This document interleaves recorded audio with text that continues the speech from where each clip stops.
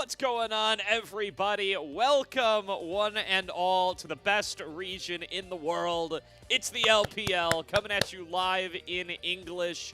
My name's Gordo. I'm joined by Jay Beto on our kickoff of the season, our very first match, which is going to be two basically brand new teams in top esports taking on Invictus Gaming. How are you doing this evening, Jay Beto? Hold on, let me just... Oh, feels good to be casting the best region in the world. And you are watching the best region in the world. Don't let anyone else tell you anything different. I'm feeling great. I'm happy to be back. We've got some LPL action, and we are kicking off with a banger of interesting measures here. Yeah, we'll get back to that in a second. First things first, we're going to bring the party here one more time. Congratulations to first stand champions, BLG. We're back on top, baby. Joining a long line of international champions from the LPL. And proud to be doing so. Going to be the first one for BLG in that record book. Congrats to those gentlemen right there. Yeah, first LPL International trophy since 2023 JDG, which there was a photo of that on that graphic. Also won by Knight. What do you know? Knight's pretty good. But yeah, jokes aside, it is really good. Just for the international state of league, to have another team win an international, from my perspective, I love that there's a competitive nature around there. The conversation was getting dire, and first stand delivered with some very exciting matches. Yeah, absolutely. Completely agree there. But now it's time to get back into domestic play for a little while. We do want to start things off by just chatting about the changes to the LPL format for this split. Basically, we've consolidated. We've gotten rid of the 3-group format, promoted a couple teams up to Group Ascend.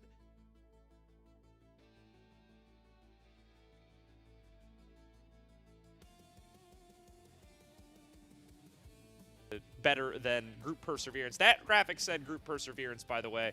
I do believe it is Group Ascend and Group Nirvana. Group Perseverance is the one that has ceased to exist. Yes. So yeah, we've got 2 bigger groups. It did feel a little awkward. We'll have a look back now. As you can see at the teams, we've got, the big kind of top 8 hitters here. Nice. There we go. AL, BLG, IG, NiP, JDG, WBG, TES, Weibo. And then on the other side, keen to see more of these teams. We didn't get to see a ton of them after the split ended up, really, so only really got to see some of these teams play against each other twice. Some were eliminated quite early with no potential to even make it to playoffs. So good to see some more of these teams, but we are in Group Ascend right now, Gordo, for some... Yeah, we've got... Look, I don't know how to describe this. Rematch, team fighting against old teams. We've got it all tonight with this first matchup. It's going to be crazy. Yeah, so we've been hinting at it for a while. Let's get into our rosters. First things first, let's start off with Top Esports, who have undergone quite a bit of transformation here. Their lineup for tonight, we are looking at Zwayan, Tian, Cream, Jackie Love, and Feng Yue. And you may notice immediately... only 2 of those names are going to be too familiar to you if you had just watched the previous split and watched Top Esports of the winter.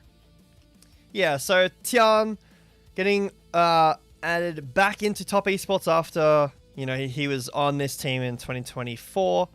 Went to Weibo, obviously, and then went to take a break. Now is back on Top Esports. Jackie Love as well took a break for his health, but is now back here as well, as we can see here. 369, Nayo, and Jachi out. And for the 369 one, I believe he is still on the roster, but he has taken some time away, as he posted here earlier on his Weibo. He's been struggling a little bit. Feels like he needs some time to get back on track, and he's promoting. Zuyan says he's a great player, and he'd love to mentor him behind. So he's still there behind the scenes, but we will be seeing a different top laner tonight, I guess. So, yeah, that is of note. Yeah, I mean, best thoughts with 369 here. He had a tough previous split, right, and now is undergoing a whole lot of extra roster turmoil. Obviously, he's contributing to that roster turmoil a little bit, but you got to give the man his props for how long and consistently he's been playing, and definitely a deserved break. Now is TES already undergoing a couple of roster changes here, bringing Jackie Love back into the roster, bringing Tian back into the roster as well.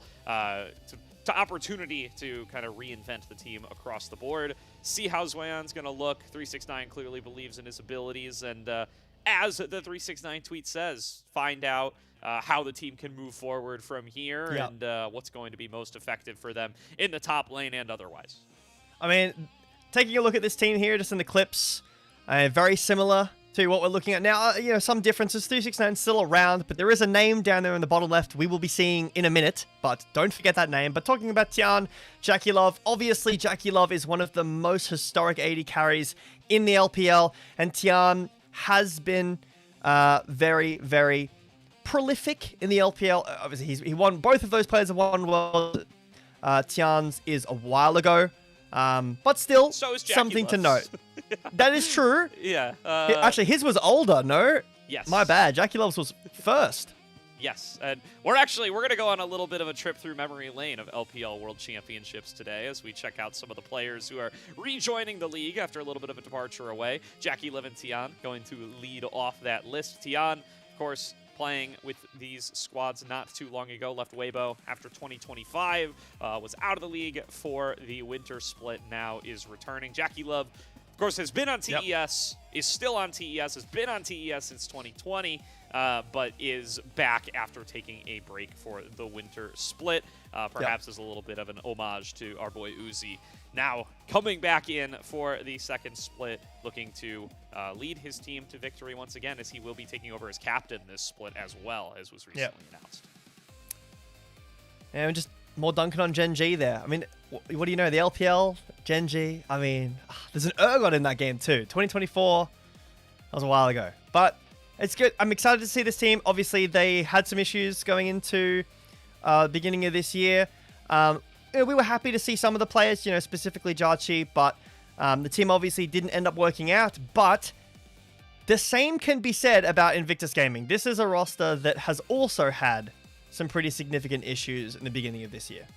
Yeah, absolutely. Not too pleased with their performance. I mean, both of these teams end up top 6 at the end of the day, but I think both were hoping for a little bit better to come on away for their actual finish in the LPL. And you know, let's take a look at this IG roster, because they are no strangers to undergoing some between split change either. Expect the starting lineup for them tonight going to be Breathe, Wei, Renard, Jachi, and Mako. Yeah, so this is 4 new players in this team. I know Renard was around. You know, he played in Demacia Cup. He was on the team. And Mako as well, you know, hasn't played on another team since then. But for what we've seen this year, this is 4 new players in a way. So Breathe coming back. Both him and Tian actually played together on Weibo. So now playing against each other. Renard stepping up and being the starter for tonight. Jarchi coming over from Top Esports as well after Jackie Love has returned. And Shui has taken a step away to a different team. And Mako, one of the most decorated in terms of how good he is, support players in the LPL. I know a lot of people have a lot of good stuff to say about Mako. He's one of the best supports to ever do it. It's good to see him back in the league, and I'm excited to see, with this Invictus Gaming roster specifically, because of how slumped they were in Split 1. 2 and 10, I believe they ended. Like you said, both ended, you know, 5th, 6th out, but when you're only against 8 teams, you know, you did beat the group Perseverance teams. That's great. But other than that, it wasn't a successful Split 1. Yeah, definitely. And, you know, Mako going to complete our run here of former LPL World Champions as he comes in representing the most recent LPL World Champions in EDG. Comes on in as the captain of this squad as well. They're going to be very, very happy to have him back leading up the squad, especially with Rookie taking a step back for a period of time. Expecting that one to probably be a little bit of a shorter-term change. He is still on the lineup, but is going to be Renard starting for today, who did perform very well in Demacia Cup, who I think made a little bit of a name for himself as he stepped on up to play with this team as Rookie was taking his previous break. And plenty of interesting names coming in to round out the rest of this team as well. Breathe, been in the LPL for quite a bit now, left Weibo after 2025, now returning. He kind of has the same more recent period of time that TES does, is both leaving out Weibo after 25, sitting out Winter, and now rejoining one of the two teams that are going to kick off our spring split. And of course, Jachi, who has got a little bit of a bone to pick perhaps with the top esports team that he just left, had a pretty solid little split with them here, and now finds himself on his 4th team as a sophomore year player. It's crazy how many teams this guy's bounced around on, right? He was on top before that he was on FPX, before that he was in RNG, and he's been performing very well. I think he had a nifty little split on top esports, and you know, when Jackie Love comes knocking and wants his spot back, there's only there's only 2 options, and you know which one top esports is going to decide to go with. But very quickly finding himself a new home here on IG, and very quickly finding himself amongst one of the best supports this region's ever seen in Mako. So not too bad of a deal for Jachi here, despite getting replaced mid-season. Yeah, he's been on a few teams, but to his credit, 2 of those teams don't exist anymore. So he has been moved around. Is that to his credit? Does that make it better? No, I mean, like, he had to move off of them because they don't exist anymore. He can't be on them. But quickly before we get into our walkout squad, I want to touch on the schedule a little quickly. It is a bit different this split. We are doing weekly games from Wednesday to Sunday. Tuesday start for week 5 and 7 only. And we have a break on Monday. So not LPL every day of the week. Do something with your Mondays. I don't know. Maybe play League. Oh man, imagine actually getting to play League again. It's been a while for me. The schedule's a little tight, but yeah, I mean, depending on how frequently you watch LPL, this may have significant or no impact at all on your watching schedule. But it is what we got for this upcoming split. Going to be the traditional double round robin format between the 2 groups of Ascend and Nirvana, and yeah, I mean, going to be starting on Tuesday for week 5 and 7. But other than that, going to be Wednesday through Sunday games all across the board. Mondays off regardless of what week you're watching from. So going to have yourself a little break before too long. Yeah, I know it's good for our admin team. You know, for us, you know, I can watch them. It's fine. You know, I've got a good time in Australia. Some of the American guys, it's probably nice. But especially the admin team who don't need to be around and helping on the Mondays and those Tuesdays for those days. But still, a lot of LPL. I mean, I think we still play the most games in the entire world. There's a lot. Undoubtedly, we have the most teams. Yes. Yeah, so, I mean, it'd be crazy. Unless LCK starts adopting triple round robin or something crazy. I mean, they're 3rd best in the world, according to standings, so that's true. Maybe they need to start playing some more games. Yeah. Do have ourselves a new intro I can see here, so get excited. What have we built up for ourselves here? I got used to the winter one. I liked what they had cooking there, but let's see. I'm locked in right now. Holy. Yeah, we are back for some fun, for some LPL action. I will say, I've seen a couple of, I don't know if they're public yet, but tier lists done by the LPL staff. There are some differing opinions. I think BLG, everyone has got right now as the best team. They really stepped up around playoffs and obviously first end as well. They looked really, really good. But everyone else, it's kind of all over the place. You know, I think Alk had AL quite far down. Quark's, the one that I saw, had AL quite high up. And I think that we're not too sure how this top esports and IG rosters are going to land. Where they're going to land. Are they going to land on their feet? Are they going to get off running? Is it going to take time to adapt? Especially IG. IG is a completely different team. You could essentially just say it's a new team because it's 4 new players in way. So we'll have to see how these teams go. And this is a great, like, what better could you want? What more could you want? The 2 new teams, essentially, playing against each other. Jackie Love's back. Yeah, Jackie Love's back. Mako's back. Breathe is back. Maybe a little bit. Tian is back. There's plenty of names here that long-time LPL heads will be plenty familiar with. And yeah, like you said there, I mean, there's a lot of differences of opinion on how Group Ascend is going to shake out this split. And these 2 teams are pretty significant contributors to that little bit of curiosity across the board because of how different these rosters are. even if Rookie comes back next week, you know, whenever he ends up coming back, it's still going to be a majority different team. It's still going to be 3 different players, and the same is going to be true for top esports, right? Zweyan, Tien, Jackie Love, none of these guys were here last split, so you know, Cream and Fungway, they're great, but they in and of themselves do not a team identity make, and there is plenty left to be figured out for what this top esports team is going to look like for the rest of the year. Yeah, I mean, speaking about opinions on how these teams are going to go, have here that the LPL, like official Chinese vote, was top esports 2-1 unanimously. So everyone thinks that this is going to be, on the LPL official stream, does think this is going to be a close matchup, but the top esports is going to get the favor end of this match. Honestly, I think it is really hard to say. You are talking about a team that we really do not know how good this IG roster is going to be. If you talk about based on last split, sure, but Maker coming back is a massive deal. How is Jackie Love going to perform after his break? How's our top lane situation from top esports going to perform as well? These are all questions we're going to have answered in the series, but I think a 2-1 is probably a good starting point. You know, I assume these teams are going to be relatively close. It wasn't that close, though, in the regular season of Split 1. It was top esports favorite. IG did struggle to get wins. They definitely did. I do think, you know, the wholesale bot lane replacement definitely going to change a lot for this team. Having Mako back in the shot calling seat, going to change a lot for this team. Having Breathe back in as an experienced, stable top laner compared to what Saboro was offering them, going to be a big change for this team. So, I mean, I think I come in here, the kind of last second change being that Rookie's not playing tonight does throw a bit of a wrench in things. I still do think it's hard to not come down on the IG side for me. At least that's my standing opinion. You know, a lot of public opinions turned against Tien a little bit as of late.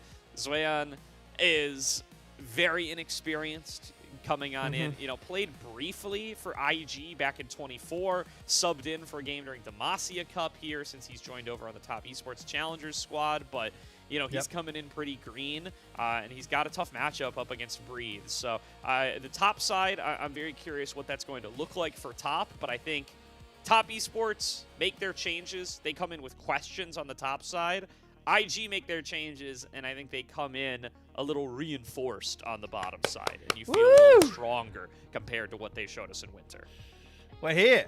We're in draft. Varus ban, Akali ban. So this is, been watching a bit of, you know, the other regions, LCK, LEC, which obviously nowhere near as good as the LPL. Way better, this region.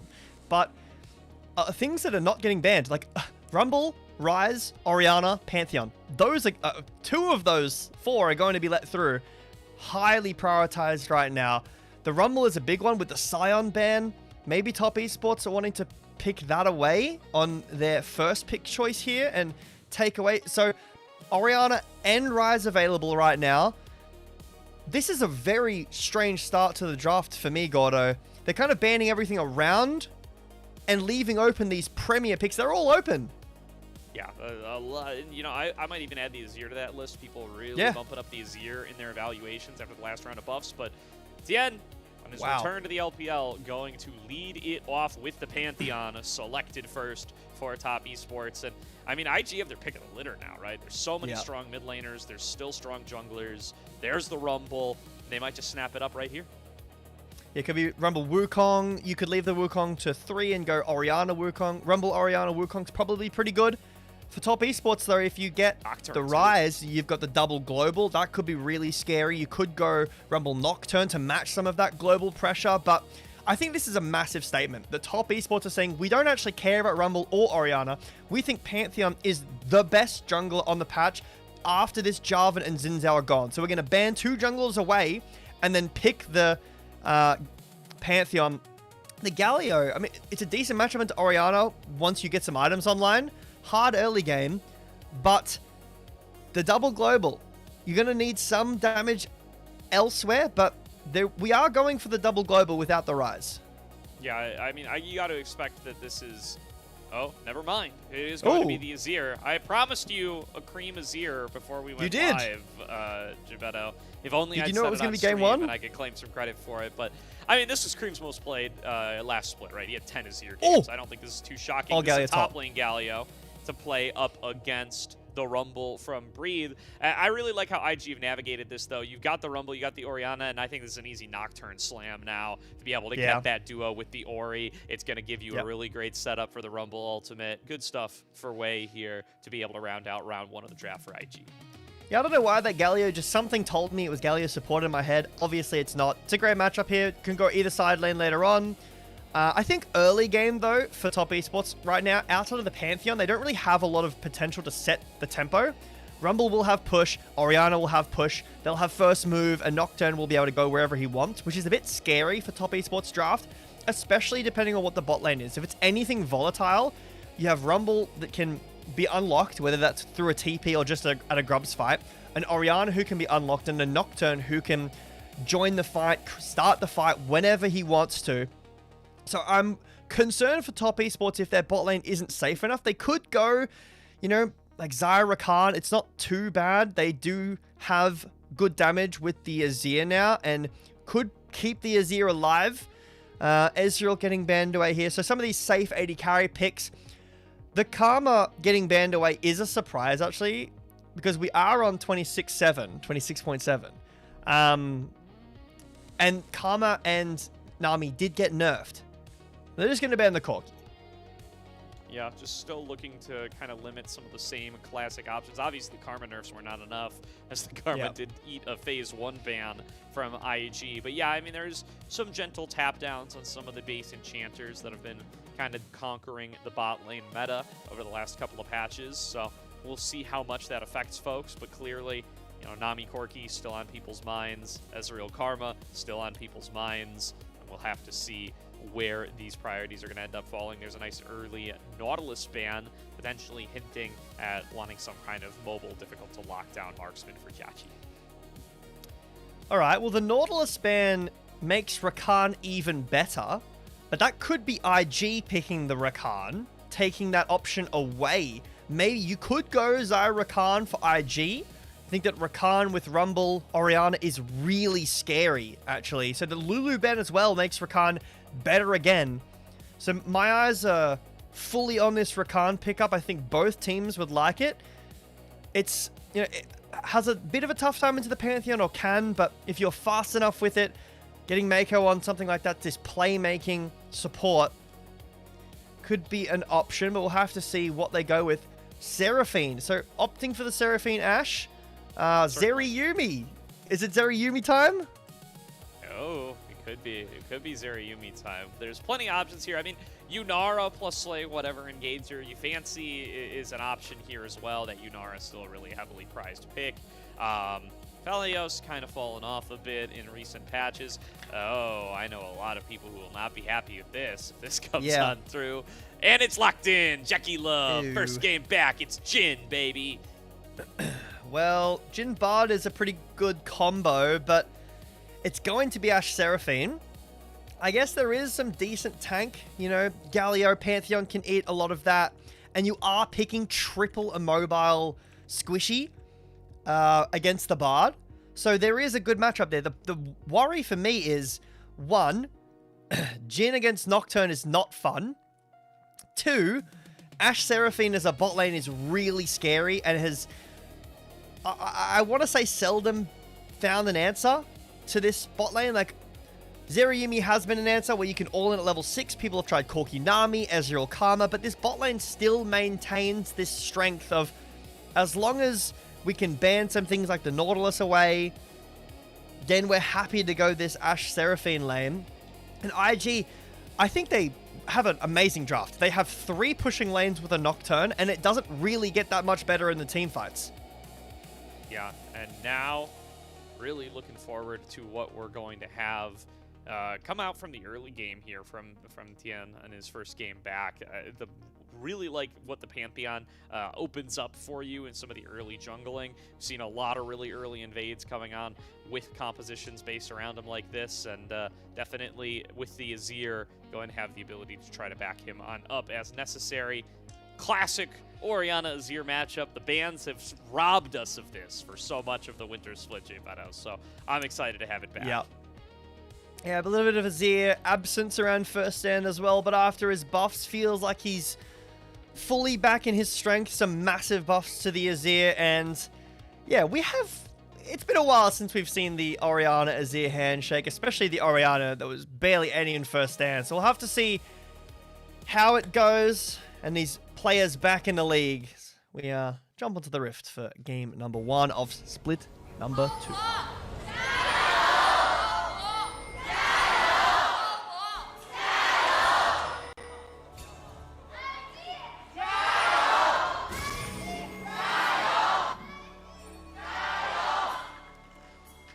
Jackie Love and Mako bringing the gyos back with them. Love to be able to hear it.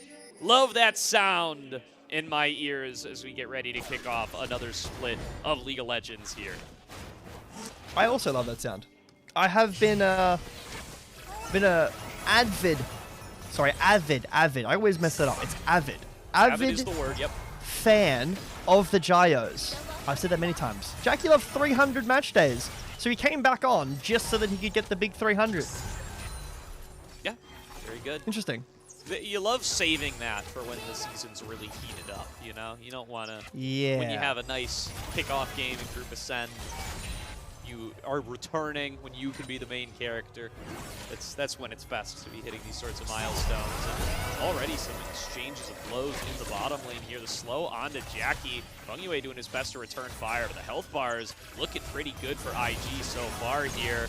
Fourth shot from Jackie Love could change these fortunes, but not going to be able to find a target for it as they dodge out of the deadly flourish. Top Esports doing some pretty aggressive trading, trying to win the prio from the Ashe Seraphine, but doesn't end up buying them a whole lot. They have to use, the barrier and heal flash out from Fengyue, actually. That's a bit scary. I mean, level 3 is going to get ticked over here fairly soon, probably on this next wave. Mako feels very confident to continue walking forward, and Top Esports might just have to take a base.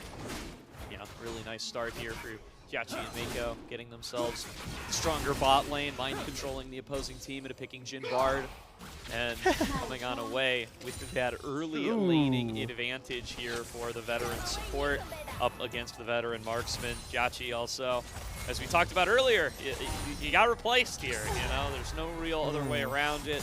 Probably was a known part of the deal. Jackie Love's been a part of the team all year long. It was always known that he would come back, but gotta feel good if you're gonna be able to come away with some lane leads and some victories in today's game for him.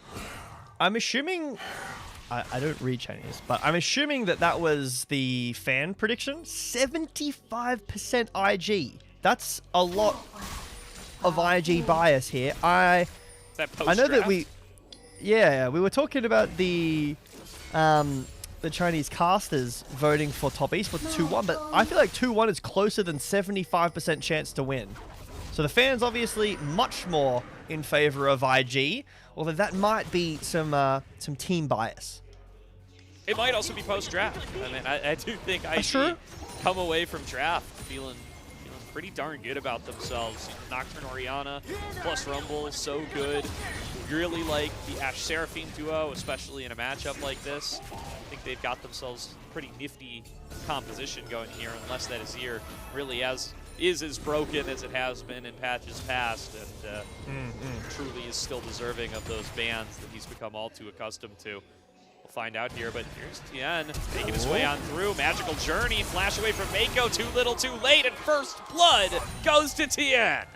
Welcome back to the league, everybody. Mako catches a death, and Tien gets a first blood. That's a pretty good way to start your season, with a really nice Magical Journey from Fengyue. Good synergy, good early activity from this Pantheon. Because I was concerned that due to the lanes, it was going to be very hard for Top Esports to find these ins, but the bot lane has been a bit contentious in terms of the push. I had assumed it was going to be a lot more favored towards the Ashe Seraphine, but Top Esports playing it pretty well. Yeah, really good start there for them to be able to kind of salvage what was a rough early start bottom lane. Now find themselves pretty much even in CS. That is a recall interrupt on a Jackie Love, so he's not going to love that part. But getting that first blood on a Mako, plenty good here. Not respecting the potential of the magical journey, and good move from TN to get his way down here. But now, back in the 2-on-2, things may get a little rougher for Jackie Love and Funky once again. Jachi stepping up, dodging out on the deadly flourish. Here's the fear from Wei, and Jachi will even the odds and get his first kill of the game. Cream looking for a shuffle onto Renard, will not be able to find it. Gets himself shockwaved right back, and even though TN is waiting in the wings, Renard really willing to keep this trade going after having dodged out on the Emperor's Divide. All right, we'll lose his flash. That is a bit scary as Tien is just around the corner, but Renard should be able to path to his team. Really nice kill back, sorry, to the bot lane of IG this time. Jachi gets the kill, so that will result in a pretty decent lead for this Ashe. And when the level 5s take over, Jackie Love no cleanse. That will opt for more angles that IG can look for all-ins on the bot lane. But Renard no flash is a bit scary, you know, Pantheon with the ult, obviously Cream when his shuffle gets back up, but it hasn't resulted in a whole lot, you know, no real massive explosion of gold, no dragon take, just that flash in the mid lane and the kill earlier. And I will say, the bot lane summoner spells are looking pretty dire. They are. Going to be very few flashes to go around. Only Feng Yue has that one for the time being. Wei sees Tien trying to steal away his blue buff, and Tien will successfully secure it. Ticks over to level 6 while he's at it, so Wei now going to be at a little bit of a level disadvantage. Should be able to catch up with another camp or two. All right. Let's take a quick input here. My eyes are on this next scuttle. Although, Wei has just hit level 6, so is Tian. Both globals pathing bot. Yeah, Jiachi and Mako kind of up way too deep in the river here and pretty much nowhere to go. Tian going to pick up his second of the game.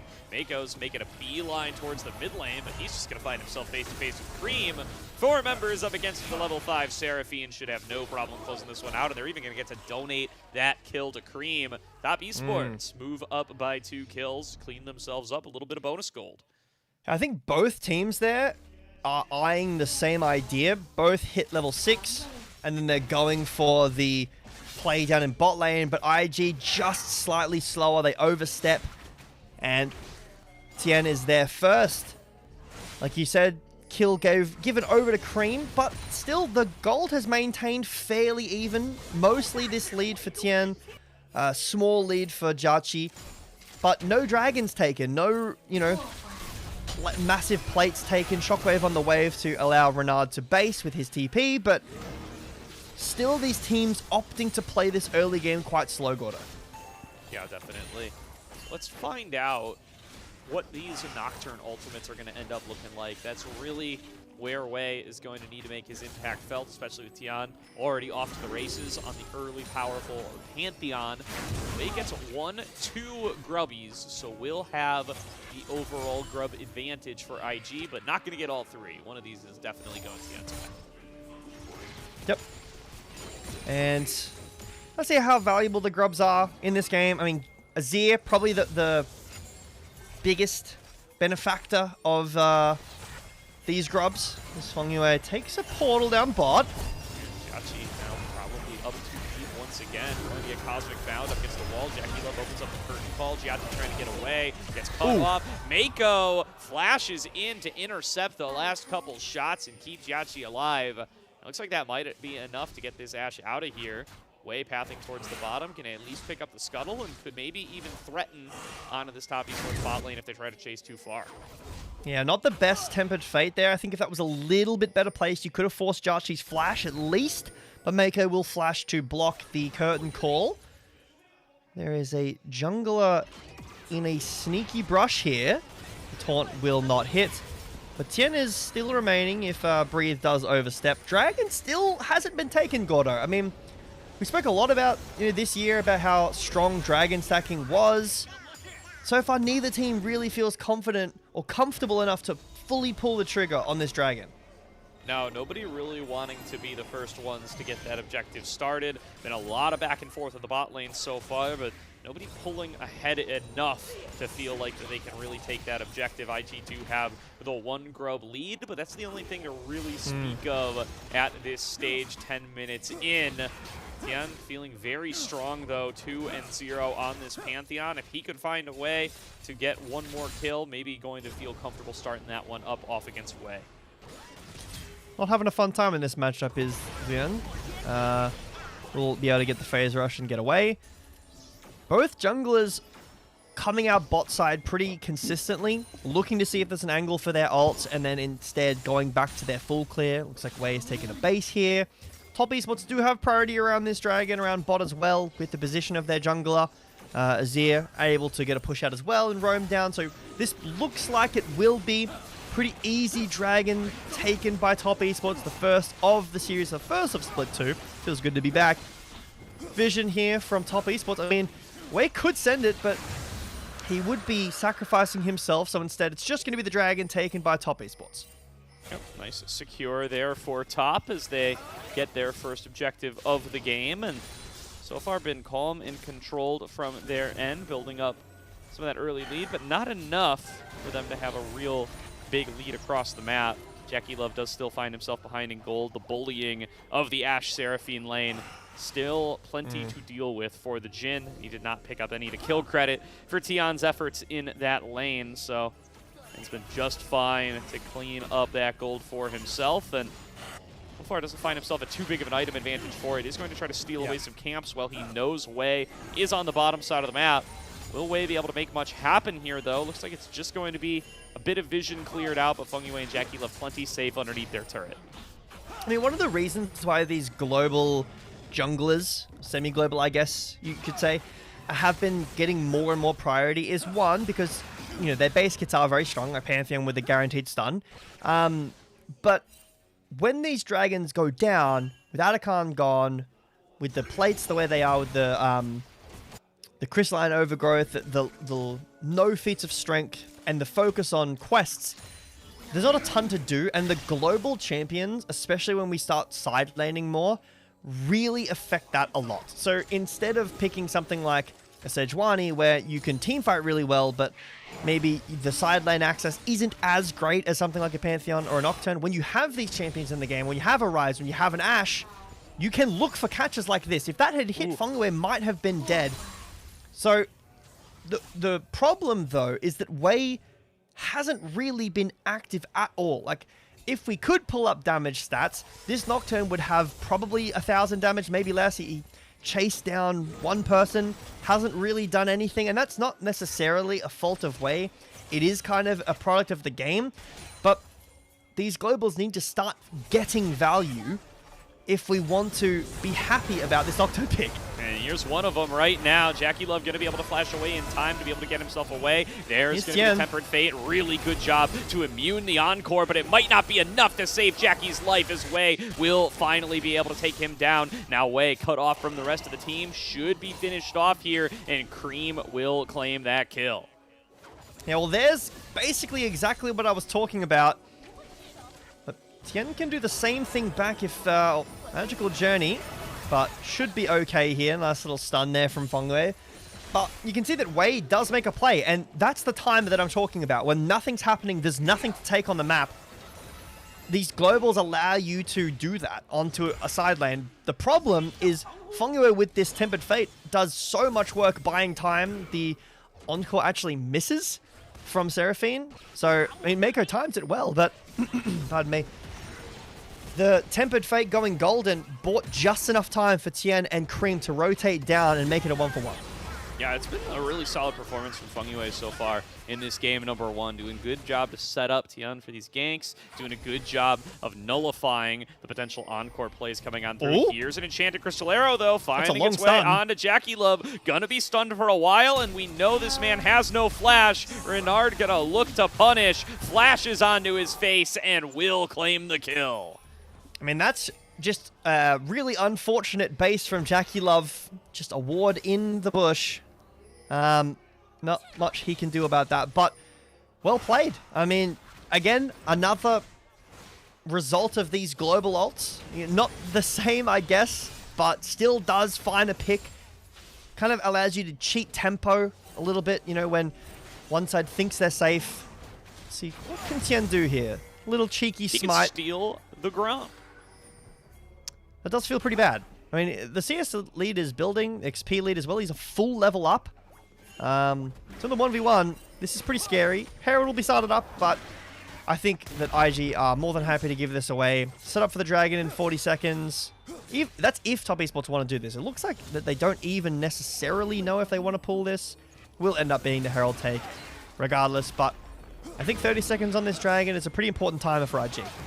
Yeah, 30 seconds on the Dragon, like you said. No shockwave available, so Renard or and Wei can't pull off the combo here, but they are going to step up anyway. There's Paranoia. It's right on top of Jackie Love. This guy cannot catch a break. Is Wei going to claim the kill nice and early? Ooh. Cream comes over the wall. It's a beautiful encore on through Feng Yue and Cream, and IG are just going to clean house off the back of that one. Down goes Zueyan, and they will clean up the fight.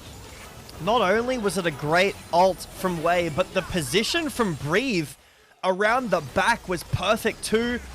Then the ult from Mako was on top of everything. It was just a really well played. So this is where the flash from Jachi was burnt, but no Tempered Fate means that Jackie Love is a prime target now. So the Paranoia gets used right onto Wei's head. Breathe is around the back to stop him. He TP's up directly from the mid-wave. And then the Seraphine ult lands on top as well. There's just too much damage, but mostly that team fight so well executed off of a tiny mistake from Feng Yue. Yeah, really, really clean execution there from IG, and they find themselves everything that they could have wanted and more. They get themselves the Rift Herald. They get themselves not the Dragon actually off the back. Looks like they opted to go for the reset and redeploy instead, so that Dragon going to continue to stand. But they also got themselves the gold lead and then some, about 3K in IG's favor now. Well, the Dragon's up.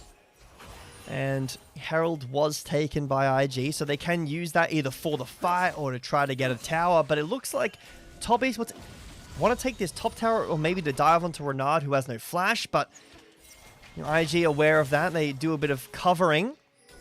They're really scared about losing this top tower. IG do not want to lose their mid laner, do not want to lose their top tower. They don't really care about Dragons this game so far. They are much more concerned with the map position, making sure that their side lanes aren't at risk, protecting for this dive, and they do that really well, hovering with Wei, who has his Paranoia back up, as, you know, Feng Yue did have the Tempered Fate back up, so he could use it to immune the tower, catch Renard, who still has no flash, and now it looks like IG might be starting to path down to the Dragon to get their first of the game. Yeah, it doesn't look like they should have too much trouble securing this. He ends up on the top side of the map. Would be a lot of cooldowns to be able to get on down here. Cream with no TP. Also stuck up here. Renard would be able to join with that if need be. And showing a lot of respect here to the potential ganking power of the Pantheon. Backing on away, keeping some distance from Cream himself. And now just going to TP in towards the bottom side. It looks like they're going to try to make a trade of turrets. Here comes the Enchanted Crystal Arrow, interrupts the TP from Zueyan, and they will look to chase him down. He flashes, but Mako comes in as the fourth piece of the puzzle, cutting off the Galio, claiming the kill. Dragon goes to IG, and they're going to equalize the turrets as well. That was a really well-played macro sequence by IG. There's a ward just near the Baron pit that saw Tien entering topside, so Renard able to take a base there, and then TP's directly to bot with the arrow coming in, hits Zueyan, and then Mako is positioned around the back of the tower. Really well played from IG. They also get the second Drake, the first for them of the game, and they get out completely for free. Tien ults, but no one is here. Yeah, nothing to be accomplished there. And so we'll be pushed on away without too much to say about it. All in all, really good play from IG and not an effective response from TES. They get 4 plates on the inner in the bottom lane as well. That's tons of gold into their pockets as they find themselves up 4K now. I'm actually really impressed with how IG's been playing. They haven't really needed to use this side lane, you know, with Nocturne, and maybe onto the Galio. They haven't really done that a ton. They're more focused on, let's just play our lanes, we'll farm, we'll rock up to objectives, and we're going to team fight better than you. We're going to set up better than you. We're going to make smarter macro decisions than you. I feel like Tien has been really trying to make his impact felt, and he has done so. You know, had the gold lead for top esports for a while. Now that's gone a little bit back in favor of Wei, but you know, only slightly. But that hasn't really resulted in big leads for top esports or any one fights. You know, the Dragons are now even, and 3.7k for IG is a pretty sizable lead, mostly on this Ashe. So as long as Jiangxi can play well, he's looking to take it to his old team. Yeah. Oh, Jiangxi so careful. far doing very well. Now going to see what they can do about this top river, where the Scuttler is being heavily prioritized by TES, and Renard going to immediately regret his decision. It's coming from the top side, but that is a nice connection off the back of the Enchanted Crystal Arrow. Will be the full ulti combo. So that's Enchanted Crystal Arrow, Paranoia, and Shockwave all used onto Tien, and he walks away with half HP. IG still with the front foot here, but they've got to be careful. They don't have these aggressive ults like you mentioned. They don't have Renard Flash, and Fengyue still has his ult. Cream has his and Flash available. Tien's ult is coming off cooldown right now. So even though IG had that front foot, now TES have the advantage, where they're able to make a play however they feel. Again, the impact of these globals. You know, the game feels a little stale. You aren't able to break open anything.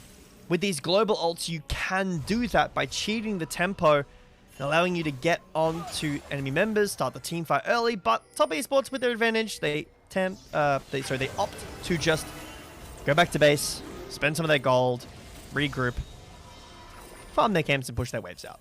Yeah. So I know we don't like to talk about builds too much, Jib. I have a feeling I know exactly what you're going to talk about. Is it going to be about the Hexoptics first Jin into the rapid fire cannon? Yeah, this I can't ignore it any longer. I have not seen this before. There have been... People have a lot of feelings about Jin builds, you know, the Mosquito Jin builds, and what Jin build is the correct one. This is another attempt at, does this Jin build do damage at 2 items? We will have to see. What we've seen, Shiv rapid fire cannon. I know people were really not a fan of that. Some people were building Collector, but, I mean, that really falls off. Storm Razor was, you know, an IE and rapid fire cannon, and this is an attempt. Hex Optics, which has been buffed a lot, right, really wants you to build this item. And rapid fire cannon for a bit of that range. Oh, great dodge from Renard there, as he does manage to get his way out of the Tempered Fate. Looked like barely on the edge of it there. Fengyue trying to chase forward for a little bit more. Going to get punished. Great cleanse. Going to get him away from the Enchanted Crystal Arrow. Now it's Jackie Love finding the cutoff onto Jiangxi. He's going to have to fall back with the heal. Fengyue's on top of him. Finds the stun. Big flash encore into the Shockwave onto 2. And IG going to claim a 2-for-1 to start off the fight. Now Tien diving forward onto Renard. Will finish him off. It's a 2-for-2 now. Breathe coming in from the top side flank, but taking a lot of damage from Zuyan and Cream for his efforts. Tien jumps on top of Wei. Wei going to be able to back away. Breathe now responsible for most of the damage in this team fight, and he just can't hang with the consistent output from Cream. That's a 2-for-2 fight, but top esports walk away with the better health bars. Yeah, exactly. Not only that, but they are able to maintain their position on the map because of the health bars. The top esports are able to get a position around the dragon, maybe catch out Wei here, but... Over the walls, Zuyan really wants this play, but he can't find the taunt. And Tien was ulting in, so very nice try, but that'll push Wei out. I mean, that fight, a lot of it comes down to Jiangxi getting caught by the engage from top esports, mostly the Galio ult as well. Actually, the dragon wasn't taken. They spent too much time on that chase, so now the TPs are in. Wei has healed up off camps a little bit, and IG now on the front foot. Love how fast IG is willing to lick their wounds, recover, get back out here, and start taking objectives. They will be able to claim this. It's a TP up top from Cream, as they're going to look to try to pressure on the top tower. So this arrow, really nice Captain Jack from Fengyue. As it's Jackie Love who finds Jiangxi, kind of wandering. And a beautiful stun there with the CC layered by the Galio. So Fengyue finding a really, really nice stun into the wall. Catches Darcy through his flash as well. And that's really what starts that engage off. Renard also getting caught. Arrow goes wide there a little bit, but it's still a gold lead, still a dragon lead. So even after all that, Top Esports weren't able to convert that into a meaningful advantage on the map. Now, they do cut into the gold lead pretty sizably there, and you know, that's about as bad of a fight as you can take as IG. So much of their lead is in Jacci, and he just doesn't get to DPS very much at all, as he is so much the focus of everything that goes on to kick that up.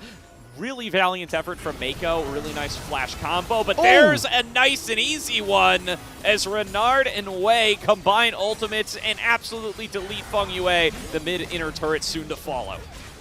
I think that, Renard and Wei said, I don't like that Bard guy. What he just did to us with the stun, we kill him now, and they did. He got absolutely one-shot, and we're in a pause. Hopefully no bug. I mean, that would mean that we would have to wait here for a while, but I'm pretty sure the Feng Yue just got one shot. But we'll have to see. Yeah, I mean, it'd be hard to... That's an intended interaction, baby. We've seen Orianna Nocturne ulti combos for a long time now. Nothing new here, but we will wait and see what is going on in regards to whatever this pause is for. All in all, though, I still think despite the messiness of that last team fight, Top Esports still in a very controlling position in this game so far. They're going to be able to pull off that combo pretty consistently. They have a lot of good targets for it. Jackie Love is basically out of the game, and it's going to be difficult to try to navigate this one through Cream alone.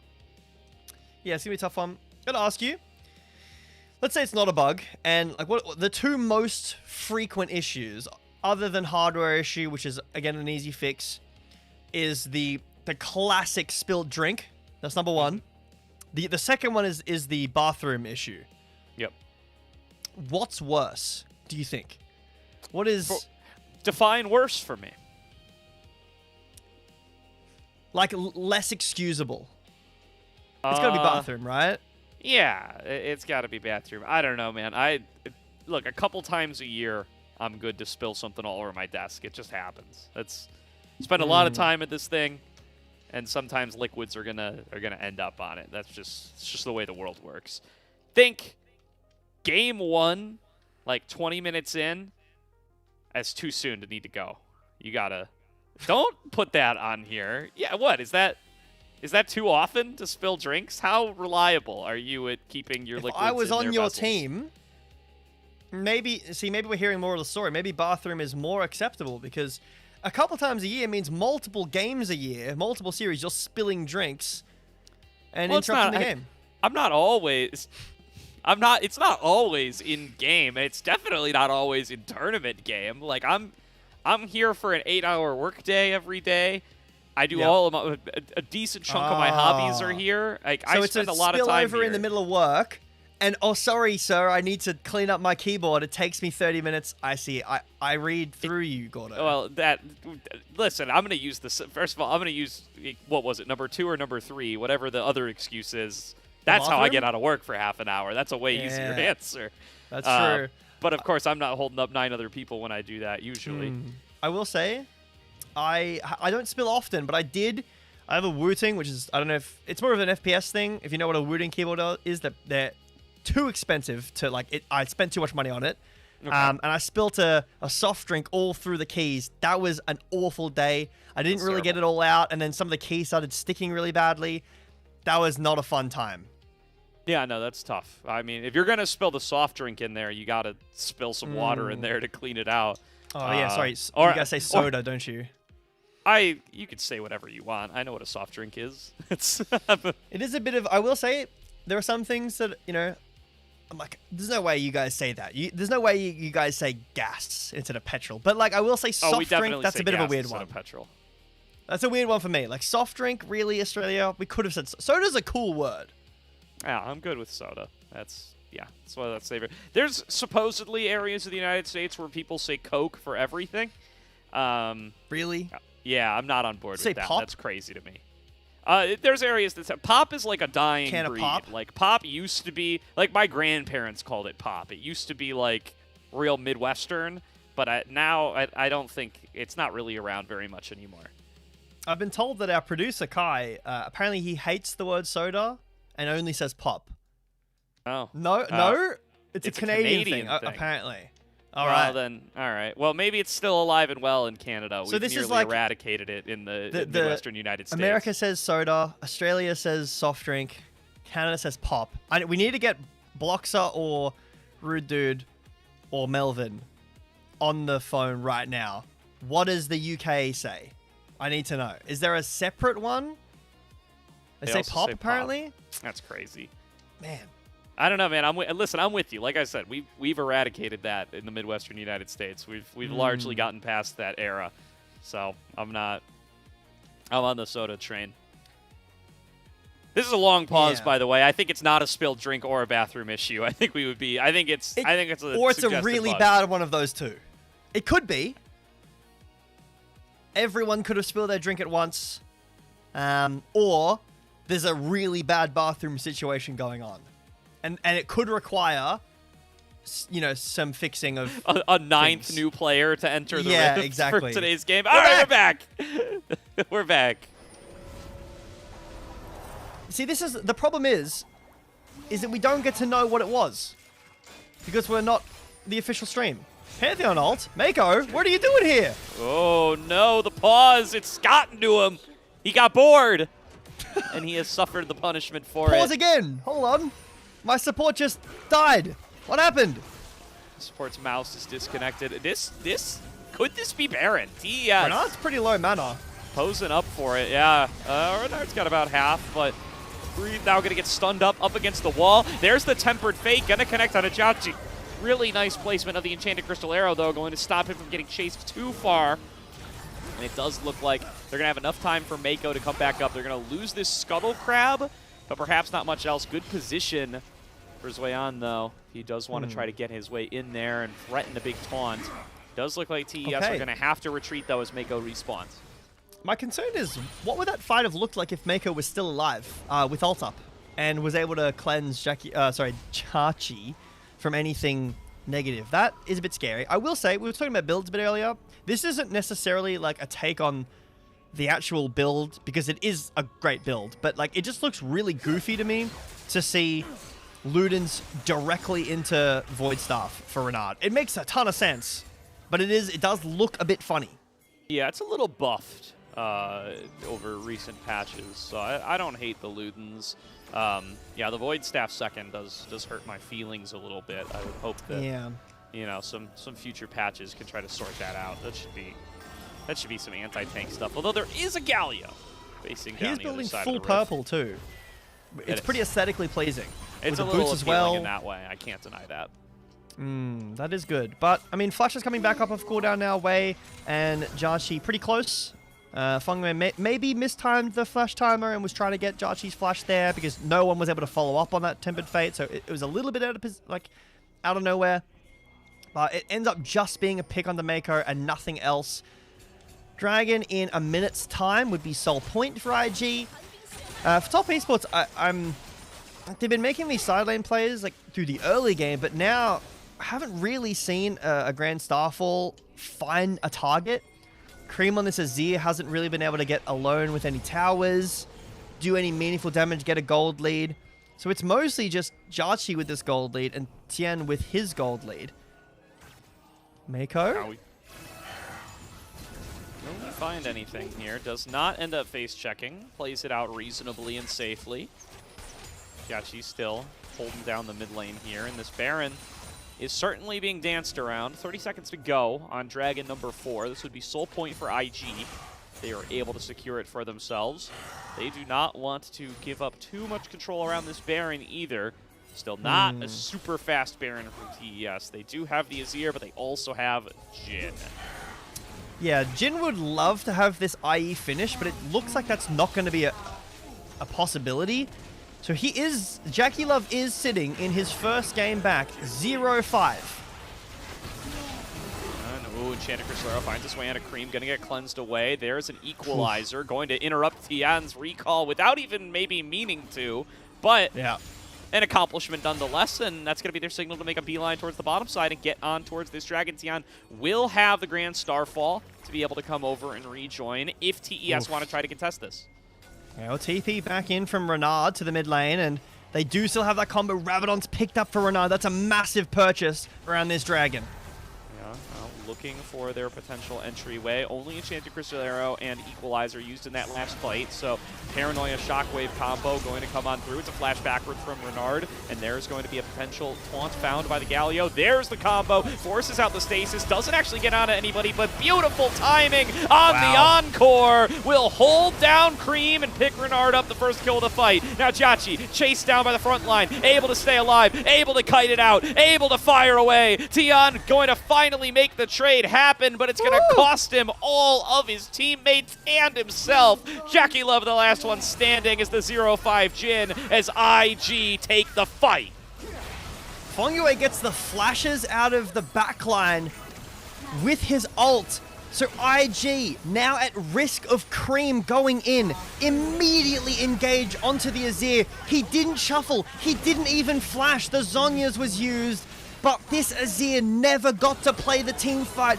What a team fight from IG as they will march forward, take down Jackie Love 0-6 in his first game back, and game 1 to IG. That's a rough one. Feng Yue going to be able to pick up a kill, though. This guy won't be going 0 kills. Will be going 5 deaths, though, as he falls down to end out the game. IG take the lead in game number 1 of the new split. Really well played by them there, and I want to highlight Mako again for that last fight. This guy's timings on the Encore are insane.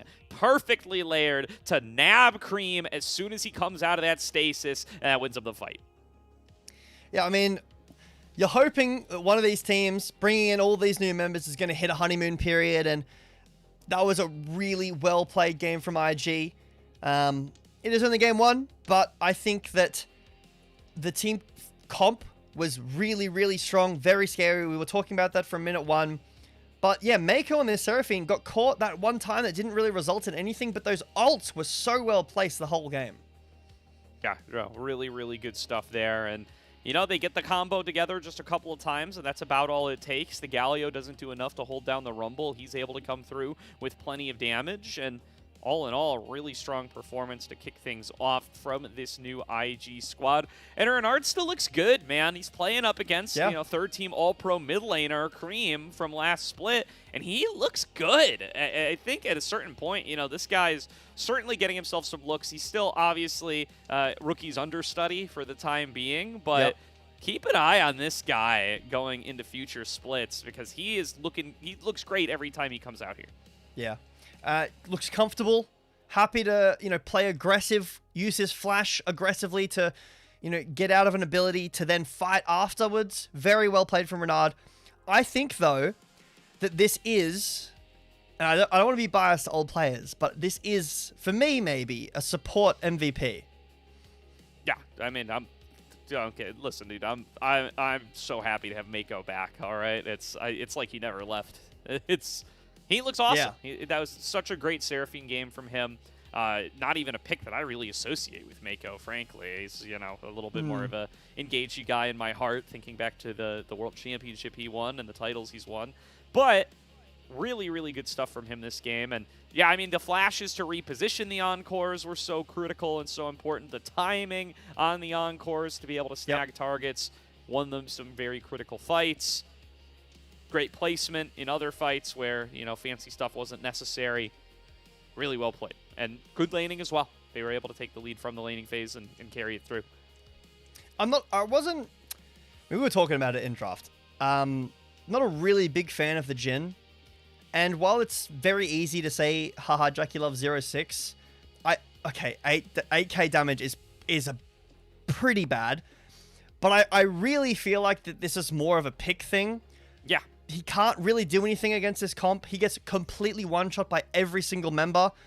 And yeah, I don't really love the Jhin Bard. We were talking about this in draft into the Ashe Seraphine. I think that there are other options. Some of those banned away. The Corki maybe not comfortable on the, you know, Zeri, Yumi, but still, you have to be prepared to bring something more comfortable out.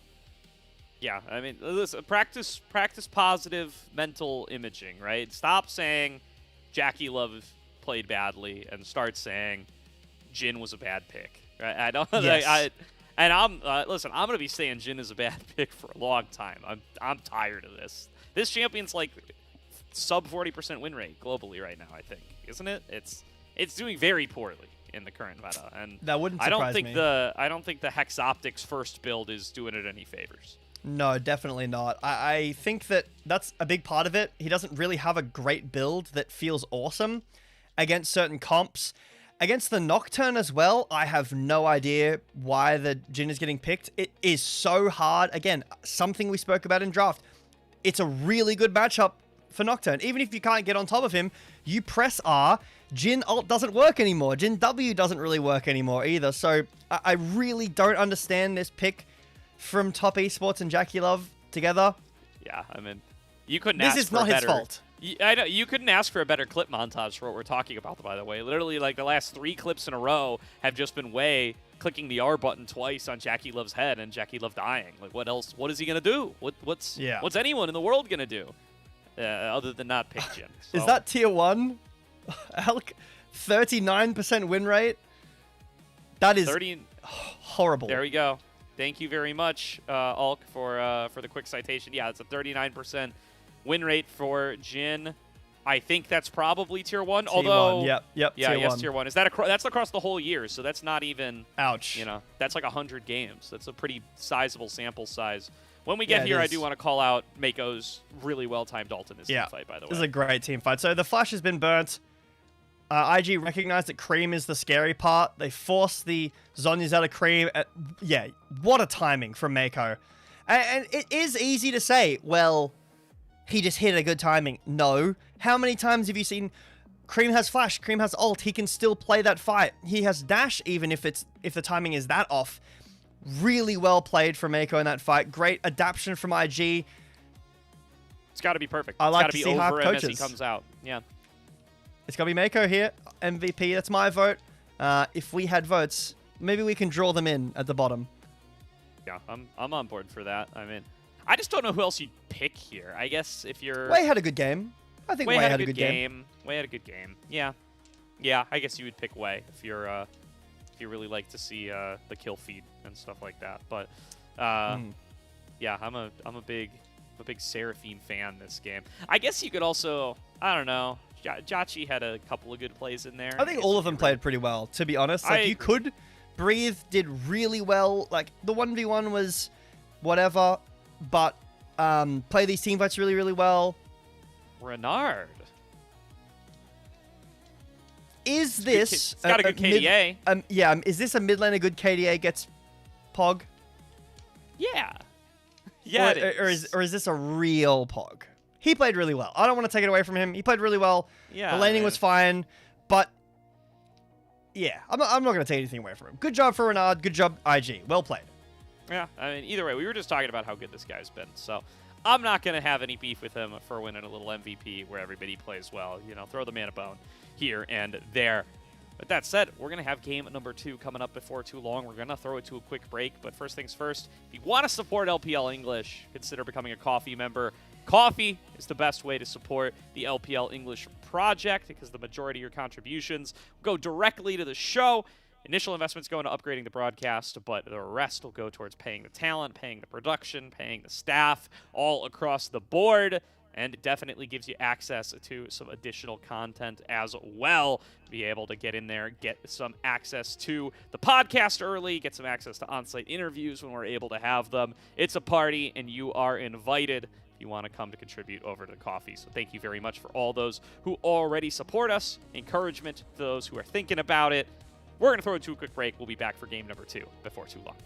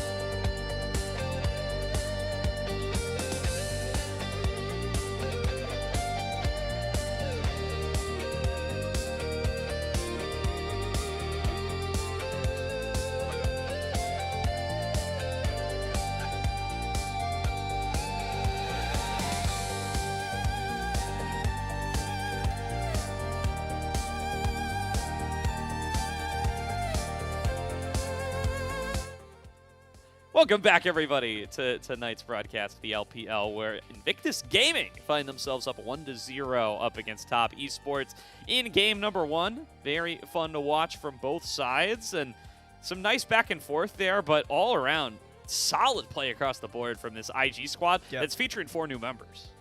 I think Top Esports as well, like, they did have a good early game. It did kind of fall apart, like, the side landing wasn't great with the Galio. The Azir never really got a chance to hit, and the problem was Jackie Love on this Jhin. Fault of his or fault of the pick? I'll leave that up for chat to decide. I'm sure they will pick the correct one and not anything else. But yeah, IG played super well. Really happy with their macro mostly. I think their decisions, their fast snap decisions around both macro and micro decisions in fights, map movements, was really, really refined. It looks like this team's been practicing, and that's a really good thing to see. They look comfortable together so far. 1 game sample size, that's my kind of sample size.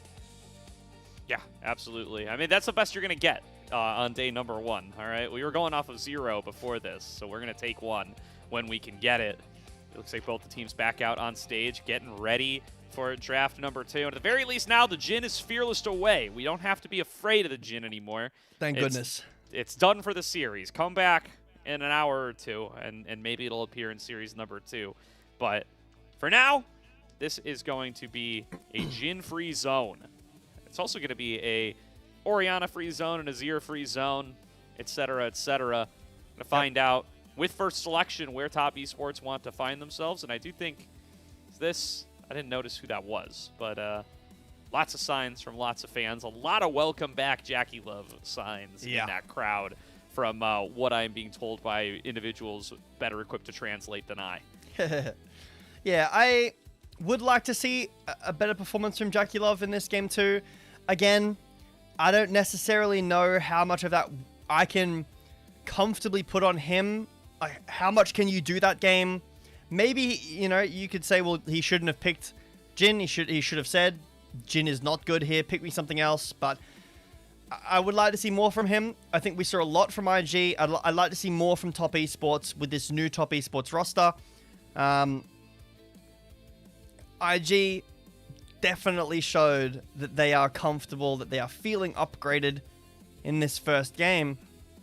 But yeah, before we get into draft, I mean, we were talking before about the soda conversation, and then off of air we were talking about the differences between, and then we got on to talking about the states. How many Australian states do you think you could name? Oh, like none. I don't know. Really? Like, not a single one? Probably not. Like, I would just start saying like I don't know what's a state and what's like a city, right? I'd probably just start saying cities. Okay. How many cities do you think you could name? Like big cities? Don't put me on this. Maybe I don't know, I could name Sydney for sure. Yep. I might be dead right there. I might be. Listen, damn, that's rough. That is pretty rough. I don't listen.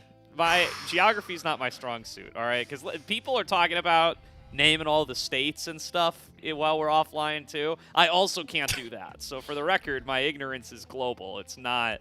It's not a xenophobic thing. It's a I don't know places thing.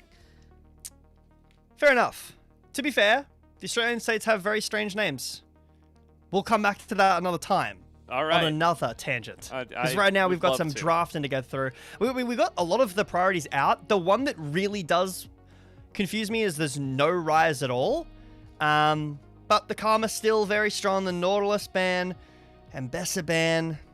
I'm interested to see. So this means that Top Esports took Counterpick or Red Side, either one, and then IG picked the other one. So I assume Top Esports wants Counterpick and IG took Blue Side. That makes most sense to me. I don't know why you would ever pick Red Side and give first selection like to the other team, but Yorick ban. This is something that's been rising up a little bit in certain matchups. I mean, you could go Jace top. Could be an option here. I still think Rise. And the other thing is that a lot of the junglers got that were banned in game 1. The Xin Zhao, the Jarvan, not banned in this game. Yeah, and with Pantheon and Nocturne gone, they may be a little more interested in having those back in the pool. This Yorick ban is very interesting to me. I guess there's some fear towards Breathe Yorick getting breathed into. Top Esports here. And IG now going to find themselves with first pick. Interestingly, that means to me that Top Esports chose second pick. IG chose blue side, because the little characters at the bottom do tell us that. So Top Esports deciding they want counter pick, and IG going to take the first pick, Lulu, despite some of the little tamp down nerfs that came out through. I mean, the Nautilus ban makes sense now, I guess, with the Lulu first pick, but what's going with this? Is this a Zeri? Is it an Aphelios? Is it a Jinx? Is it a Siva? You know, is it a Kog'Maw getting picked up? There are options, but what does Jarchi want to go? Is it going to be Corki Nami, even despite the nerfs? If Nami gets picked with Corki here, you know, top 2 for Top Esports, I feel like this is pretty good evidence that the Nami Corki nerfs didn't... Sorry, the Karma and Corki... Third try, Jack. The Karma and Nami nerfs didn't really do anything to dissuade, and that's Karma and Nami.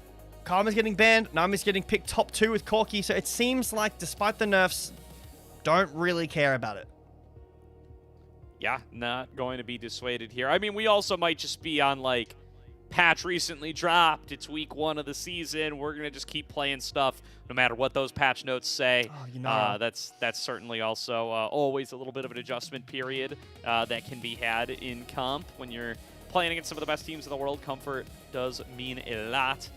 Yunara going to come on through. That's a classic duo alongside the Lulu. Instant classic.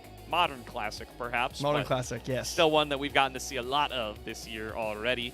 And now, moving away from the bottom lanes, what are we going to see locked in here for IG? Still some prio junglers left and available. Do they want to just grab something like the Xin Zhao or the Jarvan, whichever their preferred selection is? And yes, they do. Wei going to be on the Xin Zhao. Could be Wukong, you know, into the... Ah, yes. It was the Jace with the Yorick ban. So this is probably Jace top. I don't assume this is going to be Jace with the jungle. I would ban Maokai for IG. The reason being is that, like, if you go Wukong, if you go Jarvan, you're against a Lulu. That's really hard to play because you just get polymorphed when you go in. The Maokai, and it's too much AD. So going Maokai is great with Jace. It's good with the Corki Nami, allows some frontline, and gives you some AP because you can go that new build version.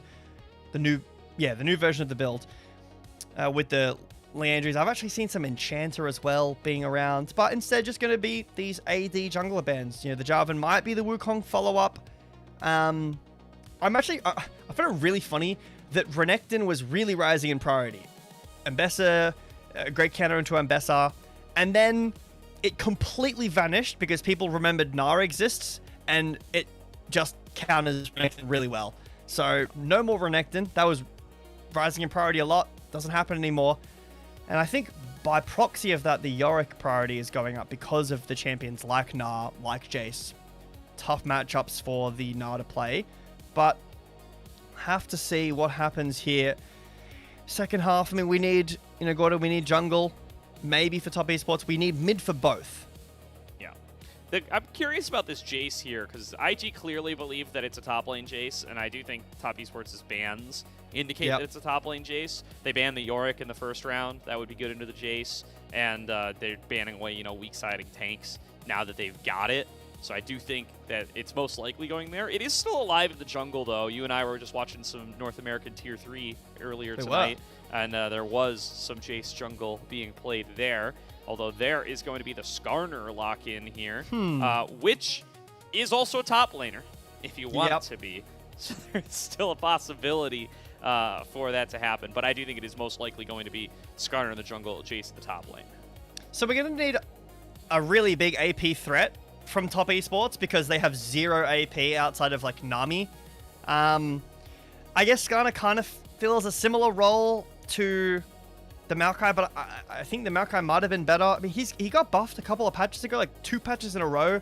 I'm really surprised to not see the Maokai here. But the Cassante as just a nice blind, you know, could be Jace jungle still, could be Skarner top, but even if it's Jace top, Cassante will be able to weak side well against that. Aurora here, the pick for IG. Top Esports are going to need something strong. You could go Ahri for setup. But is that enough damage? I mean, it is if you can get some Dark Seal stacks, you can get the ball rolling. Victor may be an option, Hui an option. This is more damage, more scaling. Okay. All right. I don't hate it. We didn't even really have time to discuss it. Oh, okay. I thought they were messing with me. It was there for a second, but no. Okay. Champions are going where they belong. I'm interested in this Cream Victor. I mean, obviously, he snaps the Victor pretty fast, going to prioritize team composition here. They've already got a strong front liner. They need the consistent magic damage. I think it is noteworthy that Cream's Akali made it through picks and bans here. That hasn't happened in a hot minute. That guy, one of the most Lulu? banned. Not happening. It's true. It's tough into the Lulu. That's a good, but I mean, you didn't know you were gonna get. I guess you could have guessed you were gonna get Lulu because he had first pick, but definitely one of the most banned champions in the league up against top esports is the Cream Akali. Maybe something to think about for game number 3 if TES can take us there. Going to be a range advantage for him in the mid lane, though, as long as he's able to keep a little bit of distance away from this Aurora. Does have some very high burst. Yeah, we've got some scaling in here too. Victor, obviously the Enchanters, the Yunara, the Corki. A lot of high priority picks around the board here. My interest is on the Skarner. How is it going to do in this current meta against a Xin Zhao? You're going to have to find these ganks. You're going to have to make the ults work effectively against the Lulu still. I mean, you can ult and not get polymorph, but if you dash in and get polymorphed, it's still not a great time. Definitely true. So we do find ourselves loading up into the game. Let's find out if TES can take us to game number 3, can validate the predictions of the full Chinese broadcast, and can take us all the way to a full series to start off the new season. If IG can close things out, make a statement here, and show that, hey, you know, we've made a lot of changes. We are a very different team than we were last split, and we are here to compete and contend in Group Ascend, hoping to be able to get their way up into that top 4, break out of the 5th, 6th slump that they find themselves in with their newly revamped roster. Yeah, or can the fan chant, you know? The fan prediction, 75% up against the 2-1 prediction from the Chinese casters. Obviously, a little less analytical, that prediction. But I think, regardless of what happens, if Top Esports win the next 2 games very convincingly, I think that these teams are still very close, and that makes for a fun Split 2, Gordo. Absolutely does. They showed it in game number 1. Let's see about game number 2.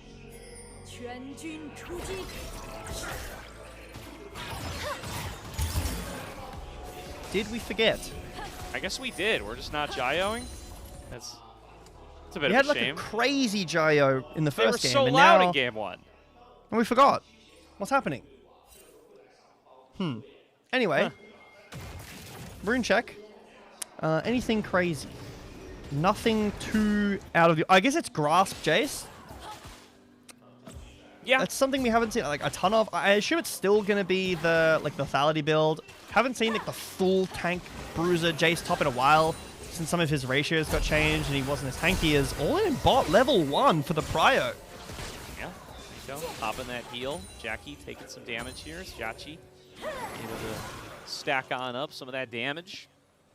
And yeah, I mean, I think the Grasp Jace isn't even that crazy into the Cassante. You're just probably never going to push this guy out of lane, so you're going to stack up a little bit of health wherever you can get it.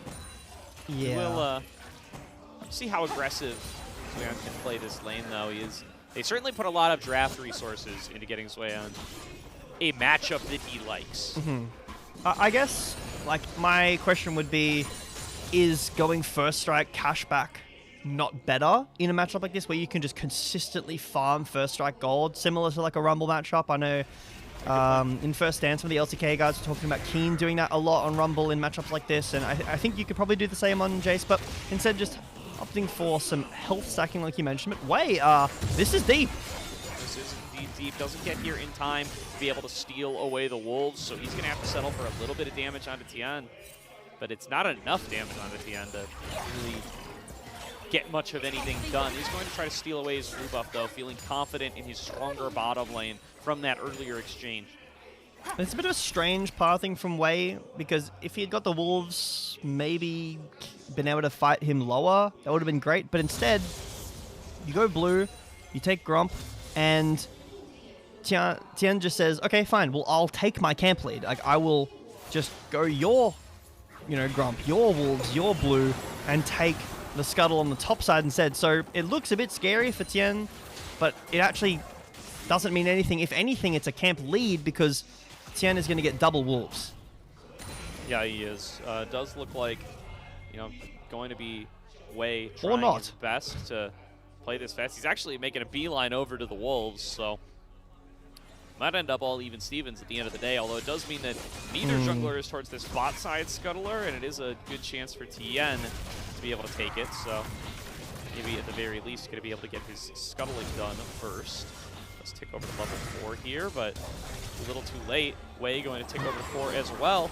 Okay. Path his way back over. After all of that, it ended up just being not a ton. He's talking about the Nami changes with the W, a little bit of the... I think it's the bounce damage or scaling is less. So obviously not super impactful in the lane in enchanting your AD carry to do more, but it is still something to talk about. Obviously not enough because Nami's getting top 2 with Corki here, which has been much more of the premier Nami pick that we've seen. In the past, we've had like really old like Jhin Nami, and then the main one was Lucian Nami for ages, but that's kind of fallen off and is now Corki Nami. Maybe that's an old one. I actually don't know. Has Corki Nami been played historically? Corki's been everywhere. He's been everywhere with everybody. I feel like not. He was played in the olden days, but Nami wasn't really played as much then. And then he was a mid laner for forever, while the package existed. Oh, package. That. Yeah, I mean, there's a huge chunk of time where Corki is a mid laner and not a bot laner, so he doesn't get played with anybody. He gets played with junglers. Yeah, I think this is new tech. This is not the return of something old. Maybe I'm wrong. Somebody can correct me. But that's my vibe. Someone who's been watching this game for a very long time. It's like 70% confident in my memory. I will say that Corki. Oh, hang on. W in and just be a little bit of a poke trade here for Jackie Love, but the Corki package in mid, I think it was like the Tristana meta as well. That was really strange. Like, the package ability to me was just so goofy. Like, where you picked it up in base and then you dashed across like 2 screens to like essentially rumble ult the backline. Yeah, it was crazy. That was a strange time. It was. It's crazy that like they barely even changed anything about the champion. Like, they just took it away and he's still good. Yeah. I mean, it's more his passive that got changed, right? With the damage, and now he does true damage off of crits and spell blades. So. Yeah, he used to be like 50-50 magic physical. Yeah. I guess that's enough to put him in ADC. I'm not even really sure as to why he... Oh, all out. Breathe doing good damage here, so he's not going to have to flash away. Boy. But still, Breathe going to be plenty happy with how that plays out. Really taking the pressure into this Jace. Yeah. And now Zuyan has no flash, no TP, low mana. And Breathe is happy to push this under. Also has no mana himself, it looks like. So there is that. And Renard does roam. That'll force Renard back away from the wave and off the base. Jackie Love pushes in. Yeah, I mean, that is quite a bit of damage, but Mako able to get his way out of there with the summoner heal. Will be a quick summoner spell claim, but it will stop the recall from Jackie Love and Feng Yue. It does seem like they'll be able to clear this wave out no problem and just take their recall one wave later.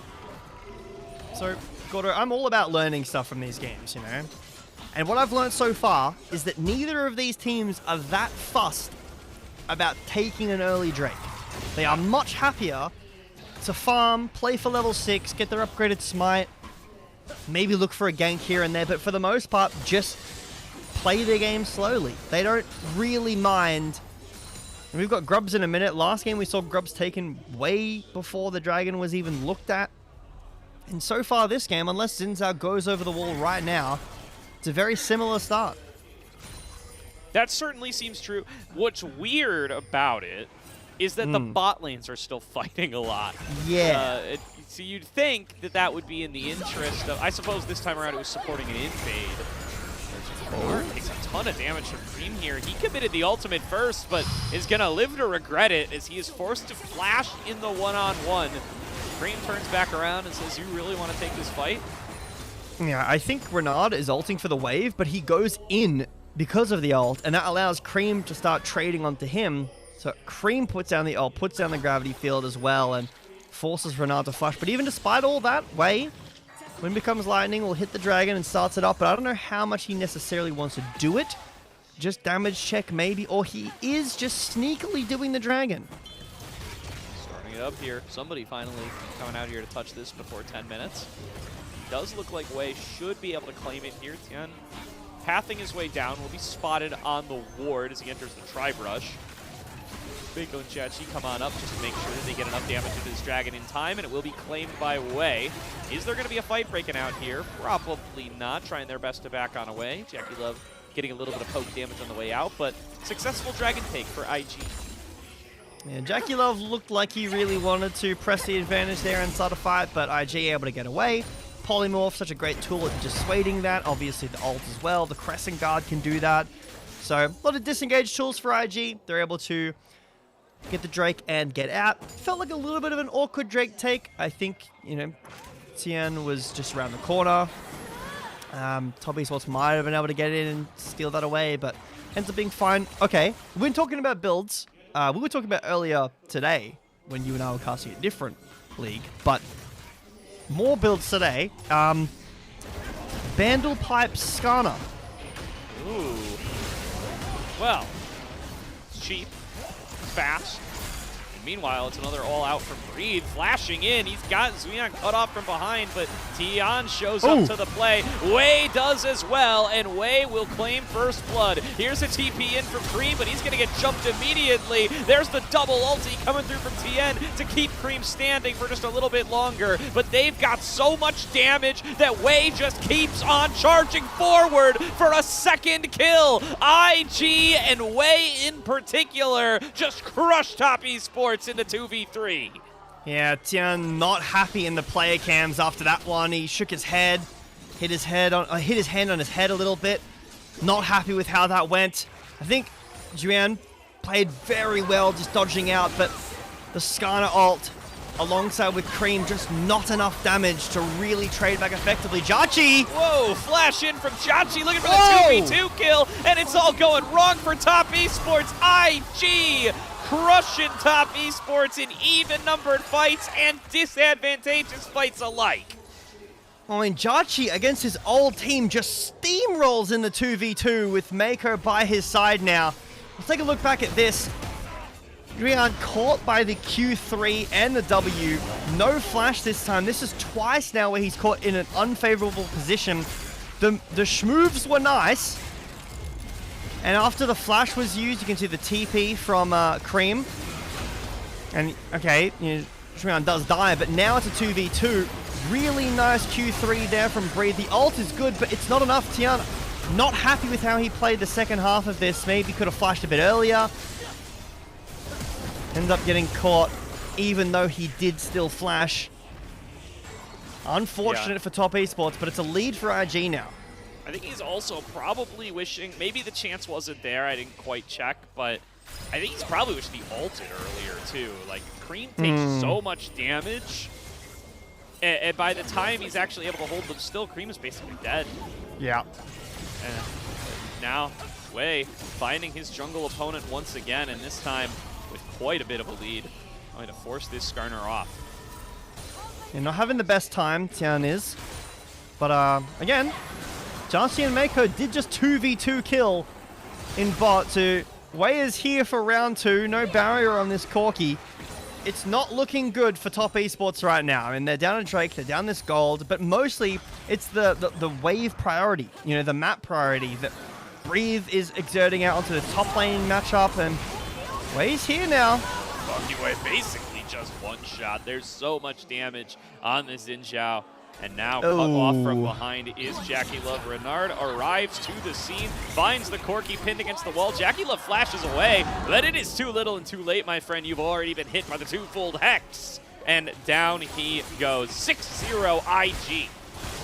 Yeah, very strong start. I mean, if there were any doubts about whether IG were going to pick up where they left off, they've been put to rest because they absolutely have lane dominance, Again, macro decision dominance. Tian will try to do something over the wall, but it won't pay off at all. It does feel to me as though Tian is the one looking and fishing for answers, for something to find for his team to get himself and his team back in the game. And so far in this game, he hasn't found anything. No, not at all. And I mean, another brilliant start for Wei here.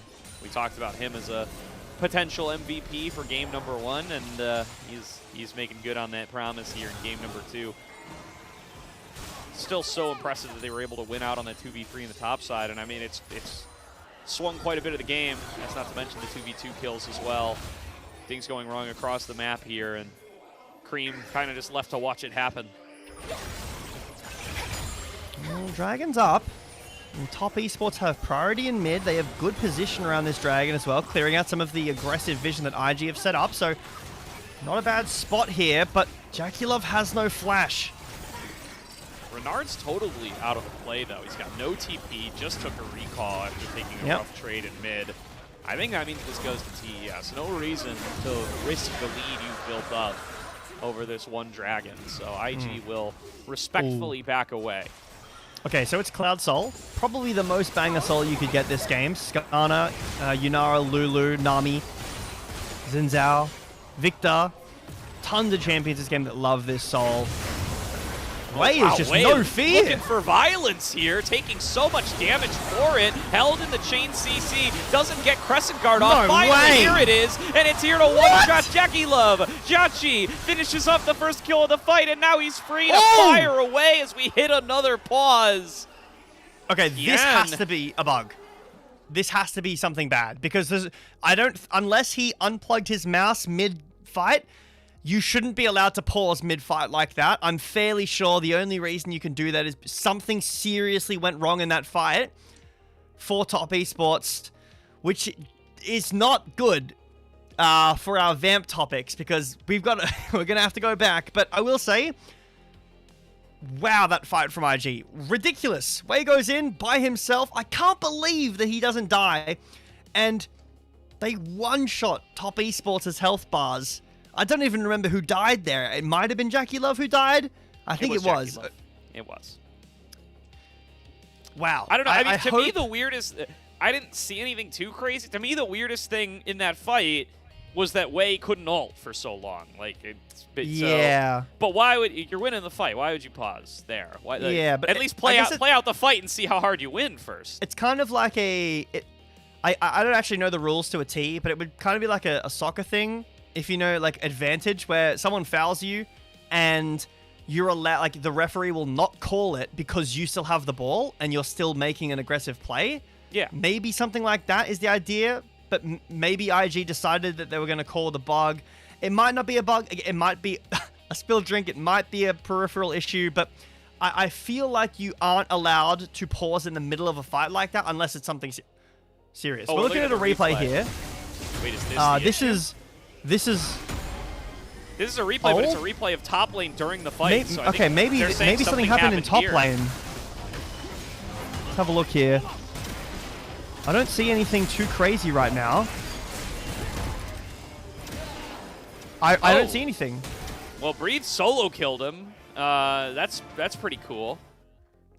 Unless there was a keyboard-related issue or a mouse-related issue in that 1v1 and Breathe was not happy. But the problem is, like, this is a... Oh, sorry, Julian was not happy. The problem is that if the referees do come to the conclusion, okay, there was an issue with that 1v1, what do you do about the bot lane fight? You'll just have to chrono break to a dead ball state, and that bot lane fight's probably awkward. Cooked. It's very awkward. Because then you don't get the lead. But, yeah, I mean, this is... I think that's probably the clear decision if they do say there was a bug in that topside fight. I mean, the only thing I saw that, like, there was some funky stuff between Cassante Pathmaker and the Jace Hammerform Knockaway. But the Jace Hammerform Knockaway is always weird. Like, that... Surely that's on the known bugs list. Surely anything with Jace E is just on the, we know this stuff is broken. Yeah, that's right, because it has to be not on the list, right? Not on the known list that we don't necessarily have access to.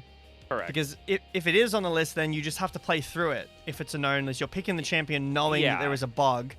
And surely JC is on that list because that ability is jank, or Cassante abilities, because he does pull you around a lot. Surely there's a few on that list too. But, I mean, either way, I feel like that's not a fun place to pause. Like, not only are you in the middle of a fight, but for both teams, you've just been ripped directly out of the action. Top Esports, and you can't talk. So Top Esports are currently getting handed this 2-0.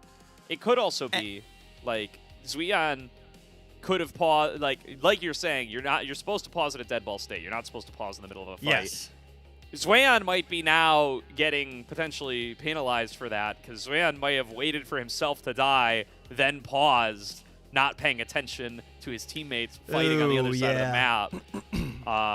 I'm totally like, this is complete speculation, by the way, but could the only also thing be we that.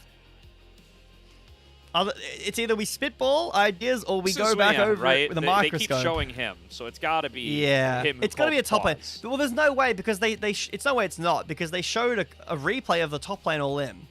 Yes. So it must be an issue with top lane, whether or not.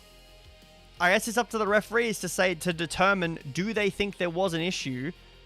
Are we going to get a chrono break or not? Because that's going to, not only is that going to take a while, but for both teams, for your top laner, you're already losing the game bot. That doesn't change the fact that happened. So you get to get out of that situation too. Oy. Yeah. I don't know. I'm sure our translators are working as hard as they can to find out what's going on. I don't know. Enjoy this footage at TN in the meantime. As we wait and see what the decision is going to be. Or surely, I mean, it's a tough call now, right? Because Chrono Breaker, no. Things are now scuffed with this bottom lane fight. In which case, I mean, I'm drawing out a lot of prior decisions from a lot of prior leagues here. If it's like, if the call is no bug, but the pause is bad and is negative for IG, which it certainly is, right? They're like mid-fight under enemy turrets. It's almost certainly beneficial for top to get to pause and think about what they're going to do here, especially for zero health Skarner, who's currently trying to kite away from Yunara. So it's almost certainly bad for top. It's almost certainly bad for IG, rather. So if top called a bad pause and it's bad for IG, they may be giving IG the option for what to do. Yep. We're really just... once again, this is speculation central, y'all. I don't speak... I barely even speak for myself, let alone LPL English, let alone the actual LPL. So we're going to find out. I mean, I don't know. I don't have any influence here, nor do I have any information that y'all don't. Well, I will say, hands off keyboard still, no one's talking. It looks like maybe Top Esports were talking, so might be their issue. Definitely IG hands off keyboard, so still no issue. Way getting a bit tired, locking himself back in. Anyway, back to our previous discussion. Our producer Kai actually did pretty well with the cities. Oh, yeah. Not bad. That's pretty good. Sydney, Melbourne, I think I Perth. could have named... Like, I definitely could have told you, like, if you gave me the city names and had me say Australian city, yes or no, I definitely could have done that. If, you know, given some time, and if not, it's kind of like asking me to tell a joke. Like, I suddenly all of my knowledge goes out one ear. But I think that's the worst. Yeah, have you ever had someone say, "Tell me a joke"? Yeah, dude. In a more casual scenario, I think I could have gotten Sydney, Melbourne, and Brisbane. Yeah. I would not have gotten the others. That's fair enough. Those are the three. I might have gotten Adelaide eventually, just because that's like a running joke on a podcast I listen to. But is it really? Yeah. Those are the three like common ones. So those are the understandable ones. I'm actually really surprised that Kano's Perth and Hobart. Yeah, those are weird. Tasmania isn't even really part of Australia. I mean, it is. It's a state, but like it's not connected by land, and it's tiny. Oh, Tasmania's a state? I could have named that then. One of my besties from Hobart. Okay, that's fair enough. That'll do it you know, then. Yeah. I know someone from Hobart. That's fair enough. But yeah, I feel like for me with American states and American cities, I can name a ton. But when I was doing the game where I was trying to guess these states with that person I was talking to, I ended up saying a lot of cities and not states because there's so many. It's hard too because it's like you can't even do it from like sports teams. Like some of the sports teams are states and some of them are cities. Yeah, so and I don't even know sports teams. I don't even know American sports never teams. Mind. So. I guess I don't know. That's neither a boon nor a harm to you. But... Do you know any Australian sports teams at all? Oh, tough. Let's go. Laldal. Can stream see right, this? Let's do it. I'm down.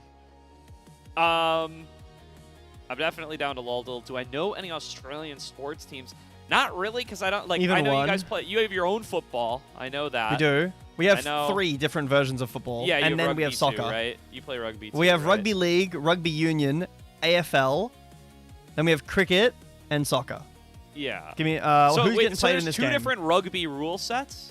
There is. We'll say Jace, because Jace might have a bug. There is rugby league and rugby union. There are 2 different kinds with 2 different. I can't read this. This is. Can we make it a little male bigger? jungle top. One of jungle top. It's not human. Uses mana and is either melee or ranged. Perfect. That works. What do you think? Oh well, so no, male? it's one of melee or it's not both. Yeah. Well, Because he's both. Lower than 2012 means older, right? Yep. Cho'Gath? So. Yeah, that could be a good guess. Yeah. Cho'Gath's a good guess. Not top, so it's jungle. So it's jungle, a mana, jungler. melee. So 2010 or 2011. Yeah, and not void. Yeah, okay. So not human male, either. jungle, mana, melee. Not void, not human. Does Rex... Sorry, not Rek'Sai. Does Rengar have mana? I think Rengar is too young. I think he's post 2012. But no, he does not have... And he doesn't He's have definitely mana. 2014, because I was watching Worlds not that long ago of 2014. What about... Well, I guess... And- No, because it can't be Kha'Zix either, because it's not void. Not a human Junglers? either. Yeah, non-human, non-void junglers that use mana. And Mumu's 2009, isn't he? So it yeah, can't he's be like Gen 1. can't be a Mumu. I'm not very good at these old ones, like the really old ones, because I was not playing. I was actually in 2009. I was 8, so definitely was not playing it at this time. Oof. All right. Okay. Oh, hello. Who? That's cute. Think. Maybe All we'll the have to get chat non-human open. junglers from like that era feel like they're manaless, like Rengar, Zac. Does Rengar have no mana? I do not have chat open. Rengar is manaless. Gordo, do you have chat open? Maybe we'll have to consult that chat. that would be cheating. Okay, so we're not allowed to. Okay. Yeah, surely. I mean, somebody in chat's already I'm done trying to this, think. I'm sure. Oh, we're back. Oh, wait, that's the game. All right, we're going to put this on hold. Go play Laldal. So we killed everybody. Okay. Oh, no, not yet. Now we will. Okay, there we go. That was very anticlimactic. Oh, Mako might die to this. Nope, he does manage to get out. Cream is TP'd. No, the Cream perfect flashes game, forward. no! Cream picks up 1 kill, but Way's all over him, and Way will be able to clean up the kill. It's a 10-kill lead to IG, and they're about to take 2 turrets at once, too. It's a 6K gold lead at 15 minutes to Invictus Gaming. Well, we'll TP in from Jace. He just got solo killed. Remember, he's here to try to get a kill if he shock blast the wall, maybe? Ooh, didn't quite know, I think. I think he was hugging the vision, but that's awful. We go out of the pause. Nothing changed. You know, we're on the brink of a perfect game here for IG, but Cream flashes for the kill. Bro, what if the Lald was Skarner? Oh my god, old Skarner. I mean, it could be either. So yeah, like Skarner is released around then. I just never think of Skarner because all I think of is new Skarner. So I guess nothing happened down here. No bug. Xin Zhao to survive so long. Dracula dies with Jarchi engaging. Tian ends up dying after this pause. They found Tian again. They found him. Cream's there as well. Cream will die for the sins of his jungler. TN's totally out of the play. Zuyan's coming on in, and he's about to get jumped by Breathe, although the bot lane arriving as well. It's a full 5-on-5 in the TES topside jungle. It's 16 minutes in. Breathe is in there with the all-out, finds Jackie Love and hands the kill to Renard. 13-1, and probably going to get worse before it gets better. Yeah, so the good news about this game is we have more time to talk about what the Loldal was. Because this game is not going very long, and it's not very close. Let's put in Skarner while we cast this fight. Bang, bang. Oh, Brack, he's got his own speed. 2011, we're close. We're so close. All right, we'll go back to that later. Oh, Zuyan, this is live. Okay. Gets 2 before he falls down. It's a double to Zuyan. Well, some mental points, I guess. Some happy little kills there, but again, Tian is just getting completely ran at. Now, I did say Maokai. To be honest, I don't think Maokai is any better at surviving this. I really don't feel like this is Tian's fault. Great Loldal choice, though. Yeah. What, for Maokai? Yeah. Maybe we could pick Maokai too. 2011? Anyway. Is that around the same time? Maokai top was a thing, right? And that's also old Maokai. Anyway. Yeah. Fight's not looking good for top esports. We got a little bit back in the mid lane after that. Zuyan did use the flash. Got a double kill, but... Oh, another all-in Renard. These guys are just not slowing down. IG wants to keep on fighting. They know what kind of lead they have, and they do not want to give any breathing room to top esports. No, the ult there from Jarchi to dash away as he transcends himself. It's transcend oneself, isn't it? So when you're referring to another person, is it transcend... Like, how do you say that? Transcend their self? Maybe that's true. Here comes Renard. Transcend themselves. Breathe. Moving forward. Renard is up here. Doesn't have the between worlds. Takes a little bit of harassment. Does call up Zuyan to come and help out the rest of the squad. Wei is up in the front line. Does have the Crescent Guard up. Will have it expire as well. So IG, without the cooldowns, they're going to have to back away eventually. Herald's going to crash in mid as well. Unanswered. Actually, maybe not get... It might not get through this minion wave in time. It might crash. Oh, it is going to crash. Okay. Does get through the wave. Crashes. Does actually a ton of damage is there. I believe the way that it works, someone will have to correct me if I'm wrong, but is it... if no one's in the area, the jungler gets the plates because he used the Herald? I think is how it works. If not, it's just a damage on the tower and no gold over the way. Either way, still, you know, impactful, does damage to the tower. Gold or not, but Dragon's up. This is second Dragon for either team, so I think top esports probably pretty happy to give this away and get some much needed gold in their pockets on the other side of the map. Yeah, really good stuff there for top esports, but I mean, it's just drops in the bucket. They are certainly in a and they're thirsty. Yeah, there's a lot working against them here, and they've got a long mountain to climb back up if they want to be able to contest in this game, because well, they do have Mountain Drake. Are so strong. They do have one Mountain Drake. So if they were to climb the mountain, they do have the mountain at least. So that's a positive. And you can't really climb a cloud, can you? You could climb a Baron. They could try to do that. I'm really struggling to find ways of top esports getting back in this game, Gordo, and this conversation, it's not helping me find the answer. No. I don't think anything I can tell you is going to help you find the answer. It's looking rough. It's in goes Wei. Crescent Guard will at least buy him the space. Jackie Love loses most of his HP. The turret falls. In 20 minutes, right as Baron is spawning, inner turrets are falling down, and IG have a near insurmountable lead. It's going to need to be some major mistakes from them or some miracles from top to get this game over. John takes a bit of damage. I mean, he's getting tanky. We're getting close on 2 items on everybody. That's a good start. Yuan's not too far behind. And you still do have, you know, Corki Nami's a good combo. Maybe Renard gets one shot here. Decent damage. Not too bad. I mean, that is everything. That's about, you know, it's missing a hammer form E and not much else. And it's only about half his HP. I think the one-shot potential still a ways away. we have seen worse throws, like bigger goal lead throws than this year, in fact. Yeah. It's possible. How possible? Not super possible, but it is possible. We're still a while away from Seoul. You know, Top Esports can get a bunch of gold and get some important items. One of the biggest things about this season is that if you're not actually winning the game, you're still getting a ton of gold. So even though JackieLove is down like 2.5k and Jarchi's going to get Infinity Edge soon, JackieLove is not out of the game. Like, he does still have damage, by all means. He is 0-4 this game, so he's 0-5 this game. 1 versus 2 takes out JackieLove. Oh boy. And says, who's your AD carry now, Top Esports?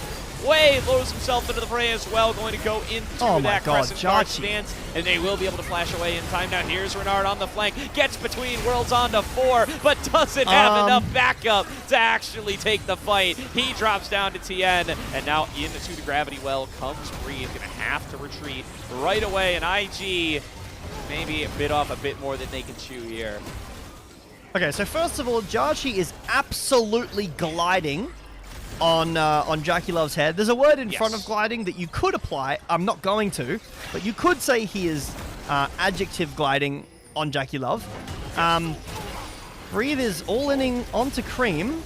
We're getting a little crazy with it, guys. I mean, yeah. IG, listen, you're ahead. Renard, get it. He just goes in, ults, dies. Flashes. Breathe TP's in, ults, nearly dies.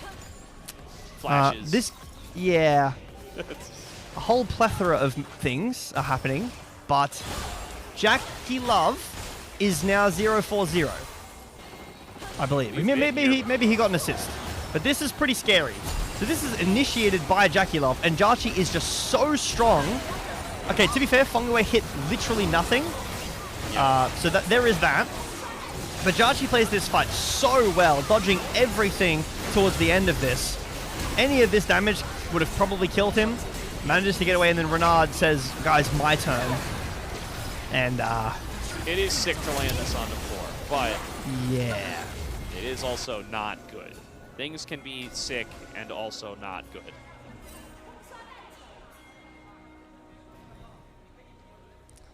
Well, there have been some movements. There have been some activities being done in this game, Gordo. But it is 1 minute on this next Drake. Cloud Soul point for IG if they get it. It's pretty strong. You know, very good. It doesn't stop you from running into 4 people and dying. So we've got to be cautious about that. But it is a really strong buff. Jarchi has 3 items now. I mean, if he keeps playing how he is, really scary. Yeah. I don't want to be overly critical, but last game there was a Jin, and I was talking about Jin. This game, it's Corki Nami, and he's still 0-5-0. Looking for a potential fight engage here. Breathe was on a deep flank, doesn't quite get the cutoff.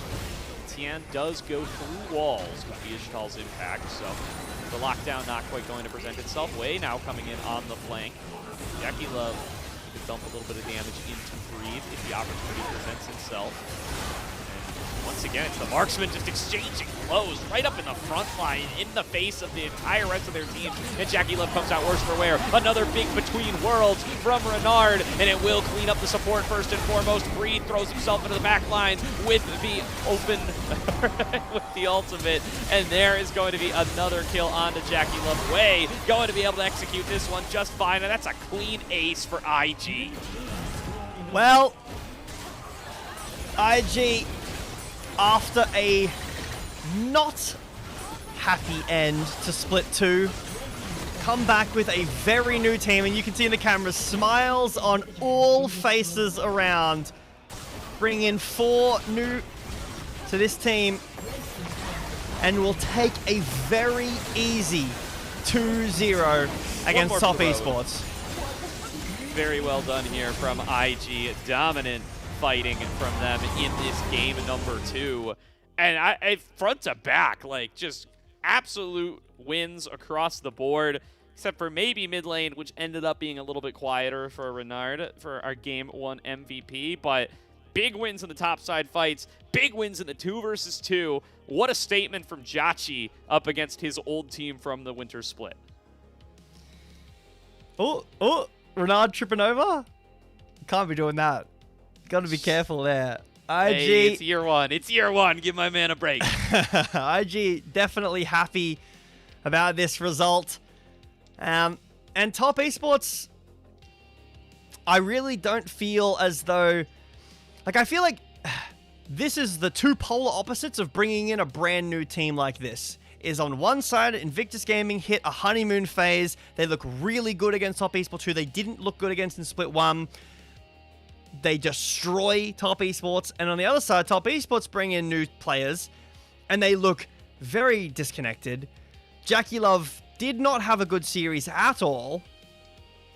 And despite a couple of, here and there's, really didn't play the game a whole lot. No, did not. Did not get a lot of opportunities to make much happen. I think it was a little bit closer in game number 1. There were some more early game actions to be had, a little bit more to be discussed in regards to where openings could have been found for TES, but game number 2 is a slaughter. And IG look like they are on the same page, even when they're going a little nuts, as they did for times in game number 2. They look unified doing it, and, given the amount of turnover that there's been, given that, I mean, at least we didn't expect to see Renard in today's game up until very, very recently.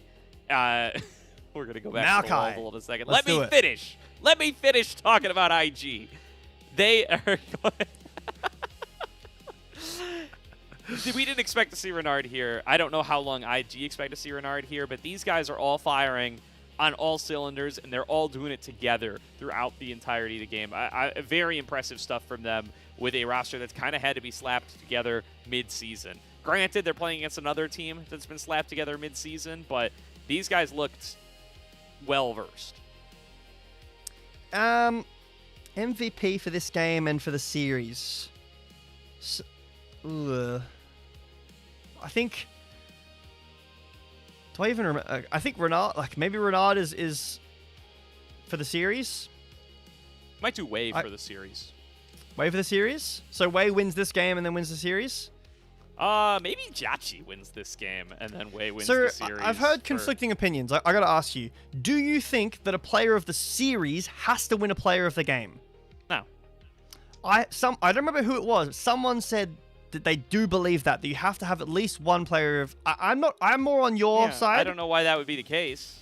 I'm open to hearing the argument. I don't mean to be dismissive, especially because I don't know who I'm dismissing. But I'm more on your side. I don't know. I mean, I think this would be the example, right? I think Wei could have won it game 1, but they gave it to Renard, which is fine. And then it's definitely not Renard in this game number 2. He I think was the weakest looking member in game number 2. But it maybe isn't necessarily Wei again. But Jachi wasn't as impressive in game number 1, and it's Wei has the the highest average level, of course, across the series. Okay, I agree. Jachi this game, maybe a Wei player of the series. Kai, any update on our Loldal? Yeah, we can go to the Loldal. How did the Maokai Is it Maokai? Oh, we haven't submitted it. He's a support. Loldal doesn't even play this game, man. I don't... Who are these guys? Yeah. Who are these people playing in this game? Jachi had an incredible performance this game. I think Korean did his best. Zrian, despite having a bit of those awkward landing parts, didn't do too bad. Found a good amount of damage, but I really think the bot lane is not comfortable right now for Top Esports. 0% KP. Oof. Well, for Jackie Love, Feng Yue got 4. Yeah, but 0. He was, 0-5 or 0-6-0? There it is, 0-6-0. I can see it on the right at the end of that game. That is not a great way to start your split, Jackie Love. It's not. It's not. If you combine the two games together, it doesn't look much better either. Oof. Yeah, let's check out this 3v2 again, though. I mean, what a way to start it off for Wei here. And I mean, I think this is why it's Wei for the series for me. Wei plays this super, super well. Breathe does well here too as well. I really want to give him props for holding this Intofo strike, stacking it there, and timing it with the TP. Really well done here, and sets up the play. Yeah, Tian, I feel like Tian just needs to ult a lot earlier. Maybe on top of the TP could be. I guess he wanted to get both, but even one is fine. yeah, again, he wasn't happy with that play. You could see in the camera, in the camera POV, sorry. This was, like, the most shocking part about this game for me is if you said to me, where do you think the advantage is going to be generated for IG? I would not have said Jarchi completely diffing Jackie Love. Mako, sure, Mako's great, but Jarchi played many of these fights 2v1 and was still winning. That was insane. I really wish we knew what this pause was for. Oh, sorry, hit my mic. What this pause was for, whether it was a bug or a mouse unplugged or something, a keyboard issue. He did try to, yeah, he walked over the wall, couldn't find him. He spent 100 gold to not get that. That is brutal. Yeah. But at the end of the day, I think, yeah, IG, like, this is a 2v1, and he won. So you could say, oh, Mako, come on, he's with Mako. But no, not the whole time he wasn't. Yeah, no, definitely not. And really good stuff here. Renard earns his flowers. 5-man between worlds here. You can't ask for anything better. Starts off the game-winning fight. Yep. Really, really good stuff. IG, once again, all on the same page. They all go in together again. They're trading off aggro. They're having the synergies to be able to use their abilities in tandem. You know, the Nocturne Orianas were plenty good in game number 1. I'm plenty happy with this team given how recently they've come together. It was a great debut for them. Yep, I agree. I'm not sure if we're going to get there might be an interview and we might see the player of the game and everything after. We might see it now, but either way, great series from IG. True. We need to know. What else is it? We will be finishing this off. I need help here. You know what? We've said as much as we can about IG. Let's get back to the Laldal thoughts. Get back to what's really important here, guys. Yeah. Not Shadow Isles, not Spirit. What 2011. Now, I was 10.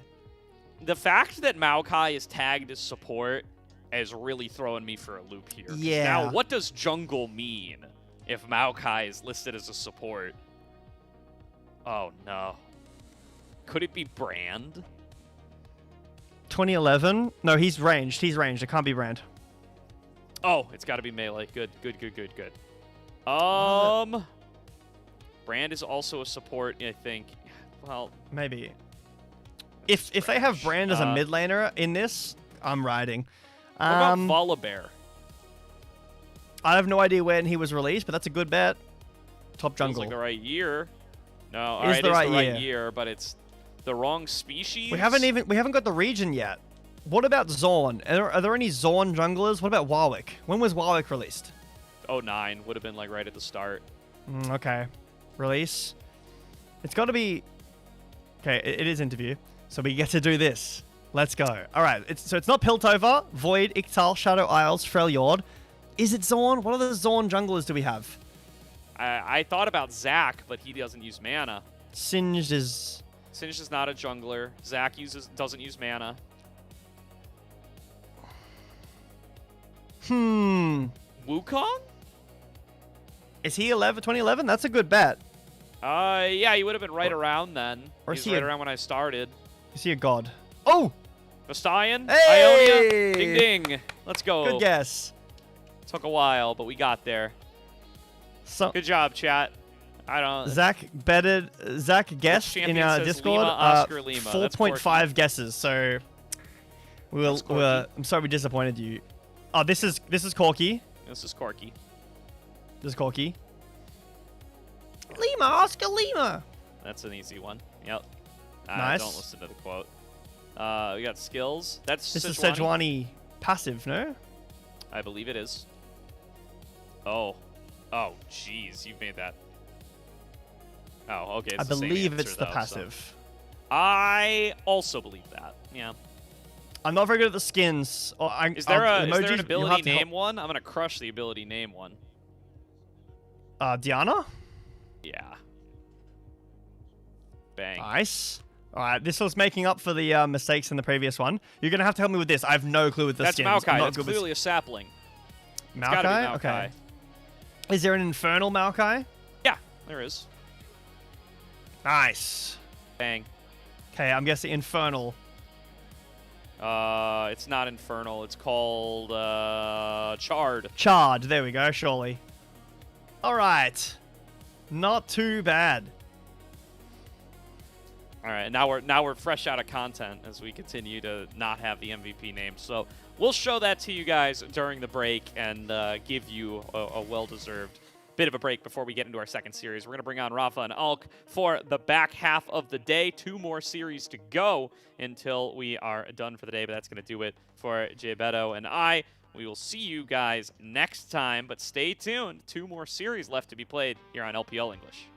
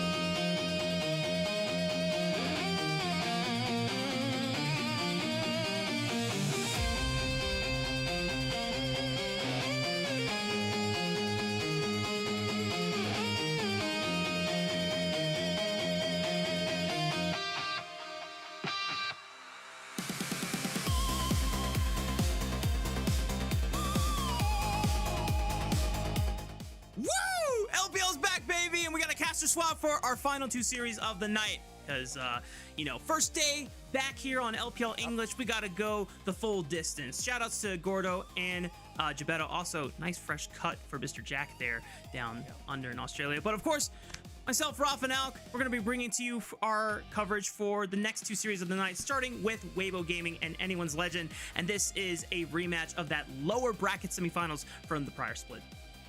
As a lot of fun as well. We were kind of coming in. We didn't know who exactly was going to be winning. Was it going to be a WBG that was making a run through the lower bracket, or was it going to be Anyone's Legend trying to contest for the podium finish again? As history has told you, it was WBG who ended up winning that in fairly dominant fashion over 4 games. But look, for everybody at home, it's a new split. We've got some new players on one of these teams, so for everybody that's joining us this year, it's going to be maybe a little different. You know, we'll come in with something a little fresher in terms of expectations. Alky Poo, I would love to. I realize I'm muted in Discord. But guess what? Everybody on the show heard me, so don't worry about it. Just pretend like you read my mind. Okay, well, we finish each other's sentences. Beautiful. Okay, and I'm gonna assume that Alk was basically getting us ready to look at our rosters for today's series, starting with WBG over on the blue side, or most likely the blue side. It's gonna be good old Zika in the top lane, Jeje in the jungle, Xiaohu in the mid lane, Elk at bot lane, and then new face, but not so new face to the org, it's Hong in we just forgot to swap out his jersey, guys. It's okay. He probably had his from the previous year. He's like, you know what? You don't have to get me a new jersey. It's okay, guys. Look, I'm saving you money. We're doing great in the current economy for esports. Yeah, Hong joining this team. A bit of a question mark considering I think us on the broadcast were a bit of a fan for Arha. And while this team didn't have necessarily the same highs in regular season, their playoffs looked incredible. Jeje was smurfing through all of these best of 5s. They got clapped up by BLG and we thought they were out. They came in top 3, which is, again, probably the most WBG thing that could happen. But now I think the expectation, at least from looking online here in the Western Hemisphere, is Hong going to be much better than Arha? That has been, I think, the big talk of the town. In lane, I would say definitely. Whether long-term this is going to be a organizational goal for them to pick up a trophy, Hong has kind of struggled there.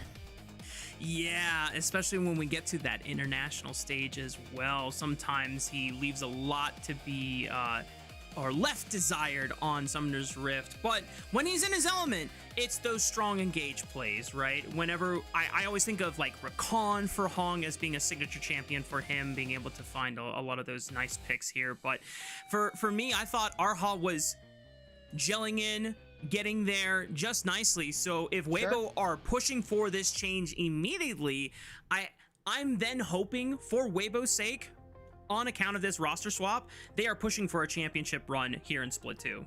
It has to be. They've fallen short so many times trying to just make a championship run, even when we had much better, in my opinion, much better players at the time. Yeah. With that WBG roster going against BLG in 2024. But we do have to talk again, just such a surprising set of circumstances. Obviously, 5 games versus top esports, an insane game 5, Rafa. I know you and I were losing our minds. 2,000 damage per minute from Cream in that game from his Smolder. Still lost. Highest in LPL history, by the way. 3-1 versus AL. We're like, okay, damn, maybe this team actually has the sauce. Maybe they could do it and make a run to the finals. But I remember speaking on the podcast with Gebetto and with Slayer. We were both in agreement. It didn't matter who made it, especially if it was going to be WBG. That was going to be a quick 3-0 in the finals. Didn't even get that. It was a 3-0 from JDG instead. Yep. Unfortunately, they couldn't even get a chance to face up against the final boss, which is BLG. And just the fact that the BLG we ended up with by the end of playoffs was still not even the final form that we got over at first stand. So it just goes to show that the LPL is still a training grounds even all the way through the playoffs run. And I'm hoping that a lot of the magic that BLG found at first stand is rubbing off on the rest of the LPL teams who had to take the offseason pretty hard going into Split 2. But of course, we got to talk about the next roster and the team that is facing up against them on the other side of Summoner's Rift. that is anyone's legend. The Pandas want some revenge, as they were favored as one of our top 2 teams going into the first split, and then bowing out at 4th place was a huge disappointment. I feel super conflicted talking about this lineup, mostly just because when I speak about AL, and I think when a lot of fans and kind of pundits are looking at this team, they're saying, man, really sucked that they landed in 4th place, but it's like, it's kind of like they got 2nd, 3rd for most of the split. They obviously won one of the splits for LPL coming into 2025, but then they kind of fell off towards the end of the year. Even Worlds, obviously, they have to play all 5 rounds of Swiss, then go and play in, they went 3-0, and then they immediately end their run in the quarterfinals, unfortunately, against T1. And I'm just like, what form of AL are we going to look like? Because it even seemed by then they kind of ran out of steam. And now we have a new coaching staff. Unfortunately, this graphic is wrong. It is no longer Helper. It is Big Way coming in and Teacher Ma. Teacher Ma was already part of the team. I don't know. I feel like this is an AL that, I said it on Twitter, if they go through one bad week of results with Big Way at the helm, I feel like this team is going to implode.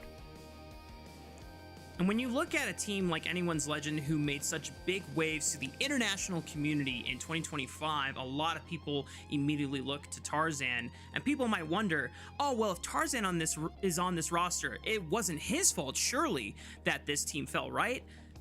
Jedget gapped him in that lower bracket semifinals, and then in the back and forth 5-game full distance series against JDG, it was basically whether Junja or Tarzan got the better end of the other jungler at the end of the day. And unfortunately for Tarzan, that game 5 Kha'Zix angle from Junja was enough to crack the code, even if I don't ever want to see Hongq play Twisted Fate again until he gets more reps and understands when to pull the gold card correctly. The young gun was practicing. I think that they had a lot of discipline, and as someone who's on that series, I remember a lot of it was me saying, hey, I really like AL's composition, but as we went further through the game, they just had no engage. And look, I know everybody always is going to bring up Tabe, but at the end of the day, you would think that some of those lessons, some of those champion picks, especially in draft, would come through for this team. And I don't think we're seeing necessarily the flexibility of some of these players. In general, I would say AL have really been reliant on their solo lanes so far this season. It has been, Hope and Kyle, they're good, and Kyle isn't having the same impact that we saw from him throughout the regular season, even of last year. But when I look at this team, and especially in their playoffs, they put so many resources into making sure that Flandra and Shanks were set up for success, or at least something that is going to be coherent with Tarzan. I need this top side to be able to perform, and we were even kind of tying this into First Stand with all of the priority that's happening, especially around top side and trying to play for more of your lane matchups. I'm hoping that Flandra, while a player that we don't necessarily equate with having massive, major mechanical diffs versus other top laners, to innovate and find some unique answers to the champions that are popping up. I mean, we saw him play Sejuani as an answer into Renekton and into K'Sante last year. I'm hoping for more. This guy was responsible for bringing Aurora Top to the forefront in LPL last year when we first saw it pop up, right?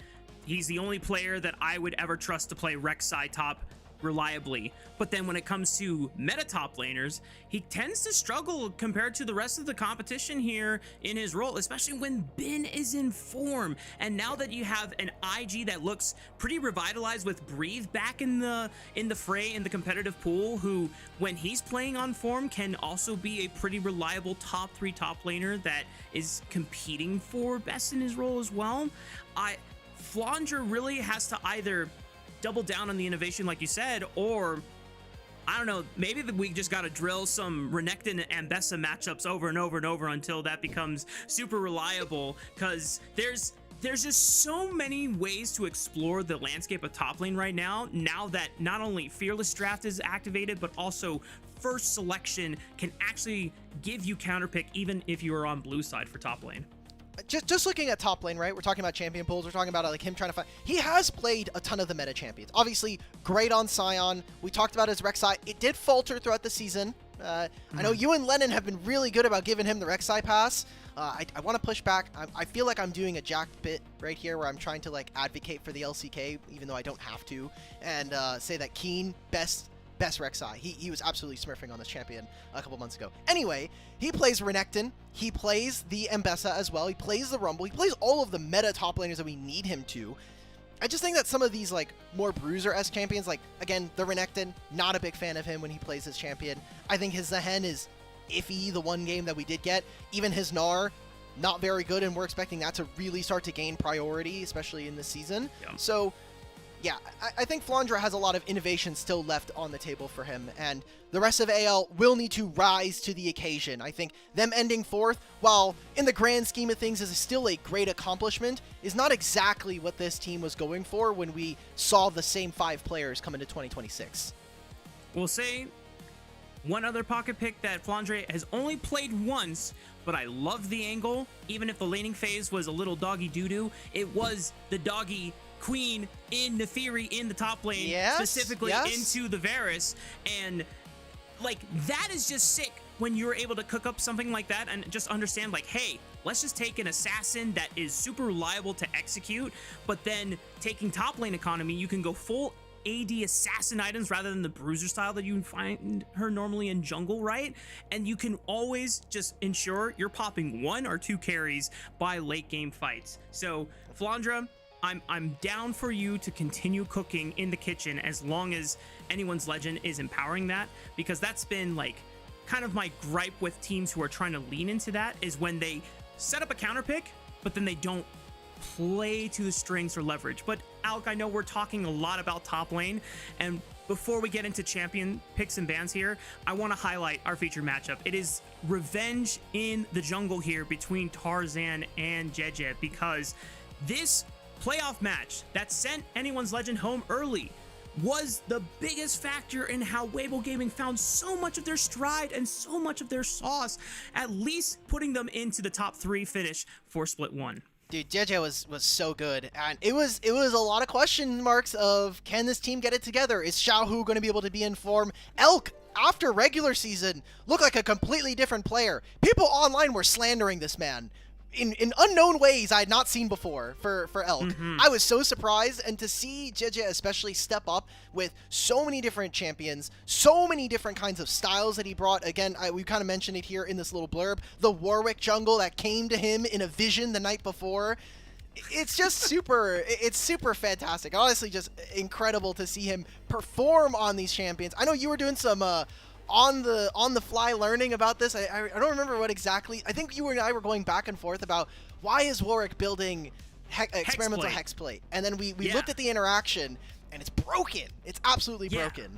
We found out that because we were first hesitant against it because we thought, well, you get the movement speed, duration, and the attack speed buff after you cast ultimate, but you're gnawing on their face. One that doesn't go off. So we thought you're wasting it. But yeah, the Hex Tech passive does not go off until the duration of the ultimate is finished. So then it's just an insane interaction. And I've been, anytime I do play it, I build it on him. But now we are officially into draft 1 for game 1 of anyone's legend between Weibo Gaming. All right, Weibo, they had right of first selection. They chose first pick. And so these bans do seem like they are fairly normal. I think that the fact that we're going to have potentially Ryze or Taliyah getting through is a little bit more interesting. Also, a big talk coming out of First Stand has been the jungles. I mean, Pantheon, Nocturne, these 2 champions I think have been super impactful, and already we might see AL try to prioritize that with the Ryze on top.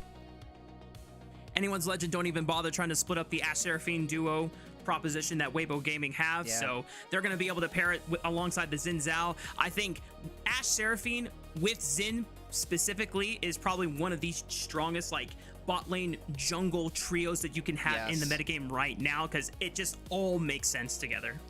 I think Ashe also just has so much extra value in pro play. I think having access to the Hawk Shot, getting information on enemy jungle path, that's going to be something that we'll be tracking, and if Jeje and Weibo can take advantage of that, especially against someone who is incredibly smart about pathing like Tarzan, this makes this game a lot more interesting. We're going to be heading into the second phase of draft.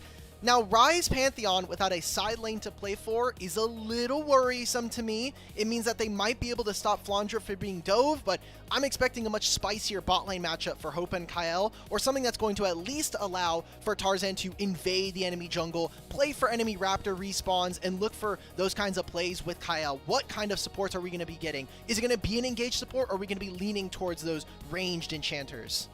Well, right now, Weibo are trying to dissuade any Yunara combinations, at least with the Lulu ban, and make sure that Hope doesn't have a hyper carry performance with probably the best support that can enable that playstyle. The other thing I would look at is if you just want to go for pure lane domination and pure push, Corki Nami is still available unless one of those two champions is taken off. Playing Corki versus Xin Zhao sounds extremely miserable. I've got, like, he hits me with the ultimate, and I'm like, God, I can't do anything. But yeah, definitely available. Bard is interesting because you can punish this lane for Seraphine and Ashe, whether that's in pre-6 or post, trying to just fish out for some summoner spells once you have access to that ultimate, and the laning phase can be really, really oppressive as a ranged Bard. But also saving pick for Hope. This could be a jinx. I'm not going to lie. I know there's no enchanter, but you have a ton of frontline here. Ryze and Pantheon give you that setup for the getting excited as jinx, but I think might have a little bit of issues versus something like a Xin Zhao and an Ashe later on. Cassiopeia coming out. We didn't like the last time Xiaohu picked up the Cassiopeia, and I do think it runs into some issues about trying to get damage into a Ryze into a Scion later on. Yeah, there's not many champions that before this 80 carry lock-in, it actually punishes with the Miasma. Hope just ends up playing the Ezreal instead. So if you do end up like catching the Ezreal and you throw the W down, you can stop him from flashing or shifting out. But I don't think Hope should ever be in range for a Xiaohu Cassiopeia to do that in the first place. Yeah. So, Alk, are you feeling inspired by the last pickup here by Anyone's Legend, or do you feel like we could have just picked this up earlier? I mean, I believe he could play he could play Ezreal if he really wanted to. I'm sure he's a great jungle. Oh, you're talking about the word, not the player. Okay, yes. Yeah, Ezreal's great. You have frontline. I think with Ryze and Pantheon and Scion standing in front of you, Ezreal's going to be great at that.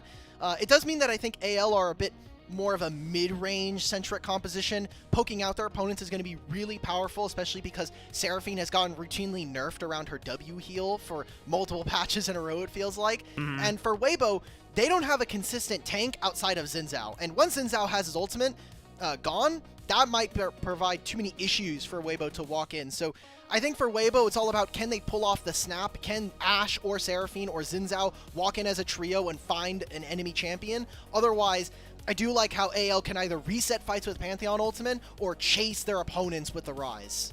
Yeah, and it gives you a lot of tempo plays too. If you like go for an objective play, you peel back off, and then instantly snap back in with the Grand Starfall to just chase something else on the map. Anyone's Legend at their peak, they are one of the smartest teams when it comes to map play, but any team that has Xiaohu on it can also rise to match that title as well. So I want to see what kind of form both of these teams are going to be entering Split 2 in after a long off season. It's time to hit Summoner's Rift, y'all, between Anyone's Legend and Weibo Gaming.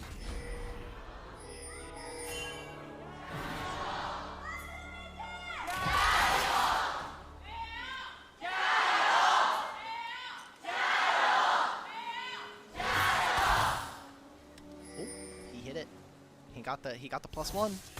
He got the +2. +2. Oh Let's my go. God. Hope is and the electrocute. Oh, and the +3. Okay, now we're just keeping track. Dude, FF, just chalk up the bot lane at this point. Just go home. Can we get another one? Can we get another? We should just be talking about the set. Okay, all right, never mind. Doesn't matter anymore. We are getting red side vision, which I think is interesting. I like that observers are trying to play around with it. That's an early barrier coming in from Hope. But both junglers are starting on the top side. They're going to be pathing down, which means that Flandra just needs to survive until he can get his first recall in, and then this lane's basically even for the most part. And what I will be looking forward to is how our two mid laners are going to play. We've spent a lot of 2025 talking about Xiaohu's individual performance waxing and waning, but I think in this matchup, there is a lot of really cool, intricate things he can do as this Cassiopeia. Yeah. I'm so curious about the state of the bot lane now that multiple summoner spells have been burned, not just by Hope, but also both of the supports.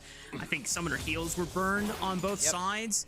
Just trying to maintain that health disparity, or at least an advantage on one side or the other. I don't imagine both of the junglers are going to take a pit stop on their full clear rotations. Both are going to hit level 4 and then just try to play for Crab. But now with the push advantage in WBG Gaming's side, I think Tarzan is just going to have to accept that I might not have prio for this bot Crab and just try and shift over to the top side instead. You know, it's all about perspective. Yeah, it's like we don't have bot prio. The wave is going to bounce back, but I do have mid prio, and more than likely what's going to happen is Pantheon's going to finish his red buff. He's going to walk top side and look to see if Gnar is going to be under any threat. See if you can see a little bit of pressure there. Wards have been placed in the river here by the Xin Zhao, so JJ is just going to say, as soon as I show up on bot scuttle and Pantheon's not seeing Zeka, that next wave that's coming in, that needs to be one where you're playing underneath your turret and getting ready for potentially Tarzan to come in a minute's time. Kyle is moving away. Both supports immediately fade into river. That should be a sign to AL. Hey, we're probably not playing for this. Oh, did he spot him there with the ward? Yeah, barely. Barely got spotted, unfortunately. But Tarzan just fades into the topside fog. WBG Gaming should know that he's just going for a Crab, and Jeje does have this one window where he could stop the recall if they overstep their welcome, but anyone's legend just need to be respectful and allow the base to happen. It's not even just respectful, it's kind of like if you walk up on the wave, you will die. If you walk up on the wave, you're going to miss more than just this 6 minions, so you need to leave now. And that wave, as we saw from the bottom lane, very, very much in favor of WBG. It's going to stack on their side. For now, it might not turn into an advantage. This could open up a spot where Kyle could roam on this Bard after he finishes his recall. But for the time being, it's going to be extra gold, a little bit more experience going over to Elk, which, again, role quest does feel super nice if you can try to maximize that early. And look at Host back, man. Tier plus glowing moat. You're doing nothing in this matchup now. Nope. LPL also reminding us not only the new Mordekaiser skin is out, but also that Cassiopeia did receive a slight buff on this patch, which is 2607. Not gonna lie, completely missed that we were on the live patch, which that makes me even more excited, but it's also gonna change a lot of my perspectives on what kind of supports to focus on, since a lot of those enchanter supports did get hit on the live patch as well. I am just gonna try to not to refer to this patch. Just if you know, you know. Sure. Yep, you already know. I don't have to even bring it up. But quiet early game. 5 minutes in, we were maybe getting a little bit more hype for some early action here, but I think WBG have dictated the lane states very, very well, already opening up a small lead here in bottom lane. You're going even in some of these other lanes. Maybe they can bait Hong and Elk, but I mean, the wave's on their side. Jeje is going to be able to cover. This is just good timing for them, and AL are not really finding any success, which I think especially as Ezreal, once you hit those 2 items, you really need to have a lot of control over especially the mid waves or any kind of standoffs. Nice by Tarzan, takes the magical journey and sets up first blood for Hope. I'm kind of mad about the vision toggle there because we couldn't actually see the the portal through the wall. I was like, oh, Tarzan's just here with the Bard, and that turns into a free kill. So I think Elk's also in an interesting spot. Elk is not recalled. We saw Ezreal go to base, pick up the 2 sad items we had mentioned earlier, and Elk is still here sitting with like probably almost 1,200, 1,300 gold at this point. Yeah, it kind of turns out to be a fake cheater recall, if anything, because Elk never punished him in lane for having all this extra potential stats on him. Tarzan trying to challenge for this Crab, however, the rest of the bot lane from WBG steps on up. Wow. He might be able to get out, though, through the magical journey and not having to burn the flash, but it does guarantee Jeje full secure of this Crab. I am heartbroken for WBG. Like that is such a close kill there. If he's not completely stunned for the entire duration of that, that could have been a kill on a Tarzan, and you would have gotten the dragon anyway. Fortunately, we're gonna have to just cut our losses and say, look, we'll take the dragon instead, guys. We'll just only have one of the objectives instead of having our cake and eating it too. You can see you were talking about maybe a soft cheater here. It does mean that Elk continues to have priority over this lane. Jeje's level 6. Tarzan, we are not contesting for this. No way. What? Looks like he has bot push, and Xiaohu was forced to take a recall. And JJ, I don't know what's going on in comms, but if Xiaohu said, brother, I need to take this base, and JJ goes, brother, they can challenge me with Comet Spear Q Smite, like, please help me. And he's like, nope, just drop the dragon. It's like, okay, well, I just leased this for nothing. Maybe then the point that I was giving to Elk might actually just be a detriment, because he needs a recall at some point here. And because he's trapped, his bottom lane can, the enemy bot lane can just move. So Jeje may be getting punished by the sins of his bottom lane, and Xiaohu did all he could. He got Shanks to use his ghost when he was entering the river the first time. So this is good for AL. They got the first blood. They got the first dragon of the game. Tarzan's completely uninhibited. Yeah, sure, he's down at camp, but that doesn't matter at the end of the day, especially when you are a comp that's going to spike incredibly hard at 2 items. I'm expecting at 20 minutes, 15 to 20 minutes, AL are going to be kind of at a first peak in their draft. For Weibo Gaming, we talked about before that it's all going to come down to that first snap engage. What target can you hit with that Ash Arrow or the Encore, and then just try and unload with this Death Ball that you have? The problem is that, as we talked about before, hang on. Ooh, no. Watch out for your fridge. My fridge is okay. I am looking at my cat. She is frozen. 3-second cooldown. Damn. I can't QSS her for some reason. I think there's a bug. But, all right. They went for a look. They know Sion just ulted top lane.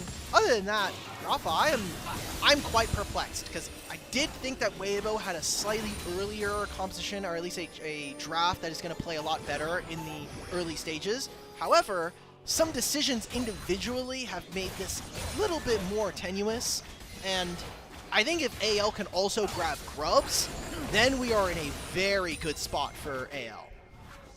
Because now you have that extra sieging power, you get easier access into unlocking the rest of the map, and suddenly anyone's legend can try and avoid a lot of those scenarios where Weibo Gaming are much easily able to set up into those snap engages. Tarzan is already beelining towards the top side of the map. Jeje is here on the bot side. I think the only thing you got to do as Hope and Kyle is just, hey, my jungler's on the top side of the map. We just got to play it cool. Shanks though might be in trouble. Shanks? Oh, this is a great bait. Oh, it's a great bait. Xiaohu forced to flash away immediately. And all Shanks' burn was just a phase rush. So no real summoner. Hang on, Zika is en route. Can he time out? No. In Mega Gnar? No, he can't get there in time, and Flange is going to cut him off. Can they continue to fight here? That's another question, because Ryze can still realm warp over, bring the Bard. Tarzan's going to get Scuttle, and this is just going from bad to worse for Weibo now. AL, they win the 2v2 in mid, and it looked suspect, right? Shanks is using his HP bar. Tarzan has to flash for that play to make it work, but now Cassio has no flash. Another Ashe ultimate. Nothing there for Weibo. You stop the Grubs from being fully taken, but still one Grub going over to Tarzan. I think he'll take that. And Jeje is stuck because he has no real other camps to be able to go for at this moment, and he does not have prio, especially with a Rise with Realm Warp still up. He wants to be able to play for these Grubs, but the fact that Pantheon is already here, engaging on to Zika first. Zika's now chunked to 50% HP. Jeje, I feel like Weibo are not necessarily synced up to the best of we've seen them before, because in that playoff form, they were one-man unit. They understood what the single win condition that every one of these 5 individuals wanted to strive for. But back in this first game of Split 2, it seems like everyone's kind of on their own wavelengths separate from the rest of the pack. Yeah, something that I had kind of attributed to Weibo's success in Split 1 playoffs was they were playing very hot. They had multiple best of 5s in a row that were playing concurrently or playing almost back-to-back with usually a day's rest. Xiaohu has no flash. I like the attempt from Kyle, just a little too shallow in the lane to go for. But now that we've had a long break in between finishing 3rd and coming into this season, they're starting off cold. There's no warm-up games for them to play. There's no long best-of-5 series for them to really kind of get their grip on the patch. So Weibo are starting off back at 1, kind of like everybody else here. Kyle's going to try and cancel this recall from Elk. Thank you. Very cheeky. Does mean that Dragon is now going to be in advantage for AL as it approaches in 30 seconds.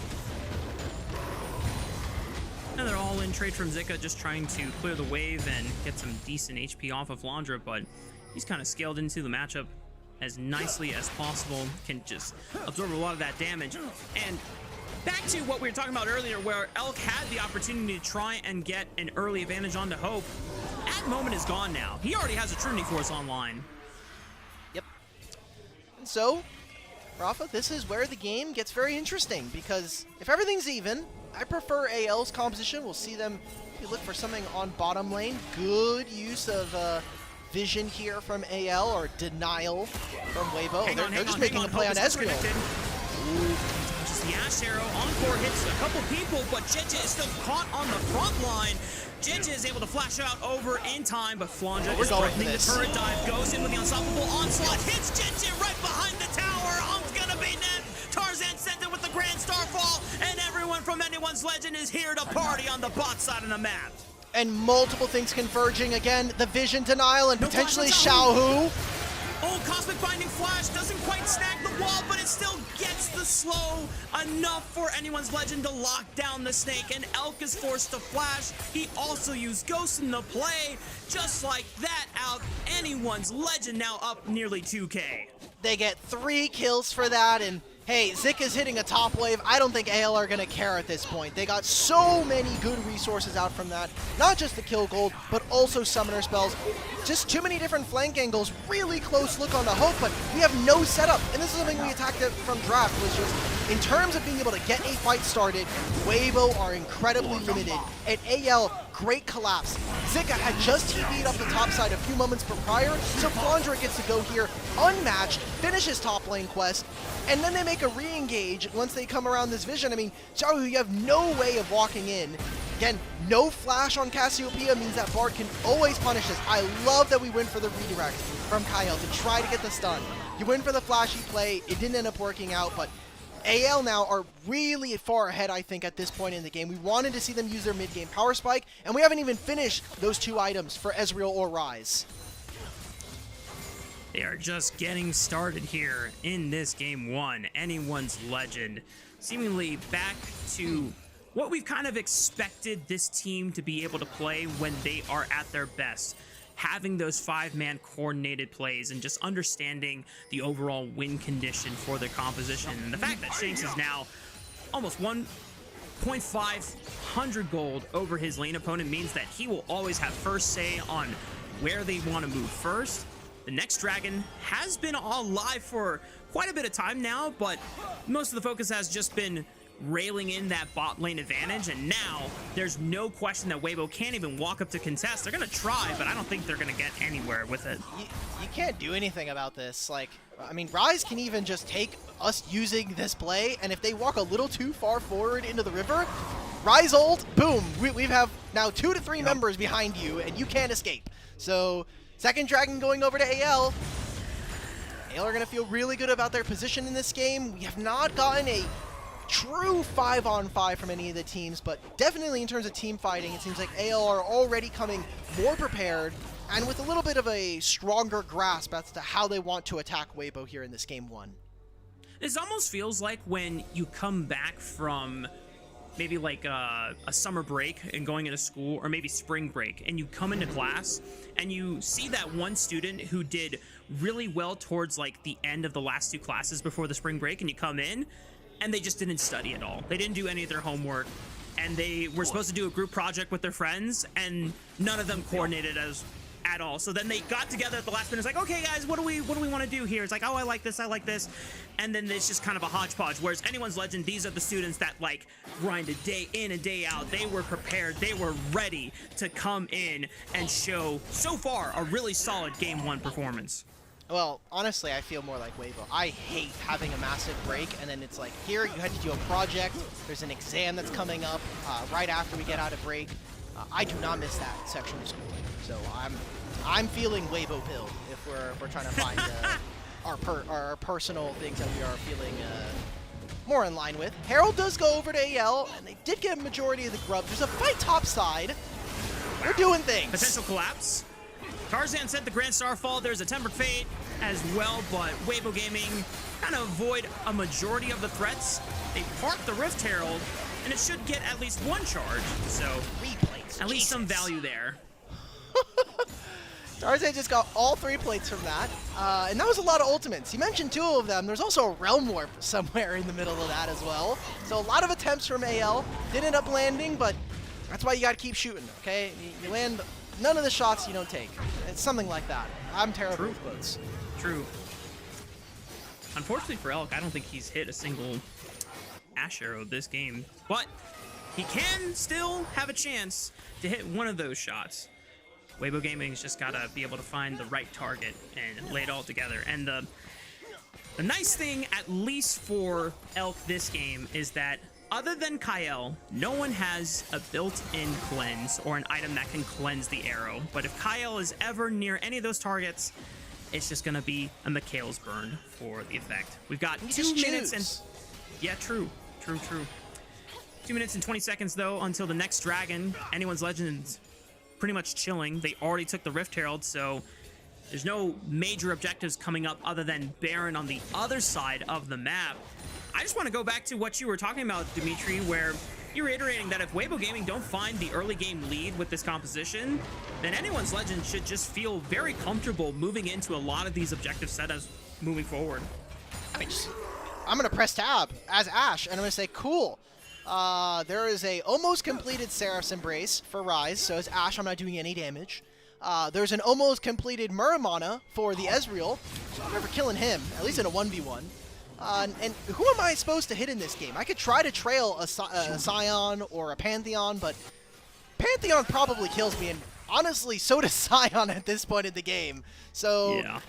Unless we're going to see massive item completions, even with a Fandom Dancer coming on through for Elk, I think it's really difficult for Weibo to opt in for a fight.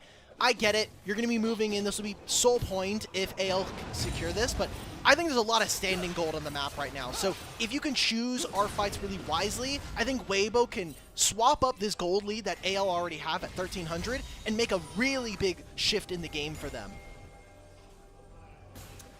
Does Zika know there's friends around the other side of the wall there? Zika goes into mini, and he's greeted by a 3-man gank party. Anyone's Legend continuing to punish those who push too far on the sidelines.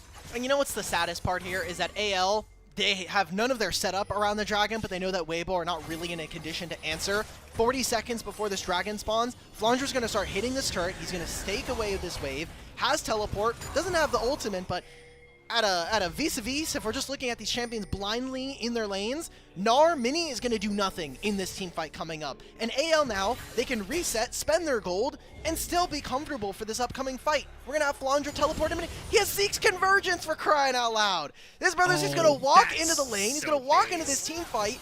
And Weibo, unless Cassiopeia can sit there for forever and deal damage, I don't know how Weibo are going to win this.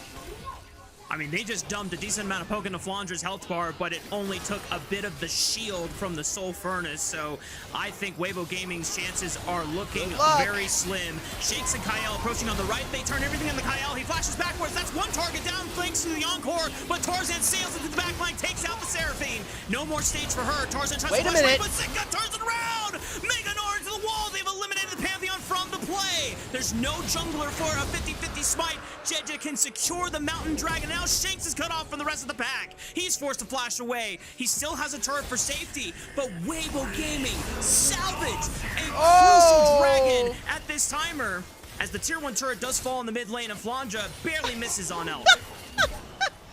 Oh, Elk has the... Okay. Elk gets the flash out of Flandre. Look, it's red buff. It's Xiaohu. Whoa. Chase him, chase.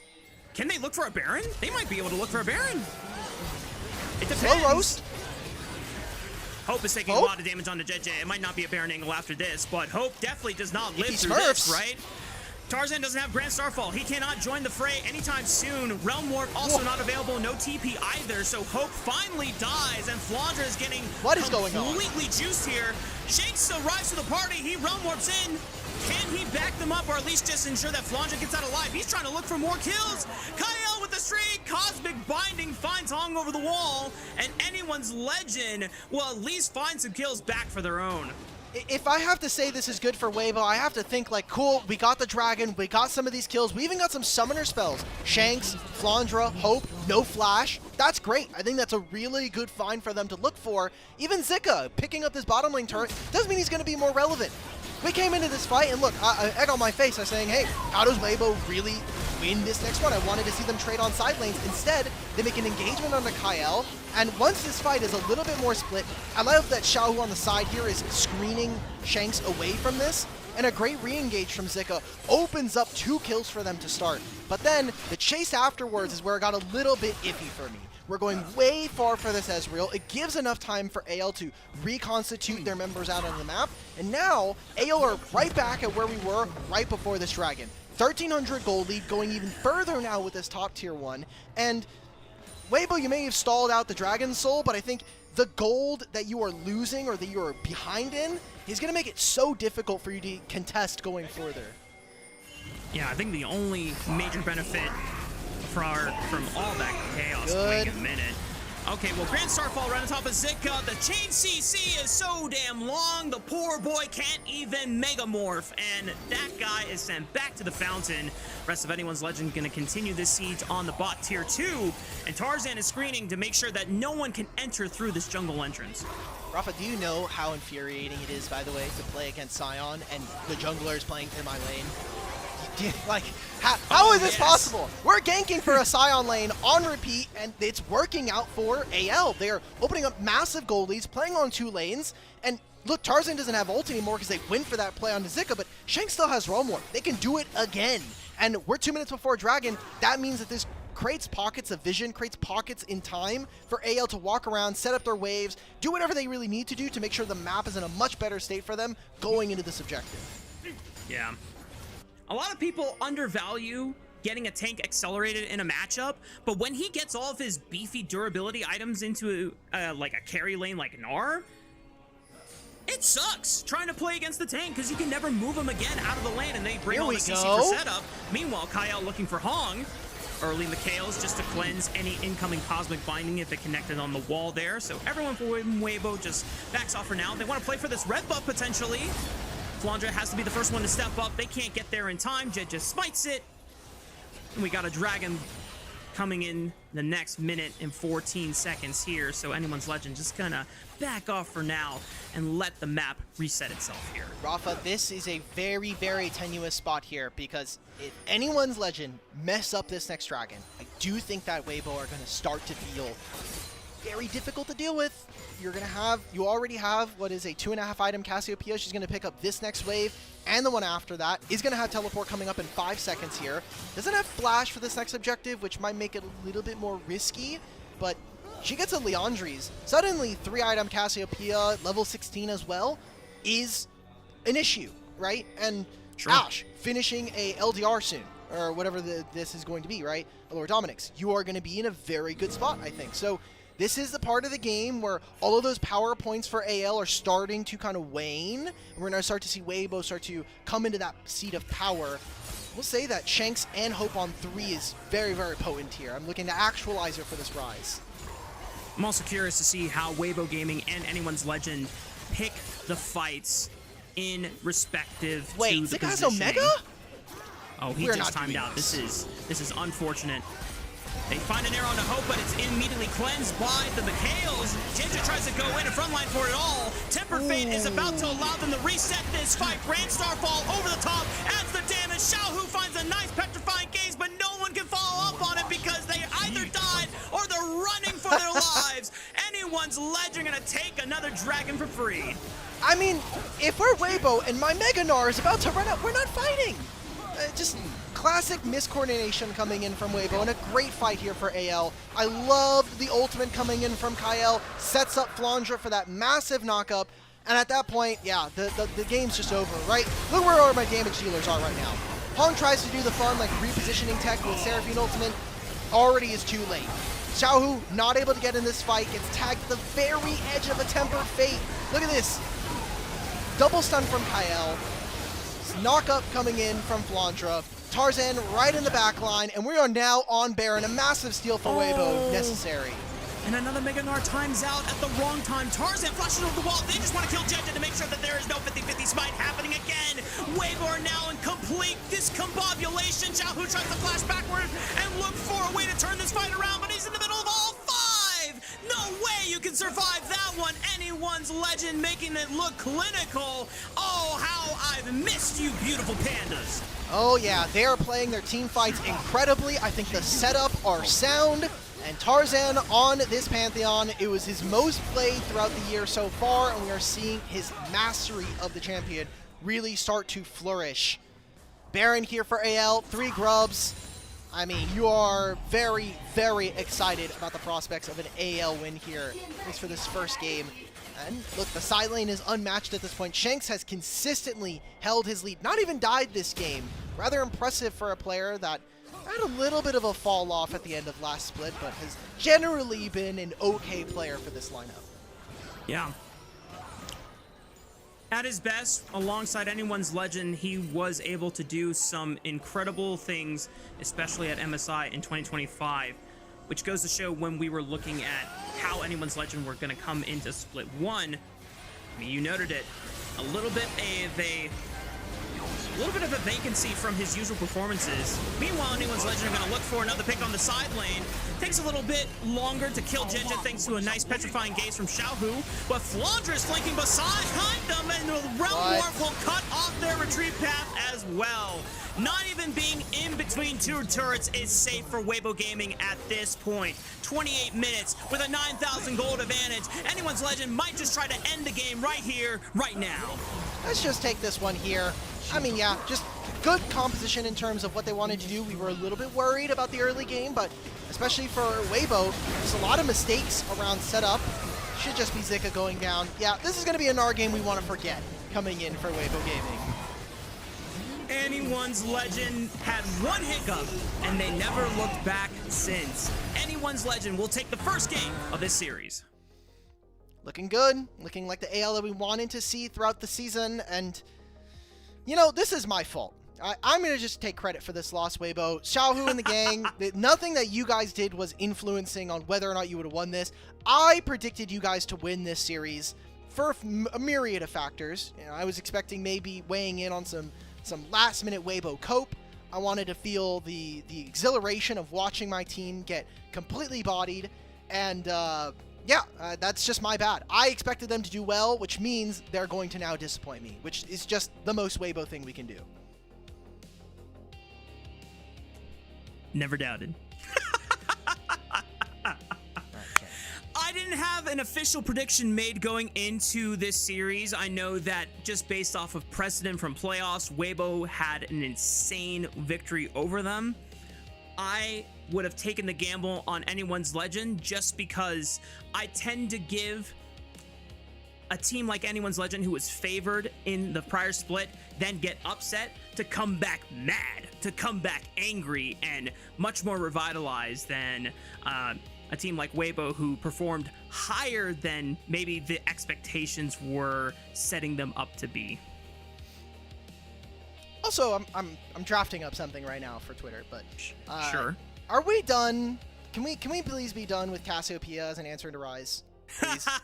I'm done seeing this. Like, to me, this feels like the mid lane equivalent to like the Kai'Sa Ezreal matchup. Like, for a long time, people were like, Kai'Sa can just dive onto Ezreal and keep him under bay. But with Ezreal's new items, and I think even last season we saw Ezreal into Kai'Sa, yes, can win if we get a long extend, even get multiple plasma procs off, but Ezreal's really, really broken. And especially with some of his new builds, I think that is only more exacerbated. I mean, just sure. The numbers even back it up. I'm looking at all top regions across this year alone. Cassiopeia, 20 games versus Rise, 40% win rate. But is that worse than the Jhin win rate globally right now? That's the real question. No, but that's because Jhin is terrible. Yeah. True. Jhin is a terrible champion. Guys, don't pick it right now. Please stop picking this champion. Sorry, Mizell. Your favorite champion is a little pee-pee poo-poo at the moment.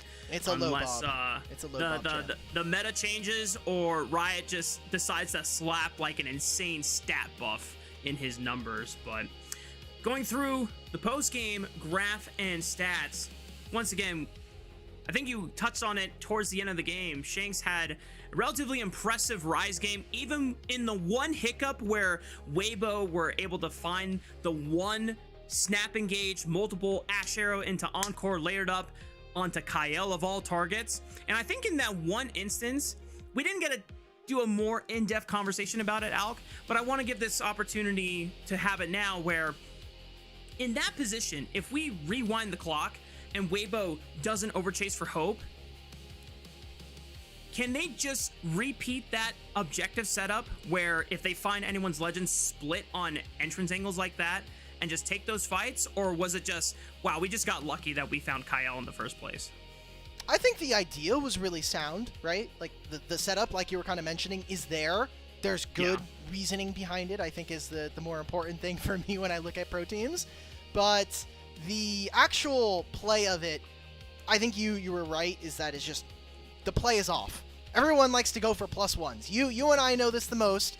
When we're doing stuff, it's like, okay, we did one play, maybe we can like really squeeze for even more. And if we kill Ezreal there early, maybe it's really good. And like you were kind of threatening, like, oh, maybe we just go Baron, right? Like Cassiopeia, Ashe, like that. Those are on the cards. We could do it. But we spent way too much time. Hope delays them for so long. We can have this replay right in front of us here. Yeah, again, the reasoning is good. I want to see more of that from Weibo, but unfortunately, we can't have one good decision in a 25-30 minute game. True. You will never win. You will almost never win a series with that kind of hit rate. I think the only time you can have like one good decision completely revert all the wrongs you've had in the game is when it comes to an Elder flip. Yeah. And you know, that's pushing Or a it. base race. You know, like we're just base racing. Race. Sure. Judges doesn't even have flash in this fight, by the way. I mean, I think anyone's legend, my favorite thing about just their decisive plays that they made this game were when they go for objective setups, they immediately turn off as soon as they spot the target they want to kill first. The one target that could like make their objective play instantly like, oh, this is turbo bad. And that doesn't not necessarily always mean JJ. Obviously, JJ needed to die so that there's no 50-50. But there was another play where they're pulling Dragon, and then as soon as Zika starts walking up and he goes to mini form, they're like, get this guy out of here! He can't do that. This guy! Yeah. That is the correct response when a Mininar walks into a 4v4 or 5v5. Kill that guy. You know, like it's the Brad Pitt when he's in the tank. He's like, kill that guy right there. That guy's not allowed to walk in here, okay? Get him out. Yep. We'll send him back into the Shadow Realm, and we'll go ahead and give ourselves a 1-0 lead here in this series. Yeah. Not gonna lie though, Rafa. I got stun locked. I'm looking at this guy's Huya account, and I saw the number again. It is popping up all around my life. What Huya account? Exactly. Perfect. Kyle, MVP. Interesting. I probably would have given it to Shanks, but 3 awards per minute? We are scraping the barrel for some stats. Good stuff. You know, I was actually looking up what is like a good vision score or good wards per minute stat when I was like thinking of things to hype up support head-to-head matchup, and I saw 15, man. My bad. Cloud9 special right there. Well, the LPL broadcast went with Kyle as your player of the game for game 1, which means it's time for me and Alk to retire for a brief moment in time. But when we come back, it's going to be game 2 between anyone's legend and WBG Gaming.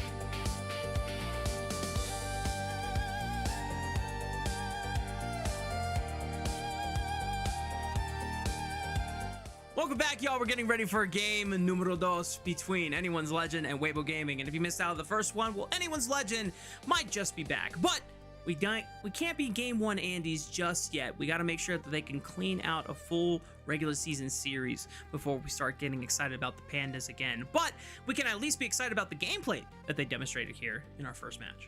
Agreed. AL looked good. Yeah, I don't know. I want AL to be good, but after what happened in the last regular season, I don't even know why I'm like overreacting to that, because it's like they got 4th. Great job. Like, cool, you got 4th. There's still 2 other splits in the season. I don't want to super overreact to 1 split worth of results, but some worrying trends, I think, is the thing that's kind of getting to me and some other folks on the show. So we'll see. We'll see if AL can kind of put it back together. Remember, it's a marathon, not a sprint. Yes. And the other thing that I think can be a sign of relief and trying to kind of calm the worry that many Anyone's Legends fans might have after the first split is that the org itself and the team itself does not feel the need to swap out any of the players. Look how many roster swaps we had just from Split 1 to Split 2 on all the other teams. Hell, Weibo Gaming finished higher than Anyone's Legend, and they felt the need to put in Hong back and send Arha to WE. Like, now, what if WE had a bag? Because, you know, Yao Yao was good, but Yao Yao was, I think, clearly limited in what the ceiling of this player was. And, you know, Hong was already on the offseason. I'm sure if you ask someone like Aragon, who co-streams some LPL, he'll say that Arha was the reason Elk couldn't get through some of the laning phases.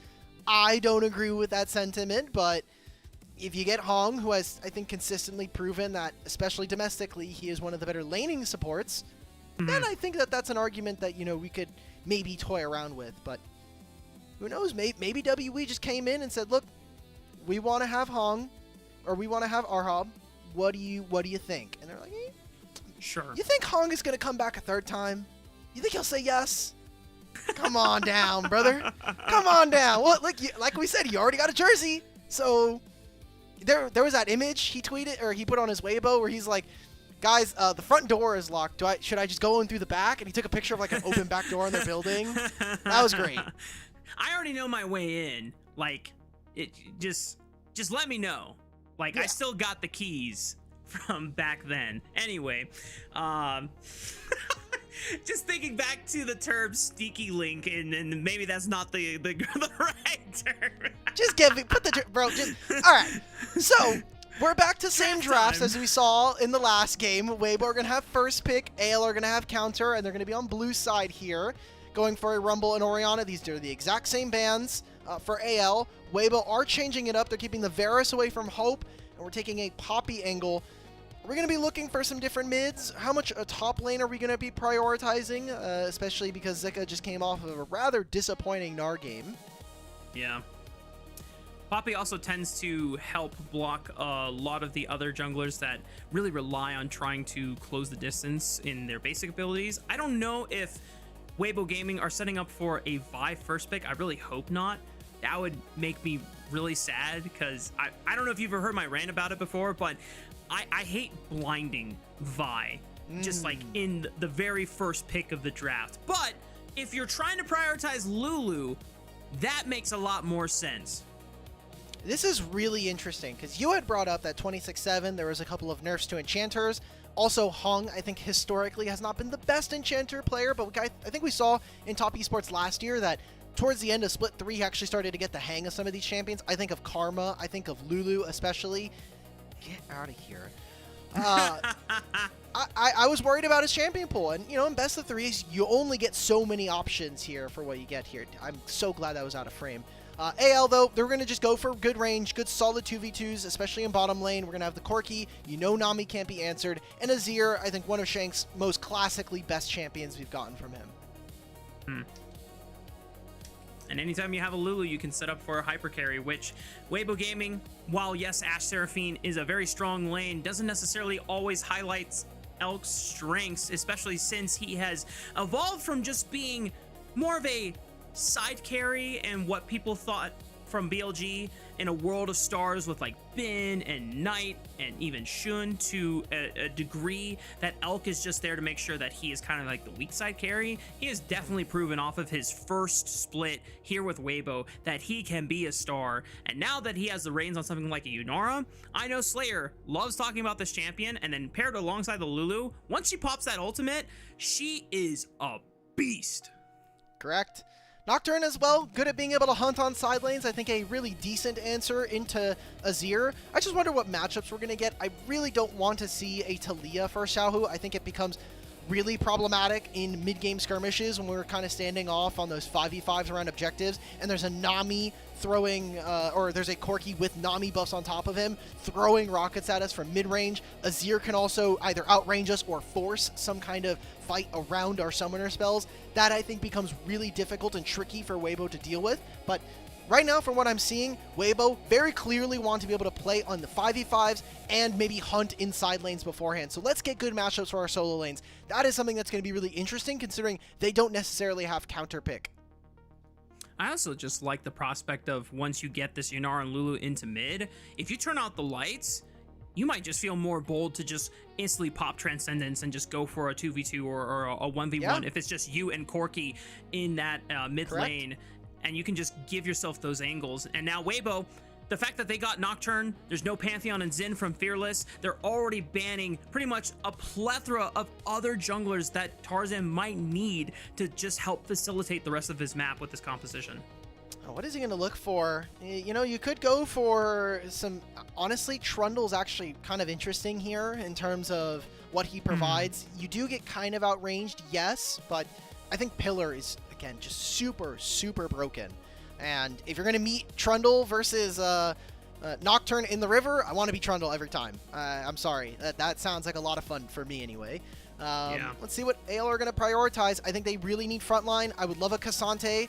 I would love a Sejuani as well. That I think really fits the bill for what they want to do. And is still a flex here between our top and jungle. A lot of hovers on a lot of interesting options. I'm going to refrain until we get the final lock-in because there's a different angles you can go for.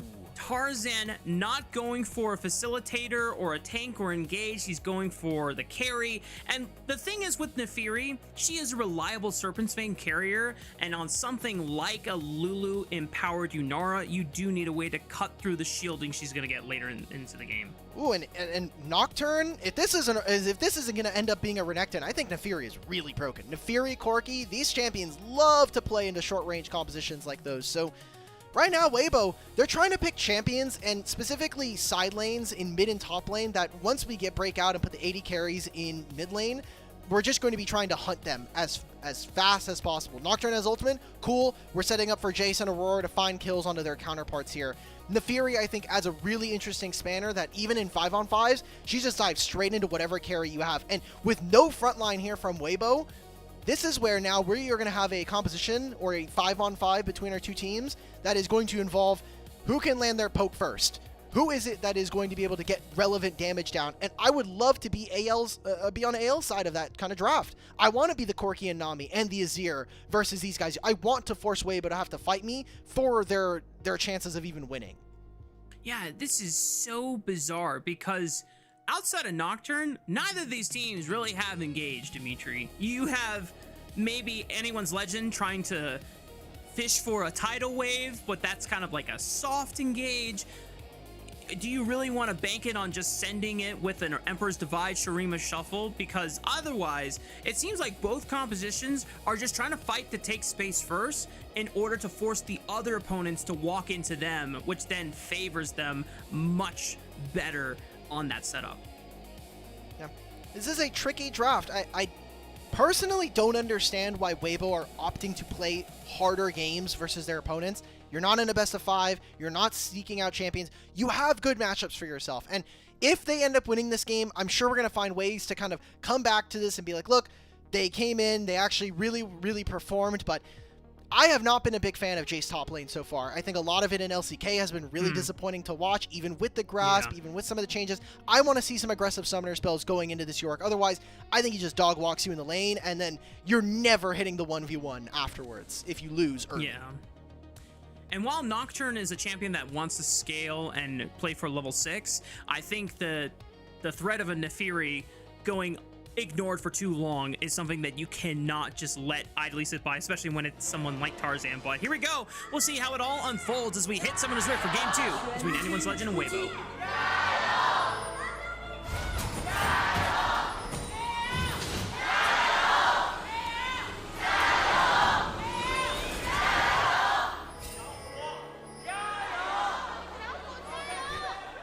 I need my safety blanket, Mark. I can't lie. Why is that? Jace has phase rush. And Oh. not only the phase rush. The phase rush is not the bad part. He has teleport. There's no ignite. There's no barrier. There's no exhaust. No ghost. Nothing to help you win the lane. So It's a little deflating based on what you were hoping for. I get it. I get it. Once again, both of these bot lanes trading very aggressively with their summoner spells and the level 1 abilities and auto attacks, just trying to fight for priority in this wave. Very similar, but Corki Nami, hell of a lane to try and overcome just because you have so much powerful sustain and poke. But again, this is 2607, where supposedly both of these enchanters were nerfed, and oh, they got level 2 first, though. Wow. A lot of respect being showed by Hope. Even, I mean, as long as Elk doesn't have the Q stacks, you can fight Yunara. It's just once that starts letting go and she hits the active on it, then it becomes a bit more problematic for the 2v2. But now both of these, almost all of these summoner spells gone for AL's bottom lane. And I think maybe the thankful thing, if you are Hope and Kyle, is you're like, all right, it's Nocturne. He really can't get on top of us unless he like flash Qs, and with the wave with where it's at, I don't think we're going to be seeing too much of that here. yeah. LPL once again highlighting the fact that Nami's ebb and flow did get nerfed. It went from 20% to 10% effectiveness on the bounce. But like you mentioned, Nocturne doesn't really have the greatest of setups in terms of dives. Oh, Jeja, please. Oh my god. Jeja trying to min-max the jungle clear and adds a couple seconds to his overall clear, being greedy with the leash pull. Are you sad okay, that they're getting Jeja. rid of that next patch? They're Wait, getting what? rid of multi-leashing for jungle camps. It's I think it's either this patch they already killed it. It's an unwritten bug fix for this patch. Oh, we're going for. Hang on. Oh, Jeja's I'll dead, save I my think. anger for later. Jeja does get the smite on the crab, but at what cost? Is he going to try to burn the flash? Does it at that moment, and Tarzan just immediately follows up, and he is already howling with the first blood. And I think the most beautiful part about that play, things that maybe fans won't immediately recognize, is that because Tarzan flashed, his dogs got in front of Jeje, and it messed up the pathing. It caused Jeje to stutter step around him, and that immediately turns it into a free kill. So Tarzan not going to get the bottom side scuttle, but he's going to get first blood again, top side scuttle, and look at this, his top side camps are already respawning. Tarzan immediately trying to put to rest that the lower bracket semifinals performance that Jeje had, where he nearly turbo gapped Tarzan in almost every single game, was just a one-time thing, at least going into the second split of our 2026 season. And if anyone's legend continues a momentum like this, there is a lot to be hopeful for, but obviously this is only 4 minutes into the game. I cannot stress this enough, though. The fact that Tarzan has an early lead on something like a Nefiri, and he's building a serrated Dirk. I'm curious if he's actually going to go for something like a Hubris, which has been popping up a lot in solo queue. I don't know if it's that good here in pro play. Yeah, I still feel, especially early, you can go for things like the Umbro Glaive did get buffed sometime in between playoffs and now. We've also been seeing a lot of opportunity. See this 2v2 go off. You are very excited as Elk. Hope still doesn't have flash from the prior all-in that Weibo's bot lane were looking for when they hit level 2 first. But Hope is able to at least survive the encounter and continue to sustain. Jeje is going to be the first one on this bot side. Tarzan is about to face check it, has no idea that Nocturne is here first, but thankfully for him, he still has some movement ability despite burning their flashes. it's really important for him to either find ganks where he can sometimes just soak experience and be there for his team, but more importantly is just protect his lanes and go back to his camps. He wants to be able to farm up right now, and it's looking tough, I think, for Weibo to go for this dragon. They are losing the push, or they're winning the push in bottom lane, but Azir is completely untouched in this mid lane right now, and Tarzan, I think, just has more flexibility thanks to his champion to be able to move around this jungle path. So they're trying to clear out vision. You can see that Hope, he doesn't have flash, so they really want to see if they can get him off of this next wave, get a reset, or even just get this early plate for Elk. But I mean, other than that, I'm still happy if I'm anyone's legend here. Yeah. Sure, you go down, what, 3 CS? Okay. They'll take the space here where doesn't look like it's going to be a cannon minion wave. Not sure how much realistically they're going to lose off of it, but they are surviving so far. Now, is there a concern that you're losing with Corki Nami, or because we're on a new patch, we have no idea if this lane is still like as oppressive as it used to be? So I think Corki Nami tends to get conflated very easily because we tend to, especially here on the show, you know, when we're casting live, there's a lot of things going on that we're trying to pay attention to, so we kind of put things in boxes and they stay in that category. Corki Nami, early lane, level 1 through 3, your champion's OP, you get to press Gatling Gun, and you have the Tidecaller's Blessing. I really like to see Corki Nami as this mid-game nightmare to deal with, because on one item, Trinity Force plus Imperial Mandate, you are basically never losing very many 2v2s, and against a Yunara, Lulu especially, that is a nightmare scenario to deal with. You on one item are very strong against a bunch of 80 carries, but if you can get that poke down, you can basically stop Yunara from ever finding those 2v2s or even those 1v1s when she presses her ultimate. So it's kind of about, right now, I wouldn't say it's losing. I would say once we get those those first couple items on and we see them trading, if they're not getting massive amounts of damage costs against their enemies, then we start to kind of look at this in a more negative light. Yeah. Weibo Gaming have the bot lane prio and the first move from Xiaohu, so they are going to look for this dragon first. Tarzan is level 7, but both junglers have smite at 1k. Tarzan not going to officially go over the wall and try and look for a 50-50. JJ cleanly secures it. Tarzan continues on his path. Next objective is going to be in about 15 seconds for Grubs. This is something where I feel like both teams would benefit a lot of trying to prioritize hopefully all 3 Grubs, because if you have either a Jace or a Yorick in the side lane threatening, you are going to be whopping some major damage on these turrets. Yeah, I think it is very dangerous for Weibo to give up 3 Grubs or a majority of the Grubs to AL, not just because of the, obviously you mentioned the Yorick here for Flandra, but I think Azir on side lanes with 3 Grubs, say goodbye to turrets. He's going to always get away with this. And you're not even really able to force that much damage down onto Shanks here in this lane, so I mean, Shanks is still getting close to his first item, and that's great for AL. This is exactly what we want. And look, there's that hubris that you're mentioning here. So if Tarzan can continue to snowball his lead, we haven't seen much action outside of that first blood. See that Weibo are trying to get something here. This would open up a reset for their bottom lane to get those Grubs. Paranoid on the bot lane, targeting Hope, but he has his flash back up. A teleport is coming in. Who is going to join the fray? It is Shanks, but he arrives here a little too late. And for Weibo, they've already done the damage. All Shanks can do is just pick up this wave, but now Tarzan might have a chance for a counterattack onto JJ. He's half HP. Tarzan jumps over the wall. He's going to pop call the pack for the extra movement speed. Goes in with the Hound's Pursuit. Oh! Tarzan picks up another kill. There we go. Let the howl of the boys come on through. And that was a really, really well-placed ward there from anyone's Legends, allowing Shanks to TP into that play.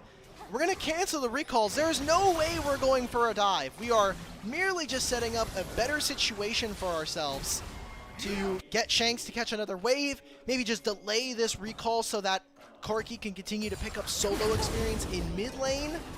Tarzan is just feeling himself on this Nefiri right now. Yeah.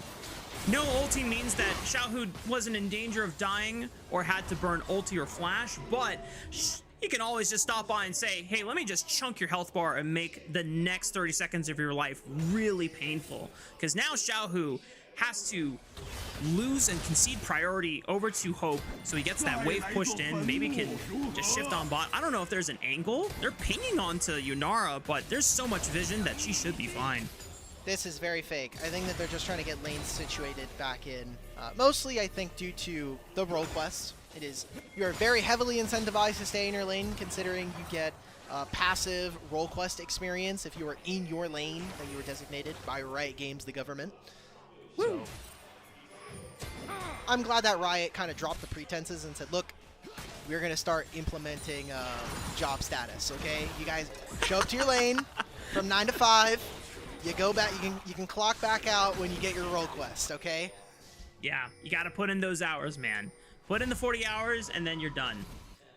Instead of work, it feels more like community service at that point, but depends on what role you're playing. Junglers, you guys are the free-spirited entrepreneurs. You guys get to do whatever the hell you want. You guys get free jungle camps. Here's a stimulus package here for Tarzan. It's going to be an extra hubris proc if you played well. Goes in with the Hound's Pursuit, can always drop turret aggro with the call of the pack. Beautifully played. That is textbook Nefiri diving from Tarzan.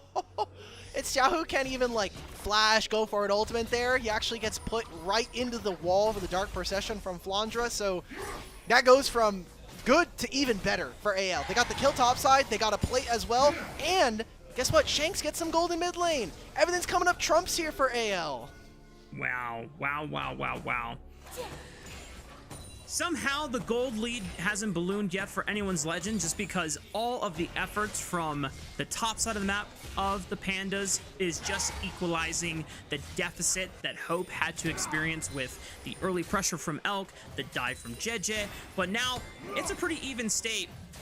And I'm curious to see where anyone's legend want to go next. We've got Dragon spawning in 28 seconds. It's not necessarily a race to try and stop them on the second Dragon, but if you are able to pick it up for yourself, you give yourself a lot more options later on third and fourth Dragon spawns. Mark, I need my safety blanket again, man. I need my safety. Can we maybe look for something around the Grubs or around the Raptors? No. We have a Proto Belt Aurora. Chovy, can we stop making this, man? The mind control is too crazy, man. My Aurora does no damage. Look at this. Dude, when I saw a Proto Belt being built on Syndra earlier, I Get just me thought, out. What is going on? Surely this item is not super OP, but I don't know if it's just because, oh, well, carries just want the movement dash ability to be able to get out of things. It's like when Gale Force was back in the meta, but I don't know if it warrants this. But because they took the Dragon on the bottom side of the map, Tarzan's trying to fish for some extra camps. Zika knows that it's happening. Jeja's trying to collapse on it fast enough, but Jeja does not have his smite available, so Tarzan takes the red buff. Are they looking for another dive? I mean, Jeja is right here. They had to have seen him. Oh, and surely look at Hope. Hope and Kyle are here. Zika, oh, well, it's been nice seeing you, brother. Oh, no, no, no, no!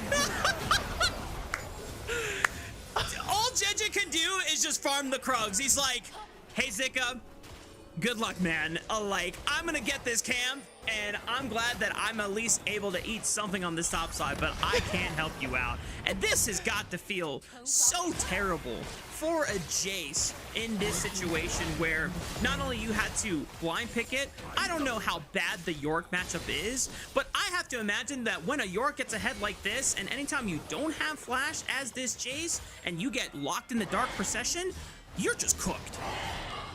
Just look at Flandra's item pool right now. Trinity Force, Bladed Steel Caps. You still have the decap. Yeah, you are never killing this guy.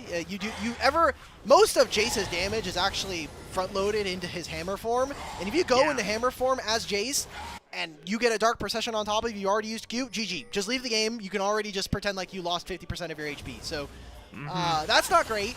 Really, right now, if you are a Weibo fan, start crying. But if you don't want to do that, or if you're already doing that, the second step here is put all of your faith into Elk. 2,000 gold lead, almost 2 items on Yunara with Fiend Hunter bolts, and you have a Lulu. I think a lot of things are unlocked here for Weibo if they can get one fight that is not centered away from this Yunara champion.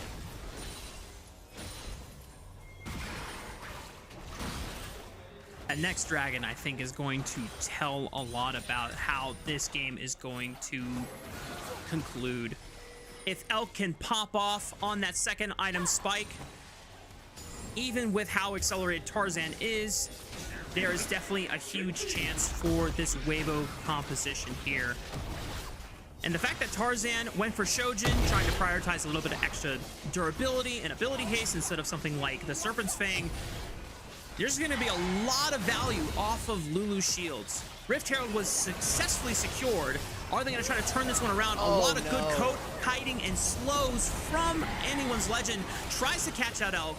It's only summoner spells burned by Hong, but Elk still has everything in the tank. Pops the Transcendence, tries to use it to buy space. Xiaohu's looking for a quick flank. Elk flushes forward, gets a lot of flushes onto the back line of Anyone's Legend. Maybe there's a reposition, there's a retake. Tarzan goes in deep. Whoa! Gets knocked up mid-air. Big shutdown goes over to Jeje's Nocturne, and the dog is put down.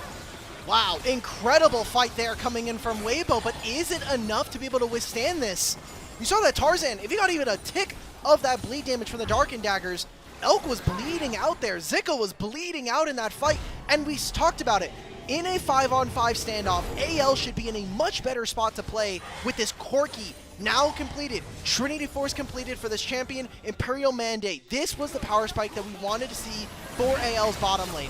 And in the standoff, this is good, right? Like, Elk's already transcended, or he's going to be popping that soon. Still has barriers, still has flash. I think you're under very little threat, but look at how long range. And again, where is Weibo's engage? It has to be from Xiaohu walking in, using his ultimate. If he doesn't get hit by that bubble from Kael, I think those are more kills in Weibo's back pocket. And now, we come back to live. AO got a kill onto both of the bottom laners of Weibo Gaming and the mid turret. Just when we thought that Weibo Gaming had been able to find a trounce over Anyone's Legend, they come back off the rift, redeploy, and immediately punish. And I swore I thought I saw Elk go for a flash here as we get the quick replay of what happened exactly. Oh, he got hit by a literal 1 pixel binding. Wow! Kyle, dude. Kyle on range supports. He is smurfing. And look, we've talked about Kyle a lot throughout the years, but this guy continues to impress with his level of play, especially just how well-rounded of a player he is. Yeah. When Kyle is at his best, he literally is the best in this league. He's definitely going to have his work cut out for him from on this season, as Elk is saved by the wild growth. Jed turns out the lights, turns on to Shanks first. The Golden Emperor falls. Tarzan, over the Emperor's Divide, is able to retreat back to safety. Zika now looking for a chance to play, but does literally no damage to Flandra, as we talked about before. At least for Weibo, they can take victory in finding one member gone at the beginning of that fight. Look, and technically they got 2 members gone. We killed the Maiden. That's like the whole champion. Zika, we're going in again. And look, Elk has no ultimate. I don't think we are fighting for this dragon, guys. Let's get ourselves this mid turret. Let's continue to snowball Elk. If you can get the 3 items, I think we are really happy about our chances here in this game. But somehow Weibo, with their skirmishing, and I think especially with them catching out Shanks, that opens up the dragon. Now soul point here for them. We're talking about this as if AL were looking to kind of close out this second game here now. And outside of Tarzan, I'm getting a little worried. Yeah, that one engage from Tarzan without call of the pack and just into a 5-man unit from Weibo Gaming cost him his effective lead in this game. He's still technically ahead of Jeje by a little bit of amount, but he's nowhere near super far ahead of the curve that we saw just a few moments ago. And now that Weibo are at soul point, this is a very threatening position that the Weibo guys can kind of hold over Anyone's Legends heads, because when we look at like objective setup a few minutes from now, it doesn't just have to be, oh, they're gonna fight us at Dragon.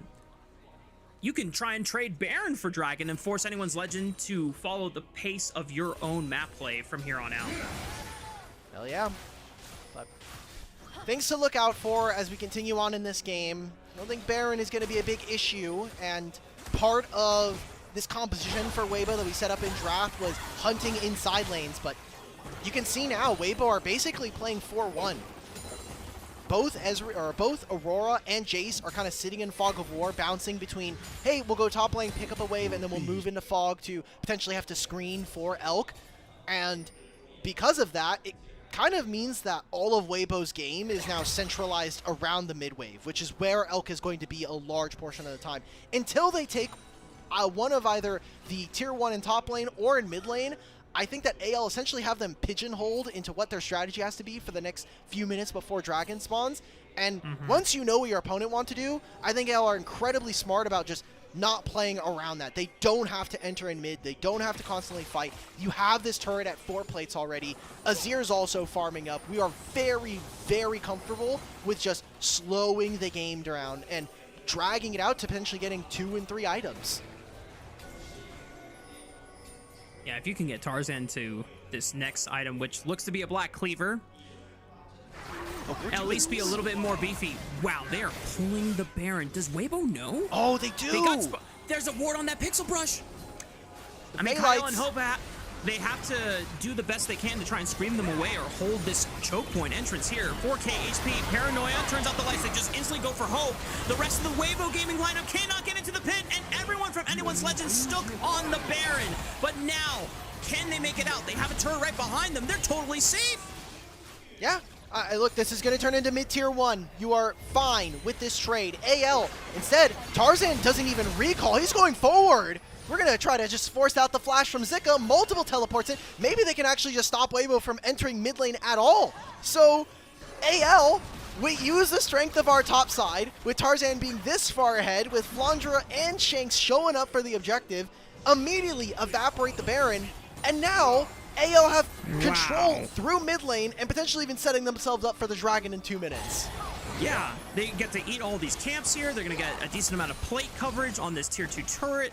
Tarzan also forces the flash out of a carry like Jace well before this Dragon spawns, while his ultimate is going to be up in time. Elk is trying to poke them out as well, but he doesn't have Transcendence, so he cannot get any more off of that. And Weibo, it's now 1 minute 30 before the next Dragon spawn. I don't know if there's realistically a window you can try and force to try and find any summoner spells, just like what Anyone's Legend did a couple minutes ago. Elk seems like he is buying a shield bow, which, look, you get to survive. That's great. I'm looking at Tarzan being level 15 at 23 minutes into this game. Yeah. That's a big dog. There's no items that Elk can buy here outside of a GA that keeps him alive for the first rotation of spells from Tarzan. And look, he won't have a Black Cleaver, but I don't think it's gonna matter. There is an Azir that's also very, very fed, and AL are very confident about their position. I was talking about it from the perspective of not having to do anything, but if Weibo are constantly going to play on mid and they're going to lose on sides, then give ourselves the Baron, and now they really can't fight us, ever. They can't ever match because they're going to lose out on a lot of gold. This mid turret just dies. I'm just Tarzan impressed gets Black that Cleaver. Tarzan doesn't even need a Serpent's Fang to effectively threaten Elk on this champion.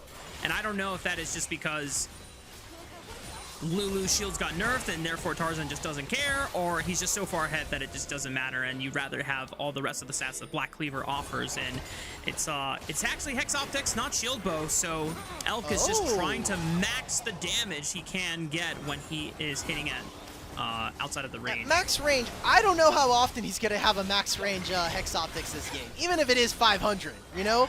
Nefiri, Yorick, Azir is going to outrange you maybe. That's kind of your goal here. Like we said, they have no control of the side, so Weibo need to play on these midways right now. Zika, you're supposed to be part of this poke, but this Dragon's already halfway done. Wow, Flandra was soloing the Dragon, but regroups with the team once Jet just sends it with the Paranoia. Tarzan now trying to play on the left side to see if he can wait for Elk to step up a little too far. York's minions are still keeping the Dragon leashed, so it's still viable for Anyone's Legend to turn back to it here at 4,500 HP. All they need to do is wait. Look at top lane right now. Multiple waves stacking. That turret's going to fall. AL, they can squeeze this as much as possible.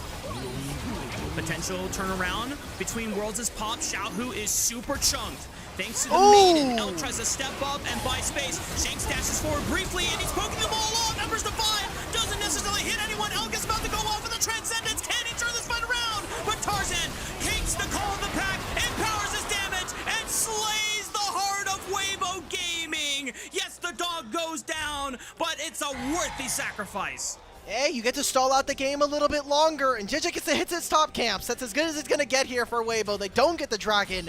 Hope lands a massive missile. I can't wait to look back at this on the replay because he basically puts out so much damage in one small play that it completely cuts this off. I just want to watch this river here. Walks in, gets poke onto Xiaohu. I'm watching Hope and Shanks.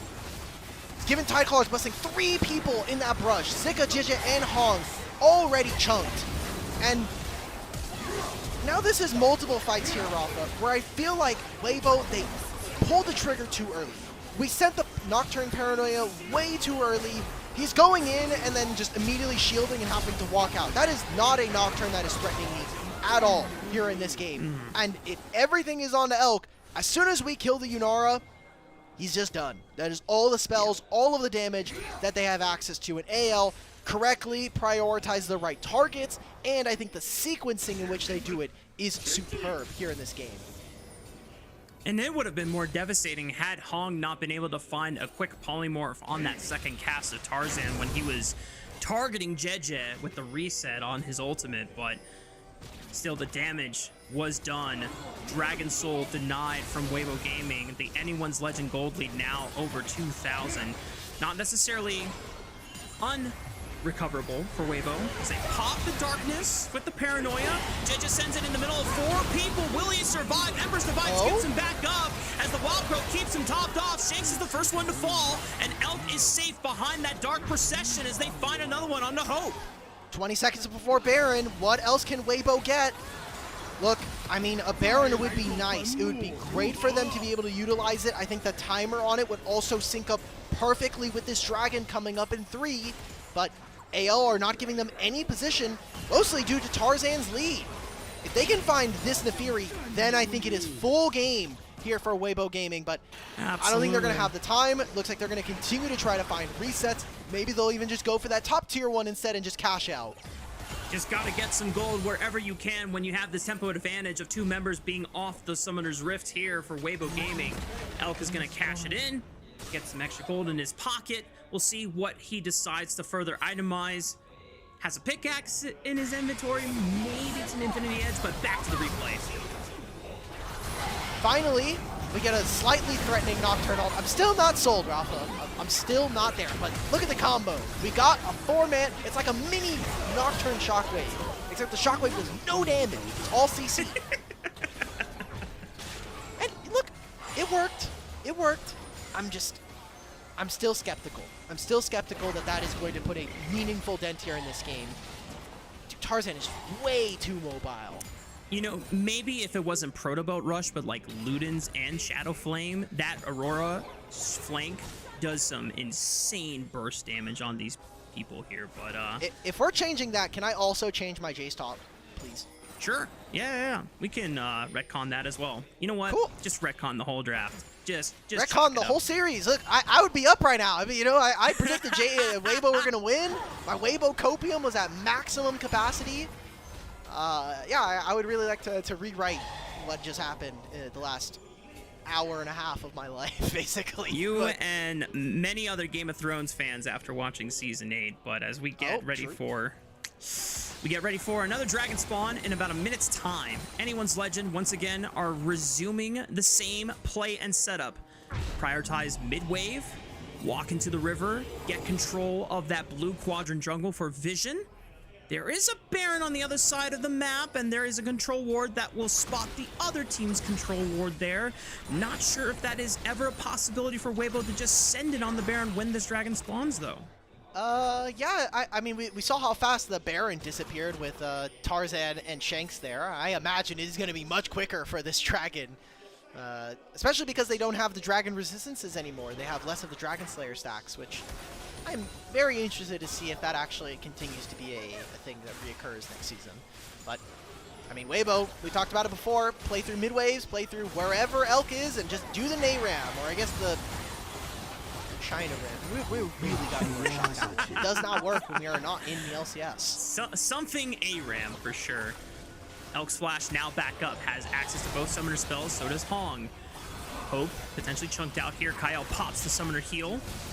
Maiden has been deployed as well. Weibo Gaming are actually starting to buy up space here. They at least have control of mid wave on the next one, as well as this banana brush, but they're all clumped up here. The rest of Anyone's Legend deciding to send Flandre over to the bot wave first before looking to regroup. This is the point as a Weibo fan where you're the most excited because random late game wins has been their strategy for a lot of seasons. We saw a lot of random late game Weibo wins. They're going to give up another dragon. I mean, Hung is half HP already. You have Paranoia still. When are we going to pull the trigger and how are we going to do it? AL, though, complete control. And I think Tarzan is just chilling as this Neferi in the Whoa, a lot of damage on the Hook. Just going to send in, assassinates the Corki in the backline. The crowd roars to life in favor of Weibo. Tarzan looks for Jet, gets the first reset with the Hound's Pursuit. Can they chase help? He's super massive, he's transcended, but is he immortal? Hell no! Weibo Gaming lose out on their star AD carry once again, and their captain Xiaohu is not going to be long for this world either. Tries to flash and outplay it, but can't abide the Yorick power. Anyone's Legend going to send it through the bot lane. The gap in the solo lanes this series is just too much to handle. We wanted to see Flandre cook, but he just gave us the classic recipes. Give us another Yorick from Flandre. Give me a good matchup in my top and mid lane, and let's just take a 2-0 over Weibo Gaming. 12 seconds on Jejet, 10 on Hong. It should still be enough time for Anyone's Legend to close this series out with a dominating 2-0 sweep over Weibo Gaming. Take those. L still looking good. I mean, this felt like all of the things that make Weibo Gaming the team they are is exactly what we saw here. Elk doing really well on this Yunara. I think even similar to game one, had a couple moments where we were questioning the decision making on his Ashe, and it just kind of an invisible series from both Zika and Xiaohu for Weibo. But AL, you know, their opponent's misery is their gain. They get their first series win here in Split 2, and I think, again, relying on the solo lanes to perform. Flandre and Shanks having a really solid two games here, and Tarzan kind of just leading the charge in that manner. Yeah. Similar to game one, there was like 1 or 2 hiccups in this second game for Anyone's Legend, but afterwards they collected themselves over again, reminded themselves how do they want to play out those setups, and they were super patient, they were super disciplined with the river fights, constantly just fishing for poke off of Corki rockets and Gatling gun empowered auto attacks as well, just trying to see if they could ensure that they were always winning the health war, and then being the ones that forced Weibo to make the panic decision, okay, we just have to send it at this point. Yeah, Hope fell, but they had done enough damage to the backline that Jeje's completely disconnected, and now you're effectively fighting a much stronger 4-on-4 where Tarzan just runs that entire fight. We got to see him on kind of the classics, Neferi and Pantheon. I love watching Tarzan play these champions, and hopefully the fans at home got to have a really fun game, because, I mean, those were really just, I think, hallmark games of what AL have succeeded at being able to do. Let Tarzan, who I think is, again, MVP from Split 1, and probably the best jungler in the league if you really want to get down to brass tacks, even with Shun eventually kind of surpassing him in the playoff series. Yeah. Tarzan continues to show his versatility, but as we keep saying here for LPL, it's a marathon, not a sprint. You gotta make it through the whole regular season, and then you gotta be able to perform in those big moments when we come to the playoff series. So that's kind of the hope as we take yet another start to a journey here for Split 2. Yeah. We know that Tarzan at his best is not just the best player in his role, but just the best player, period, here in the league. But like you said, he's got to do it day in and day out, week to week basis. And even when that happened in Split 1, if we want to be excited about Tarzan going to another international, first he's got to make it there again. And then second, he's got to be able to carry the momentum of his regular season performance all the way through playoffs as well, because Tarzan didn't get to show up at first stand, and it was Shun that innovated the meta of getting away from the full clear style of just prioritizing farm, reset, farm, reset, farm, reset, farm. No, we're playing to bin. We're playing to our superstar top laner. We're playing aggressive invades. We're trying to take proactive timers and catch the enemy jungler off guard. Look for early invades and make sure that you are bending the map to your pace instead of just following what everyone has kind of assumed is the stock standard handshake. Yeah, that style, very good if you have not only great laners, but if the things you're going for work, right? Yeah. As soon as it doesn't work, the guy who's been full clearing, he's up a level and a half, he's got better items than you, and suddenly you are kind of screwed as jungle. So it works for that team. We saw AL did play, again, really heavily around their solo laner success. As long as Flandra and Shanks have good matchups and have stable games in the first 10-15, I usually am not very worried about their chances of being able to lose a game. They consistently show good setup around objectives, and I just loved, especially in this series, how they showed a lot of great patience around the fight. They said, look, yes, we have this dragon. It's not going to kill us. We're actually, again, bringing up like the Dragon Slayer buff that's in the game right now. Because they are the ones that didn't take as many dragons early on, it does nothing to them. And it also takes a lot of damage back from them. So I think just being able to showcase that level of wherewithal really, really tight from them. And that is what we come to expect from not just this team, but really what should be the standard for any org that comes in with the same 5 players that have now played for more than a year at this point. For sure. And getting ahead of this series, I just want to immediately say that Tarzan, player of the game for this second one. Yes. Probably player of the series as well. Would you have like any other votes towards someone else for player of the series if it's not Tarzan? Remind me, what was Flandra played Scion top lane? Never mind. Yeah. I would have to say it's probably Tarzan. If it's not Tarzan, I think Shanks had a really 2 good games. But if there's ever some kind of argument, if I wanted to get one guide right now by someone in chat, they could just say he played Ryze, he played Azir, his 2 most played champions this year. And I would say you're timed out. You're banned in chat right now. You cannot one guy me. Oh, he feared the dog. Oh no. Like, that does not change the play. That does not change the play in my mind, but it's just like pouring pure lemons over paper cuts. Yep. Rubbing salt in the wound. Would you rather have salt or acidity on a cup? I would not want to have salt. Salt, coarse. The grains rubbing against each other can also cause more potential damage to your body. Boom. I'm going for acidity. Yeah. Rather be toxic than salty. 07. Yep. That is our life motto here. If you ever find us in solo queue. Nope. I don't type. I have never gone to chat restriction because I don't type. Saline is different. Saline is there's no. I have to. It is a liquid that is filled with salt that has been dissolved. The physical properties of salt are not present when it is in water. Dude, I got baited again. I can't believe I indulged. Dude, your husband is the master of rage baiting you, man. Yes. It's crazy. He is.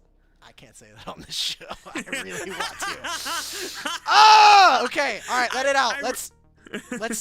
Let's move on. We can talk about it. It doesn't even have to be about this game, but we have to move on because I'm going to be stuck on this now. Yeah, for sure. I'm curious if the LPL broadcast is going to give Kyle player of the series just because they already gave him like player of the game in game 1. Because I still stand by that. I think Shanks was by far the most effective and the cleanest player on that team in game 1. But yeah, I feel like Tarzan made a lot of really strong decisions, played knowingly or played with really good awareness and guesses about where Jeja was going to be. Obviously, there was a little bit of early game information, but afterwards, it's like, it's just game sense, right? Understanding, okay, if Jeja's gonna go for this play, I can wrap around and punish the fact that he's gonna look for this crab and he no longer has level 6 or he no longer has ultimate. So it's just a lot of good just timers that he is able to then find an advantages for himself. That should just be player of the game worthy, and then he's like one of the higher DPS people responsible on this in this game. Here So we just go. give him Oh, it's an interview with Tarzan. So, Rafa, I think what we are going to do instead is we're going to wait for this interview to be wrapped up. We're going to show some post-game graphics, but that's going to be during a break. We're going to be getting ready for our third series of the night, the very last one, Ninjas in Pajamas versus Team WE. So we're going to take a break. Everyone, go use the bathroom, go get your snacks, and when we're back, we'll be here with the last series of the first day here for LPL Split 2.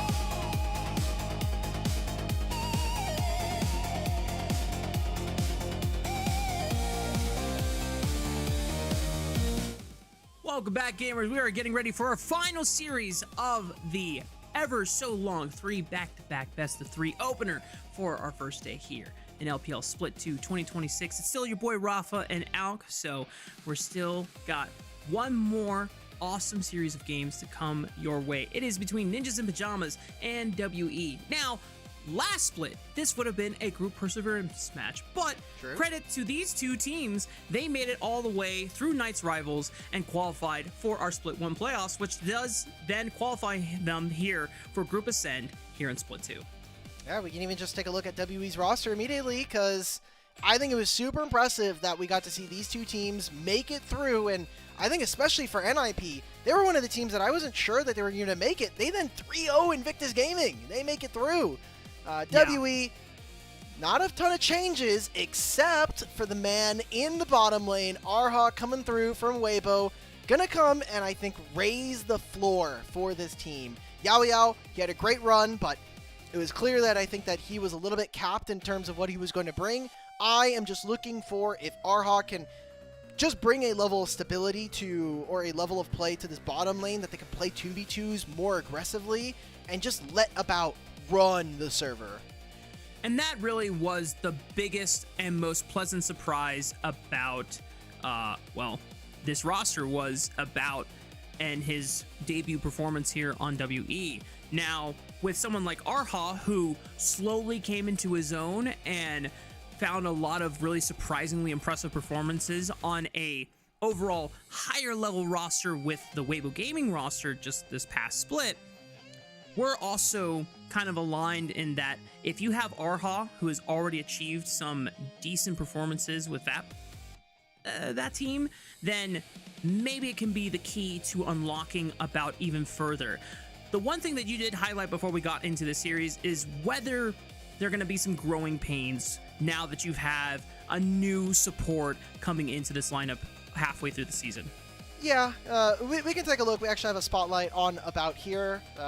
We were really excited about him, but when you have a new bot lane being set up, I think that is where it gets a little bit concerning for me. Just your floor is going to be restarted here, and you're going to have some question marks about whether or not they'll have enough time, and that I think puts a lot of emphasis on winning tonight's series. These are the two teams coming in from Group Perseverance, playing immediately in this double round robin, something that Group Nirvana do not have access to, again here for Split 2. So when we talk about these two teams playing, it is really, really important to win this series, because by the end of the season, things might completely change. Both teams might be on completely different trajectories, and a win here at the very first day against another team like this might decide your playoff seeding going forward.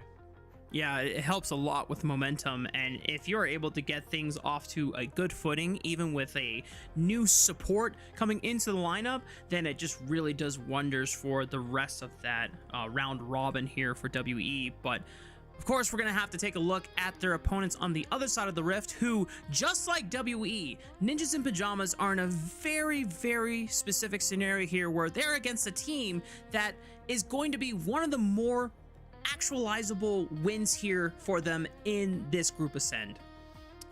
People are a lot more down on this team in comparison to WE. I remember in the story meeting we were saying, okay, how many wins do we think that NiP and WE are getting? And people almost doubled the amount of wins that NiP would get for WE. People are thinking maybe they get 2 series wins, and that is also a bit more in flux now that IG are looking that much better. Maybe they get a win versus top esports. You never know at this point. But people are really down on them, despite having I think a really solid back end of Split 1. Like, they kind of were a little bit rough, but then they go on this run. They beat WE twice, and then they look super good. And so far, the thing we loved about NiP is that they are cooking, right? We already had the Aurelion Soul. We have Hoya being the first person to play Varus top lane. And I just want to make it known that NiP, while some of the other things have changed, they are big innovators. Yes, Care on Diana mid, probably the only person in the LPL that ever pulled out that champion. Hoya was pushing for the Varus top lane meta not technically the first. Zika was the first Varus top in the LPL, true. but Hoya embraced it and made it a actual playstyle that Ninjas in Pajamas could reliably go to. And I feel like that overall marksman top laners would not have been either influenced or then borrowed in other regions. I know specifically when you look at Lions run over in LCS and Dokla running marksman top laners, I feel like that confidence doesn't come through if you don't at least have data from players like Hoya who are pulling that out to begin with. And if Ninjas in Pajamas are still able to surprise us like they did in Split 1, listen, I was one of the people alongside Super K-Man Rocks who both of us were like, this team looks terrible. We thought the roster construction is like a collection of misfits that no one wanted, and we thought that they were going to be the worst team in Group Perseverance, and they proved us all wrong. They shut us up. They ended up going first place in Group Perseverance. Yep. They smashed IG on their way to playoffs through Knights Rivals. Yes, they lose to IG the second time around, but I can never necessarily doubt Ninjas in Pajamas again just because they already proved me wrong once in Split 1. But you can keep doubting them. That's some people's entire brand, is just constantly doubting and constantly hate watching, right? So you can always be more cynical, Rafa. Remember that. There's always more room for hate in your heart. K-Dot did teach me that a couple years ago. Yep, So there you go. Look, we're gonna do a little bit of hating right now, Rafa, or at least some cynicism. I really had to fact check this. Hoya is the first person to play Varus top. Oh really? I thought Zika was the first Varus top. So January 28th, Hoya plays it. Then he plays it into Sion, and then he plays it into Yasuo the day afterwards into Thunder Talk, and then Zika plays it, because then he plays it into AL on the 4th of February. Oh, you know what I'm getting confused about? It's because Zika was the first AP Jax player where he pulls out Dusk, and I'm just getting Dusk and Dawn users mixed up because I was super on the Dusk and Dawn train. Correct. I was like, where are my Echo junglers at? Where are my Diana junglers? And no one's picking it, and yet the only time we see Dusk and Dawn ever being used is just by top laners. And I'm like, this is kind of like what I wanted, but it's not what I wanted. You're like, hey, all right, I wanted to see Dusk and Dawn. Wrong champions, though, guys. Come on. Exactly. Wrong role, too. Wrong role. Please. Exactly.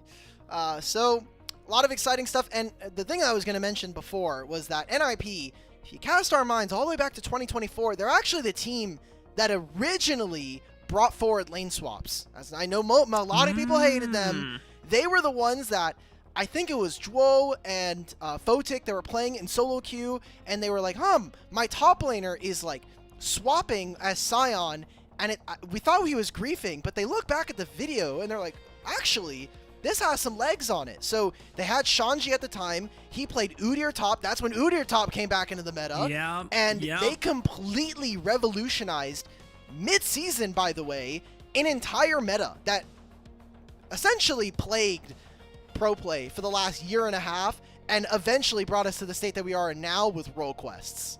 So what you're saying is Team Liquid has to thank Ninjas in Pajamas for their spring and summer success in 2024. Yes. All of APA's trophies are actually Duo's. What a concept to even think about and try and wrap your head around. But we don't have to do it for far too much longer. Let's get into draft for game 1 between WE and Ninjas in Pajamas. A lot of the Kara specialties already taken off the board by NiP. No Akali, no Azir. What else can we get from him? I mean, his Ahri has always been top in class, but not necessarily a champion we've been seeing first picked immediately. We wanted to see some innovation, but Hoya, with a better haircut this time, is going to take the Rumble. Fair play to me. Fair play to him, I would say. Lulu, instant lock-in, but they're not going for the Yunara Slam just yet. They're prioritizing this Xin Zhao, which, when you have a plethora of junglers available like Pantheon and, I guess not Jarvan, Nocturne, I'm a little skeptical about Vi, just because unless Ninjas in Pajamas have something else that like works really well with Vi specifically. But if this is just a Talia slam, I'm like, okay, but that was so last year, brother. All right. We're getting It's Ari. Ari. So it's still like it was last year. We're getting Rumble, Vi, Ari. I know we have a popular LPL fan in the community who really hates Vi Ari. It's been on a pretty bad streak, I think. I think They're it is a based. rather low win rate right now. So it sucks to see if you're just purely looking at it statistically speaking, but NiP, they have a lot of immediate engage. I like the range that Rumble brings, especially in the lane. And, you know, looking at their counterparts here, Lulu Xin Zhao by itself, I think, is just strong enough to stand on its own legs. And you compare a lot of 80 carries with this. And Aurora is really flexible. You can still play this into Rumble. So I think WE have done a lot better of an idea here in draft. I agree about the Aurora top lane. I don't know if I have faith in Cube pulling it off, given his track record of top lane counter picks, but we'll see what ends up being his final decision there. I'm very curious about what this hyper carry is going to be for about, because if they have purposely let the Yunara go and now that it's banned, like, is there like a special hyper carry that WE's really trying to aim for in the second round? The cursed answer is that we're going to get MF Lulu. We have already seen it once this year. No. I know. But think about it like this. Instead of having an engaged support like Rel or Braum or Nautilus or Leona, Lulu and Xin Zhao are the setup for MF Ultimate. I'm not happy about it either. There's a rumble on the enemy team. I would hope that's not going to be the case. So if there's any other 80 carries, you can go for Aphelios. That was one of champions that we got to see a lot of in the regular split. I am actually really surprised, by the way, Rafa. There is no Varus ban. I actually just realized this. There's no Varus. Interesting. Well, here's the thing. When you're staring down the barrel at a Vi and an Ahri on the other team, and a Rumble too, there's really no 80 carry that I can think of that says, yeah, I'm gonna have a fun time no matter Ezreal? what. I mean, yeah, Ezreal, you can like blink out of it. You're still gonna get targeted by the cease and desist, but you can at least make some common ground. The only other 80 carry I can think of is like Xayah, but I don't know if Xayah and Lulu sounds too fun either. Question I mark? like it. I like Xayah Lulu. I mean, Xayah is completely auto attack reliant, right? So and Lulu does make her really difficult to deal with. It looks like we are giving counter pick to our Rookie of the Year support, or Rookie of the Split, I should say.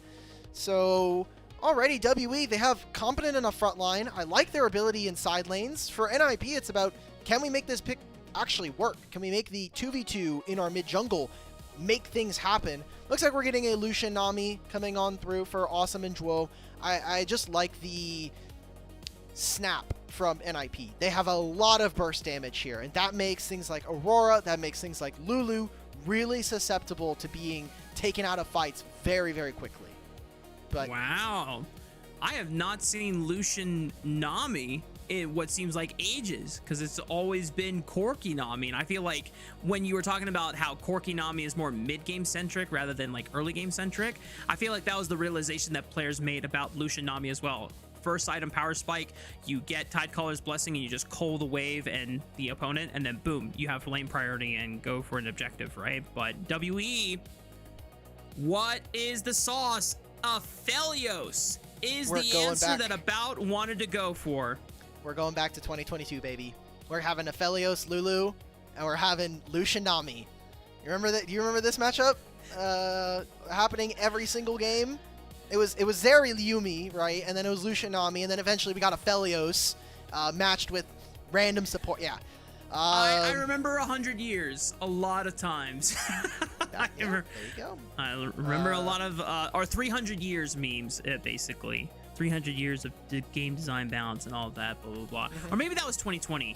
Are we thinking of different metas, but the same meta, but different years? Or, because I remember, are you talking about release Aphelios? Because release Aphelios Not a is release 2020. Aphelios. Not a release Aphelios. Oh, okay, That's a completely disgusting champion. No, I'm thinking of when we had Zeri Lulu. It was, do you remember Zeri Yumi, Lucian Nami, Lucian Yumi? We also had Maokai every single game for the trade. It was like Maokai versus Sedge or something. 2022. Okay. Maybe. Oh, it might have also been if that was Zeri release, then yes. Yes, it's starting to come together. Okay. Well, anyway, Dimitri, with both of the compositions locked in, I see a huge mid-game spiking comp from the side of NiP and WE. Are we just scaling? Are we just praying that we can get through that early 15-20 minutes without getting blown up? Well, let's see. Maybe the Jaios will give us an answer here in the Shenzhen Arena. Let's find out. Let's take to Summoner's Rift between NiP and WE.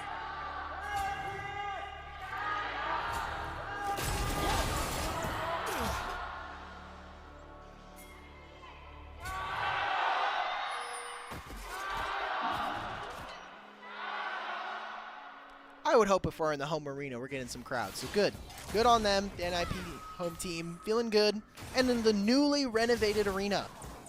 Unfortunately, I did not get to see what exactly we changed in the arena, but it was closed for a portion of last split. And, you know, hopefully the fans at home can enjoy their arena a little bit more. Yeah. You know, we did ask that NiP would start cooking. And on the first 3 picks, we were like, this isn't really outside of your bread and butter. But with this Lucian, yes, it's not like we haven't seen it, but we haven't seen it in a while. And the fact that Awesome is rocking the electrocute proc, ooh, I mean, this is quite spicy. They're going to get level 2 first. We'll see if they can get a burst trade in. Yep, there it is. About even have to use the barrier. Guess what, Rafa? Junglers are path and bot, and WE know that, by the way. They have a ward on the Raptors. They know Guwon's heading down here, so maybe not within the next 30 seconds, but I think around 3.5 to 4, there is going to potentially be some junglers, some 3v3s going on. No, Monkey! Oh No! my god. First, Jeje was messing up the double leash, and now Monkey leashed it too far and it reset the big wolf camp. That was a few extra seconds, brother. However, curious to see if Monkey is going to try and divert his pathing a little bit. Doesn't look like it's going to be the case, but he is now behind 1 full camp versus Guwon's Vi, which normally doesn't happen in like Xin Zhao Vi full clear matchups, right? So there's going to be an angle, and Guwon's going to drop the blue buff because he knows that his bot lane's a little bit in trouble. Flash forward from Arha, tries to make his debut stand out, but About cannot follow him up, and now Guwon can take advantage and pick up first blood. And the best part about this for NiP is that the wave is on their side of the lane. They get control of whatever they want to do with this. Seems like Awesome and Joel are going to just take the recalls instead. We'll open up a bottom side scuttle coming through. Whoa, brother. We are flashing, and I mean, the wave is still good, but, I don't know about that. I don't know about that one. Like, was that just to make sure that About didn't even try and push in the wave? I'm looking for Cope in case I need to defend him on the next lawyer case. I have a feeling he thought he did more damage. I think it's the real one there. Joel, I don't know if you know this, brother, but your W got nerfed this patch, so that might have been the cause there. However, Arha is waiting in the bush. Do they know? Oh, Joel doesn't have flash. He's the next target. But nice use of the control ward. Through the wall, gets the extended range on it. Saves his life as well as potentially Awesome's as well. That's amazing, and really, really tight timing there. I mean, Guwon's going to take some camps. We're going to continue to get more advantages for ourselves, and I mean, this is now amazing for NiP, not only in the fact that we're invading on top side. Monkey is going to walk straight into his camps and have no idea where they are. Guess what? Ari is going to hit level 6 soon, so in the next minute, once we hit that 5:30 mark, I'm really looking for NiP to start playing aggressively with this 2v2. There's a respawn Raptors coming up in a few moments here. Monkey. Oh, we're going to walk over a ward. We're going to be seen this entire time. We're not going to have any contest over these Raptors. Yep. I mean, sure, Monkey gets to see that He finds Vi on the Raptor camp, and he has the timer for the next one, but the damage has been done. Guwon is going to be first on that level 6, and I'm looking at a flashless Lulu for that timer. About might be a little bit too difficult to hit, but Yeah.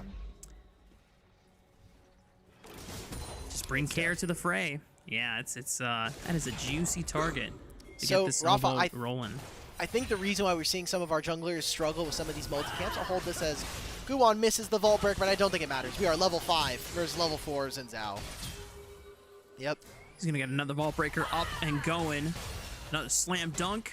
Face is looking a little broken by the fist right now. Guwon just flashes just to make sure that there is no way that Monkey can get out alive. I'm not sure if like the flash like blocks anything from Monkey there, but I think he just wanted to get another like, denting blows down, and enough. Monkey also just didn't flash. I think that was a bit disrespectful for him. Awesome's looking for one more trade. About's gonna live, but Dragon here coming through for NiP. You win the 1v1. I mean, Guwon is styling on Monkey already. Whoa! Cars tried to at least burn Guwon's health bar before he finished off the dragon, but he barely finishes off the smite and the secure. Monkey comes back from the grave, immediately forced to flash this time, because Awesome is just too damn scary on this electrocute Lucian. Am I really about to go 0 for 3 on predictions today? Like, oh my god, I suck, guys. Look, I was complaining that Weibo come in a little bit cold today. I apparently came in way too cold. I have WE winning this 2-0. And if they win this game, then I'm going to be feeling really good. But this early game is magnificent from NiP. What else can I say? Guwon's already outplayed Monkey multiple times. And he doesn't have Prio this time, so I don't think we're going to be able to grab this blue buff, but Hoya is just dropping it. He has Prio from top lane. I just also realized Hoya took Ignite this game. I love this. So now you have kill pressure.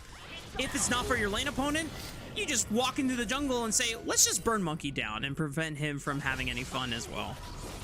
And now, I mean, like, NiP, they don't have to contest for Grubs in a minute because Guwon gets to do his Raptors, he gets to go to red buff, he gets to do his Krugs, he can go bot lane if he really wants to, and if he resets, he'll have Sundered Sky completed at 9 minutes, which is basically just means that WE do not get to play anywhere Guwon is. And we're not winning bot lane. Kars has a lead, and a lot of that is because he got the kill onto Guwon, so I need to see at least a little bit of stabilization from WE. This is exactly what this NiP comp wants to do early. And I don't know if Monkey can attack bot lane as reliably, especially if Care and this Vi are going to be leaning towards bot lane for a majority of the first 15 minutes of this game. They might take this fight against Monkey. Wow. Crescent Guard is popped, but both Care and Guwon are already on top of it to make sure that Monkey cannot reduce any of that damage, and just a successful use of the Spirit Rush as well as the Cease and Desist. I don't know if observers will show that again, but if everything went how I think it did in terms of layering, that was perfect from Guwon. He goes in, doesn't even get knocked back by the Crescent Guard, uses the smite so he's challenged, or put it down as challenged. Really, really clean stuff from the jungler of Guwon. This guy, we had zero expectations. Like you had said, you and K-Man completely doubted this team. And Care is going to live just barely on the edge of that between worlds. Earlier, before I misspoke, I thought Care had used the Spirit Rush. He was just able to close his distance reliably thanks to the engage from Guwon, so he still had a Spirit Rush to be able to escape from this attempted trade from Kars, but it does push him out of the lane and gives him a little bit of priority. He won't have the ultimate to look bot lane, but I'm curious if there's any information, any kind of leverage they can find, because like you said just a couple minutes before, WE are running out of options in terms of what they can do to stop the bleeding that NiP have going for them. However, flash over the doorway with the bubble. About just steps on forward, tries to face front it, but it's not going to be enough at the end of the day. He still falls to Awesome, and the kill credit goes to Arha instead. Oh, man. I love giving my kill gold over to supports, but this lane's not getting much better for us, guys. Look at the build for Awesome. BF Sword and a Serrated Dirk. Like, About's going for a collector, but this is not. We're not ever fighting these guys in a real 2v2 now. Guwon on the opposite side, I feel like NiP just keep winning around the map. They get 3 grubs now. They already got the first dragon. They are keeping such good tabs on Monkey's jungle timers because of the lead this fight has. Monkey might think that he has the upper hand, but Zhuo is here first. So good on Monkey to not press the issue any further. He already popped the Crescent Guard, got a decent chunk, but he cannot contest this Gromp. He already knows he's just beelining it towards the bottom side of the map instead. Mark, I said earlier this is going to be a recurring theme. We wanted to have more hate in our hearts, or at least I did, anyway. More cynicism. You were really excited about Ignite Rumble top lane. We are 100 gold up versus Sion. And we're in a tank matchup, and we have Arcane Comet, not First Strike. We could be doing more.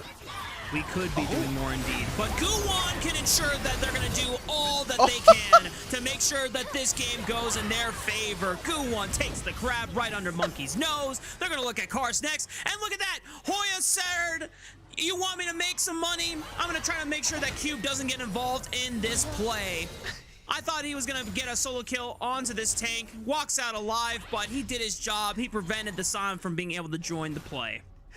Guwon ults onto Monkey, flashes so that he can get back into smite range of the crab and smites it away from him.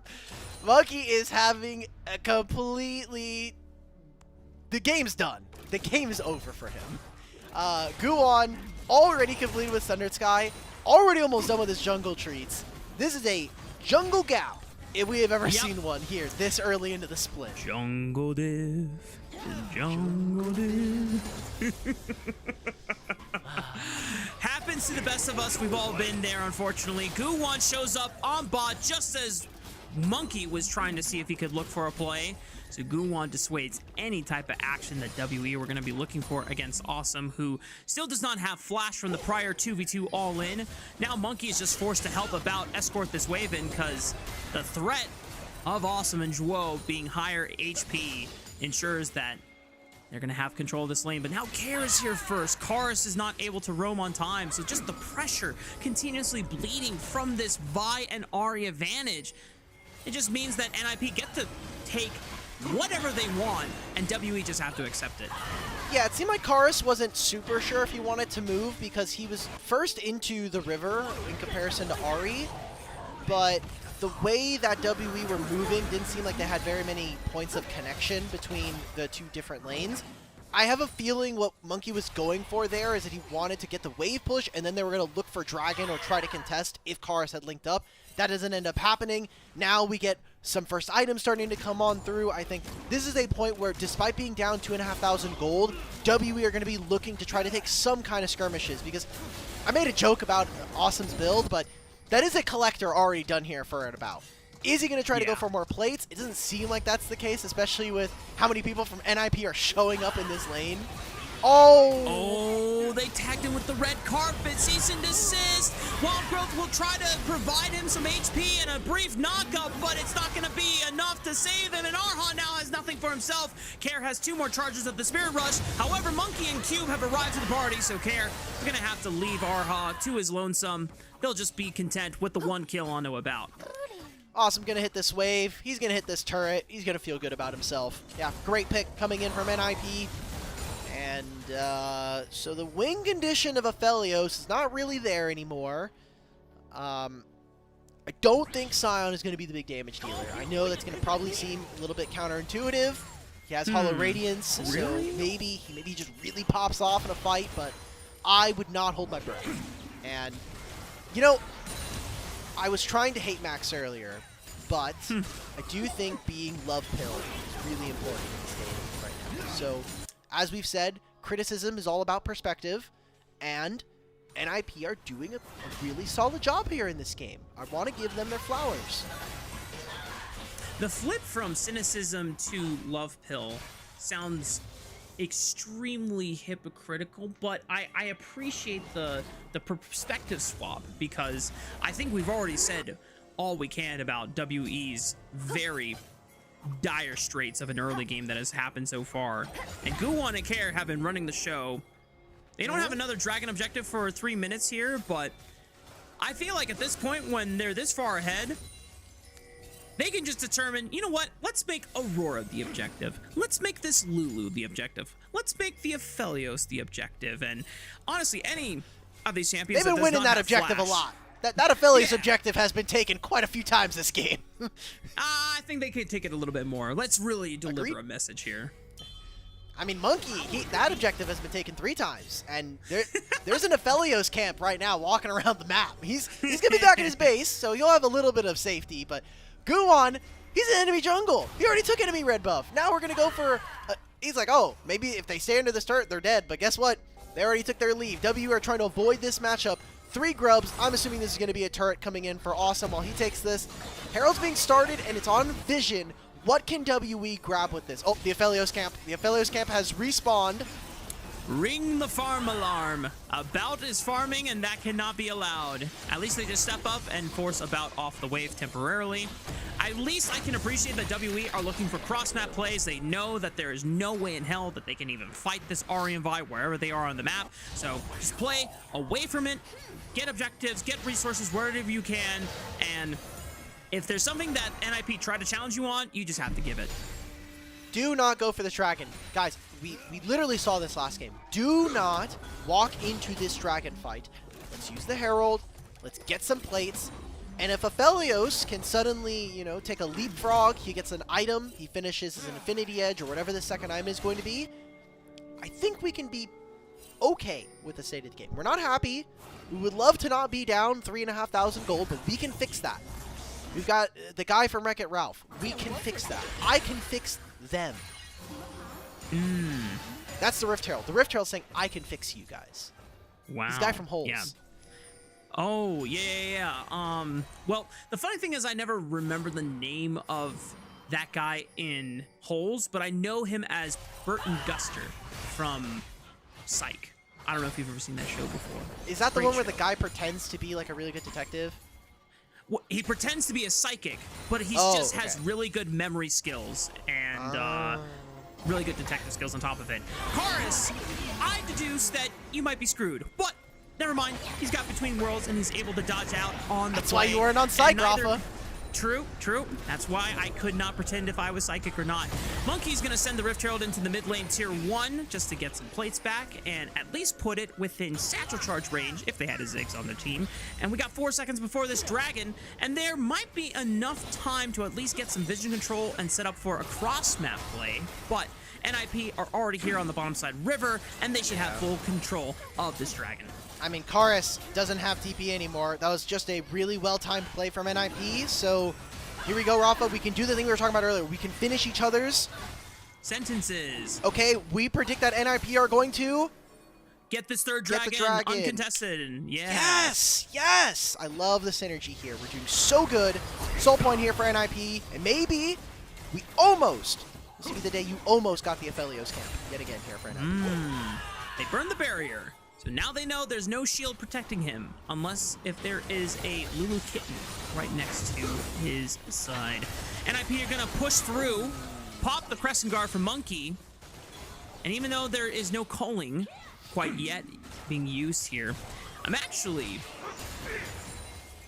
looking at this Lucian build. It's Stormrazor. So yeah. Stormrazor has been popping up a lot in conversations for other AD carries, notably Ashe builds, but we might have to hold that point since Hoya does at least spot them on that river ward, so he just wastes their time. But curious on what your insights about the Stormrazor is, as Awesome tries to gun down a belt.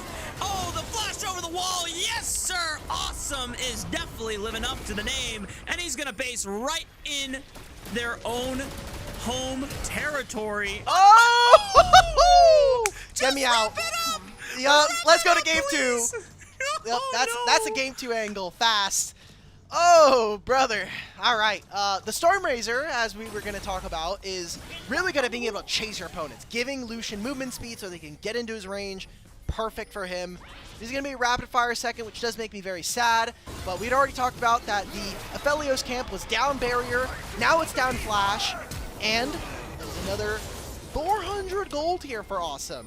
And I think the thing that is probably the biggest dagger is this flash from Monkey. Not landing, flash into the W, into tears coming down my face. I am 3,000 gold down as Xin Zhao into Vi, and my team in general is just not good. We are really struggling here in this game number 1. Yeah, this is despair. Absolute despair for WE. And for any LPL English knowers, you know exactly what emote I'm talking about in our server, because 5,000 gold advantage at 20 minutes. Hell of a snowball that NiP have been able to construct off of Guwon's stellar play and being able to leverage the rest of his team alongside it. Yes, Karen hasn't climbed super far ahead of Cars, but he's been super useful and always synced up with Guwon a lot of these plays, and Awesome has really taken the reins of this matchup ever since. Feels good. I mean, I would be really happy if I'm NiP, especially Guwon and Awesome, the 2 players you had mentioned there. So, WE, what else have we got? I think About did make a misclick. I am seeing double crit cloak, and I'm sure you really want the 15% crit chance, but I would not. So this is like some old Gangplank tech when you're just trying to like finish. Well, the extra Gangplank thing was because your barrels scaled on crit chance, so you would want the extra crit chance, and your Q also crit as well.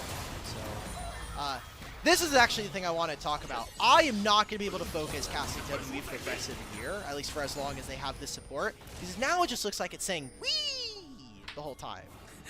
I know some of the new guys were like, oh, we're gonna try to like shorthand WE to say "we" because, you know, sometimes we say like NiP, which is easy, or like TES for some people. Now I'm just gonna see "we" the whole time. "We" ruh. Like that, it just doesn't. Can we get out of this game, guys? Like, it's not over, right? The Nexus hasn't blown up, but there's no turrets taken, and we're about to get to a Dragon Soul. For the hopeful fans in the WE camp this game, these are 2 teams that did come from Group Perseverance. They're not even projected half or like middle of the pack of Group Ascend. They're projected to be bottom, and they're just happy to be in this group and not in Group Nirvana for Split 2. So they're very prone to mistakes. They're very prone to messing up some of their setups here. WE are trying to pressure that. They force a flash out of Hoya's Rumble. Can they get more off of it with Guwon on the bottom side of the map? It's not sure. It's a turret, at least. At least on the next wave, Felios is here. We're going for this. We have no pressure on the opposite side of the map. Let's just cut our losses. This is kind of what I wanted to see with the Rift Herald, by the way, is don't go for the next objective. We're going to use the Herald. They're going to TP. They want to fight for this dragon. W are not committing right now. Kara is going to come through to this fight. Kara's also going to be on a flank. All right, WE, what do we got? Hoya still has Equalizer, cuts off the backline, forces them away from the dragon. Guwon's in! It looks like it was Cube that at least secures the dragon and denies the soul. They are all trying to tunnel onto Hoya because he has no flash. Guwon sends it onto About, but he's solo diving. But just like that, Care with the rush of spirit is able to aid to his superstar jungler's assistance. And the rest of NiP can corral WE to their folly. Now, are they going to go Baron, or are they just going to go for a mid-wave instead? That is the decision to make here as the Ninjas. But 3-item Lucian, we're going to take that. We're going to lose the fight, but we're still 6,000 gold ahead, a 4-for-0. Magnificent steal by Cube. That is probably the biggest impact we have seen from him this game, and that'll be at least saving them some headache. There's no soul to deal with, but the Rumble Equalizer, done. You can't do anything as About. You're already way too far out. Karis, I think, had some measure in this game. We saw him in that mid-wave. He chunked out Awesome right before this fight, but a little too late at this point. And your 2 split, Arha's way too far away from his AD carry. So NiP, they just get to collapse. I think this 2v2 with Care and Guwon have been magnificent here in this game number 1. Yeah. And we got a pause. No! Mark, you guys don't know this, but Mark is incredibly sad because I can already see that he's starting to lose it. The steam is coming out of his ears, and the longer this series goes, the more unhinged he is going to become. At some point, the Texas drawl is gonna start No, slipping out. no, no. I'm already letting y'all know. As the night drags on and the sun starts to rise, and I'm like, oh snap! I haven't slept in so many hours. I can feel my sanity leave my body. So, okay, a couple of please. other things, Mark. I went back. It was actually 2606. It's an undocumented bug fix. Jungle pets can no longer be positioned to damage multiple camps at once. I don't think that's really come up so far tonight, outside of some wrong jungle leashes, but that might have also attributed to some of our junglers had to reset on some camps. Oh, was that on this live patch? Not like yeah, the it's on next one? 26.6. The jungle pets not being able to multi-camp. Oh, interesting. It's undocumented. This is the second time they've done a actual jungle fundamental change, and they just didn't say anything about it. I guess maybe not super fundamental on the first one, because the first one I'm thinking about was they stealth buffed red pet and green pet, and they shadow nerfed blue pet and said nothing about it. But this mechanic was something that, after we got rid of the old way of leashing camps and when jungle pets were first introduced, we had to learn this system all over again because the leash mechanic is so different. But it looks like we're back to live, so we can talk about my woes another time, maybe on the next LPL podcast, which you should check out because I think we just released an episode. Yes, recently. we had my favorite combination of numbers, mostly because I forgot to put out the podcast right before finals. So you guys are getting a super episode of episode 7 and the number that comes before that. So you get a really jam-packed, information, fun-filled episode. And we get to see the jungle camp getting farmed by Joe. So nice. I'm sorry about. I know that you saved this Aphelios for the very last pick of the draft, and all it ends up becoming is just another jungle camp in Gu1's full clear rotation. As NiP are starting to just smash through the base, and the rest of the team of WE were just like, yeah, I'm just going to pick up this turret and hope that they cannot end the game, which to their credit, looks like NiP can't do it on this wave just yet. They're going to have Care try and push through the bottom lane instead. Yeah, mid and bottom waves are synced at this point, or at least on relatively the same timer. You're just going to have Rumble. He'll take this next wave. Then you can rotate to the side. Cube's doing a good job of just being a frontline tank, but unfortunately for Cube, he has no damage behind him. So the tank is not protecting anybody. There's no one there. The whole house is empty. We put a bodyguard in front of an empty room. Damn. Not even a little piece of furniture. Not even some art in there. There's no soul behind it. If I have any... it's Skyrim. I assume everyone's played it at this point. This is like the Thieves Guild. They enter the vault and there's nothing in there. Oh crap! That's what Cube is doing. Except he's not surprised this time. He knew that his bot lane was dying. He's like, I can't do anything about it. I'm a Scion. That's another inhibitor turret down, and the same structure to fall. So double super minion waves. Here's where the real copium comes, Mark. We farm 2 super minions. Aphelios gets supercharged, and then WE, NiP throw the game as well. That is a requirement here at this point in the game. We need a throw, but those kind of scenarios, I'm always down to elaborate. And unfortunately for WE, it's just not something that they can control. You are now relying on your opponents to mess up, and while we did say that NiP come from a category of teams that could make that mistake and prone to messing up some of these later stage scenarios of the game, this has been a very, very impressive and clinical game so far. So I'm going to rest on the benefit of the doubt that NiP are not going to mess up this execution of closing out game 1. See? We're already love killing each other. This is great. Yeah. And hopefully the audience is falling in love as well. That's a Nico clone. Just kidding. I'm like, wait a minute. Nico's not in this game. Yeah, whoa, He why had is the me. minion there? Quick, tab. How many games did I play? Did we just pop into another game and there's Nico? Is there another Nico in here? I don't see Oh, Nico on the God. map. Oh boy. Maybe we're just playing too many normal games.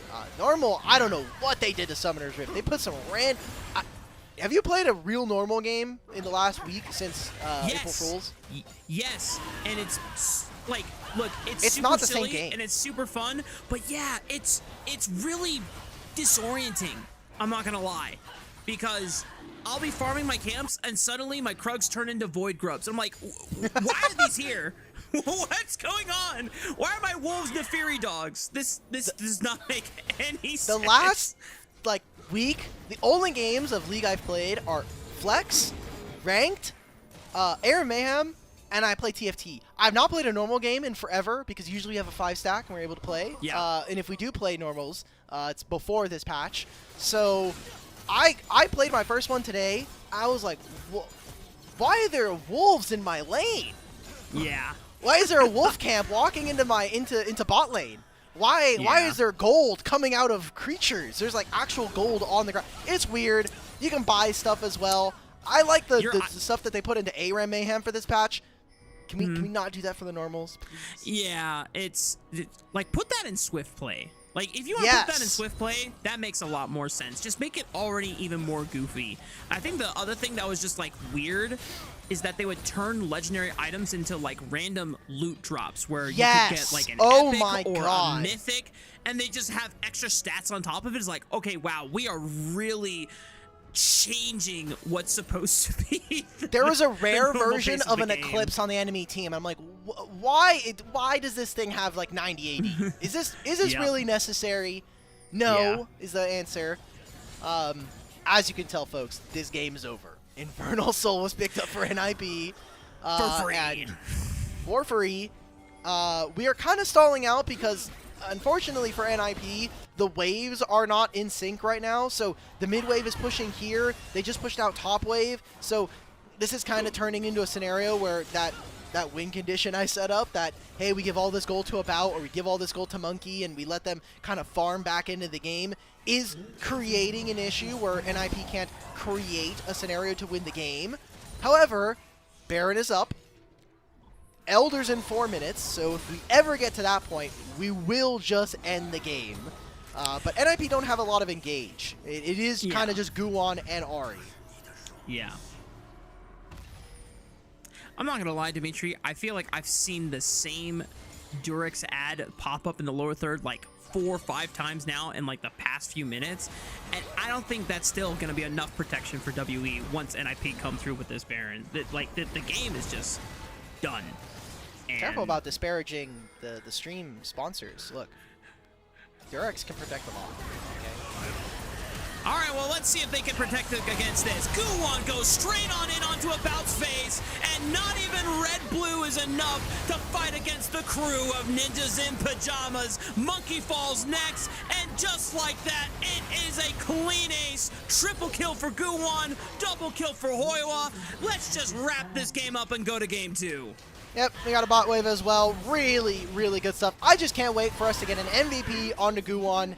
He has been absolutely the biggest difference here in this game. Tracking topside jungle, completely cutting Monkey out of this game number 1.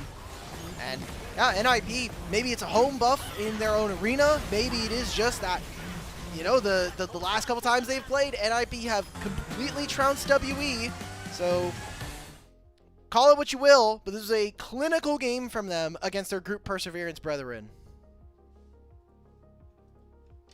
And it's super important to get an overall series win for either NiP or WE, because both of these teams come from Group Perseverance, very lucky to and happy to be in Group Ascend instead of Group Nirvana for this second split of the season.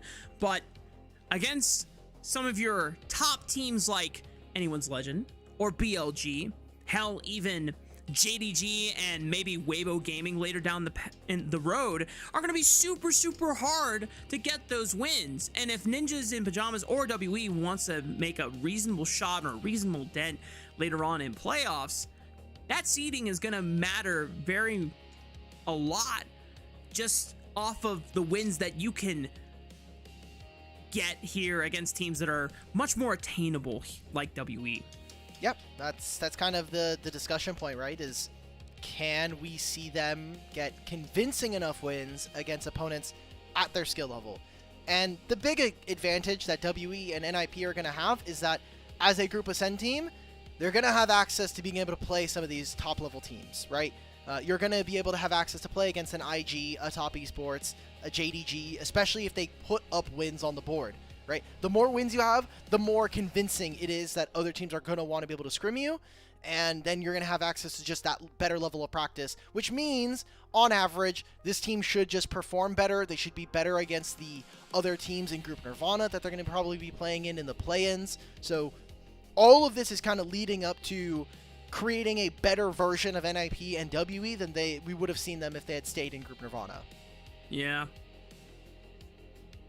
Once again, I feel very validated that I did not immediately doubt Ninjas in Pajamas going into this series so far.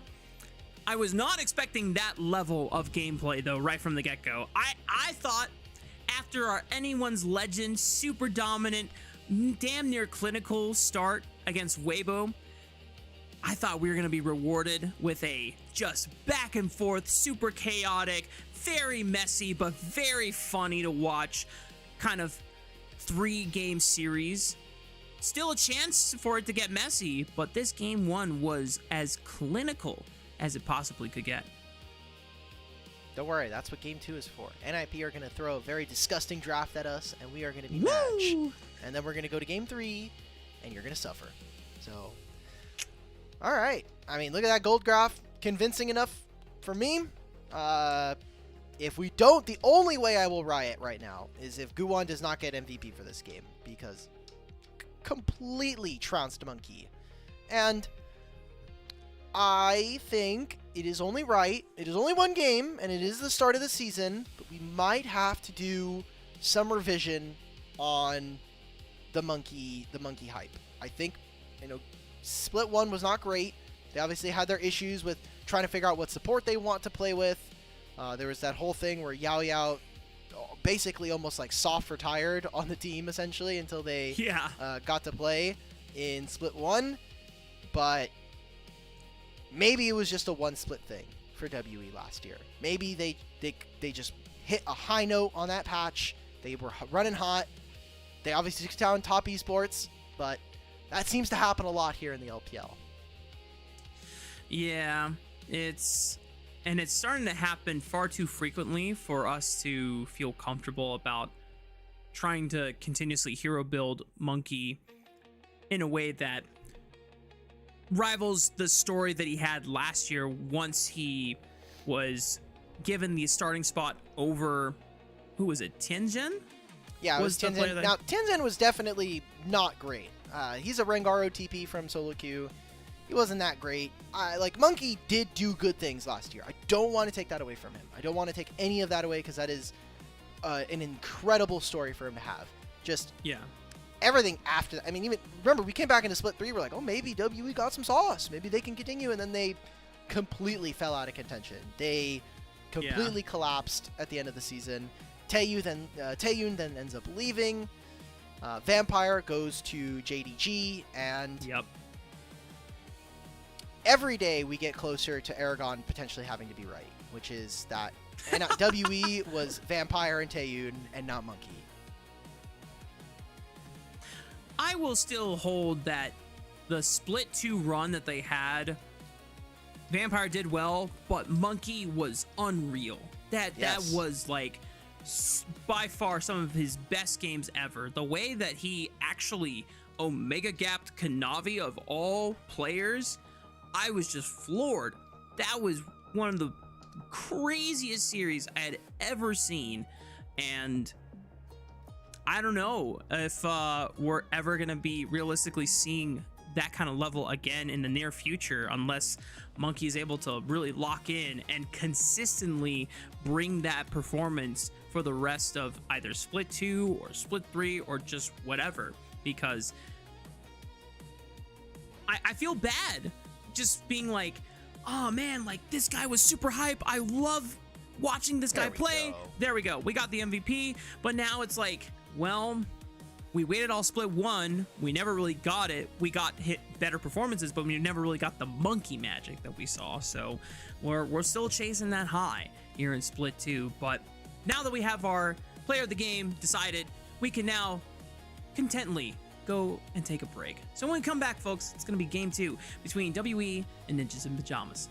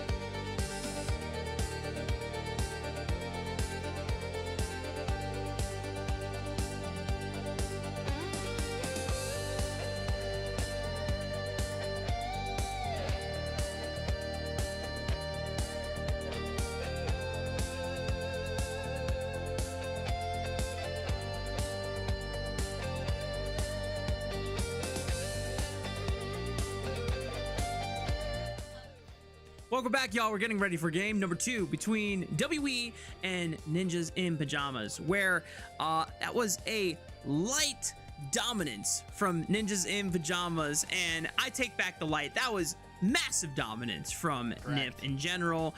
There was really no signs of life from WE. I guess other than the all-in that was attempted by About and Arha, which almost looked like they were about to get first blood, and Arha's just short a little bit of extra damage, whether it was from an auto attack, and Guwon is there right to serve him up for first blood hand delivered to this Vi, and he just ran the show. Yeah, just constantly using really good windows for him to walk an enemy's topside jungle, stole Wolves, stole Gromp, stole Blue Buff, and he did this multiple times too. So just fundamentally solid play. You have priority from your lanes, you get to invade. That makes sense at a basic level. So hopefully we get to see a little bit more from WE, not just because I would prefer if NiP get tested, but mostly because I want a closer series than this. And there we go. Maybe that's it. Maybe okay, we're just playing with half the jacket off. We gotta play with more of the jacket off. Sometimes you just gotta readjust the jersey, you know? If it was, maybe it was clinging to the skin a little uncomfortably in that previous game. Just couldn't focus. Anytime he's looking for those Aphelios combos, and then Vi ultimately, he's like, guys, something is wrong with the chair.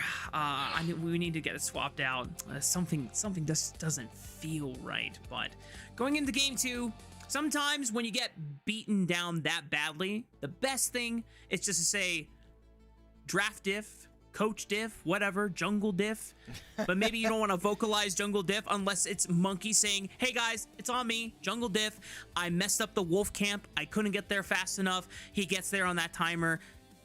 In a scrim, we just remake that and we move on forward. Just clear your minds, forget that game 1 even happened, and just play on forward like it's a completely new series.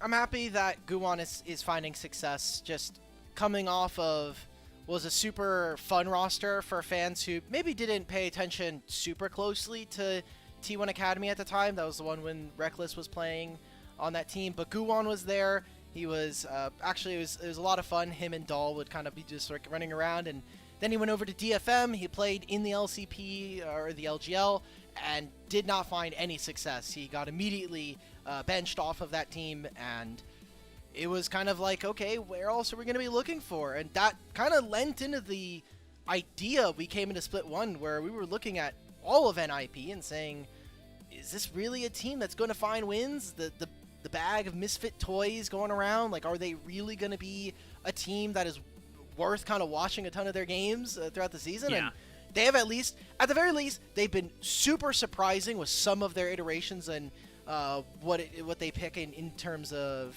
champions, but they're also just doing very well against similarly leveled opponents. I worry about what happens when they play against a BLG, because we already saw what happened actually in the playoffs, but we could kick that can down the road. You know, the best way to surmise that playoff series is actually just the quote that Knight said to Juo on why he picked NiP during the playoff seeding, and they were going down the line, and Knight was given the choice of like, okay, well, you're second seed, which opponent do you want? And he just goes, oh, I want Juo. I just want to beat him. And Juo's like, oh, okay. You know, he's Juo, like, why pick on me? Juo was actually having a little bit of fun with it. Juo was like, you know, I think we can beat them, and you know, if I'll have our day. And if I remember correctly, Knight essentially said something like, I keep like meeting Juo or like seeing him in like some games, so I think it would be more interesting for us to just beat up on him and, you know, kind of wipe him out. I know a lot of I think it was Monkey who in their first series versus AL, Shanks comes out and is like, WE, I would like to play WE, and the person on stage was like, Monkey, what do you think about it? He's like, well, I hope we can win a game, you know, like, I hope we don't get smashed too hard. And I'm like, Monkey, that's oral loss, brother. We can't do that. Well, You know, maybe if that was Monkey from 2025, he could have aura farmed a little bit right there, but not the right time. But the right time is to start this second draft as NiP now on blue side, but it looks like WE are second pick as well. So okay, we just have a normal draft. Wow. Bless. Wow. This is great. It's just like how it should be. Right, games. Yes. We instituted too many rules, too many fancy rules here. A lot of mid lane bans. Akali, Azir, Ryze, and Orianna. So with Ahri and Aurora gone, what are we looking for in mid? I mean, Talia is still open, yes. Pantheon but slam. I think we're going to be looking, Pantheon, especially. I know you were talking about this in game number 1, but if we're not looking at those, then we're trying to cook up something a little bit different. Yeah, another Enchanter support. I mean, Juo has been enjoying this meta so far. I remember when Juo came in for JDG in 2025, and we were all like, I don't know if this really fixes a lot of the things that's going wrong for JDG. Didn't at the end of the day, which led even to more disbelief and doubt about this roster. But Juo has been one of the more reliable parts about this roster. But as we called for Pantheon being one of the prime picks that you can look for, it's available on the return, and Monkey is going to immediately slam it. So what is the champion that we're going to be playing to sides with? Because talked a lot about it when we had the Nocturne game in our second series for Weibo versus AL, but Pantheon can be super flexible in what he can provide to a team, and more importantly, I think just having access to make plays on, the opposite side of the map, then open up and go for an objective afterwards is super, super clean. And you have a lot of options here. I get just the fact that mid pool is getting squeezed like this kind of makes it a little bit more interesting. I think Talia gets a lot of value here in this game for either team. Having it for the Ashe and Seraphine is huge. Pairing Pantheon with Talia, again, a great combo. Taking that away is something important. We're getting a Gnar blind here for Hoya. Interesting. What? I mean, listen, if I'm playing against Cube, I'm not scared of anything. I'm going to just keep it a stack. But that is still crazy in just like a vanilla vacuum draft setting, Gnar blind with so many things on the table, and you're going into like counter pick dire scenario where W are going to get guaranteed red side for it, but I mean, they can continue cooking on what support they want, pairing for this Ezreal. Obviously, they were never going to get Karma since it was already primarily banned. Maybe Ninjas in Pajamas can just get rid of a Bard pairing from it, but the Mel answer into Ashe Seraphine has been something that we have seen climb up in recent play. I'm trying to look at what Karis has left, or what Care has left that's not going to be completely owned by a W from this Mel.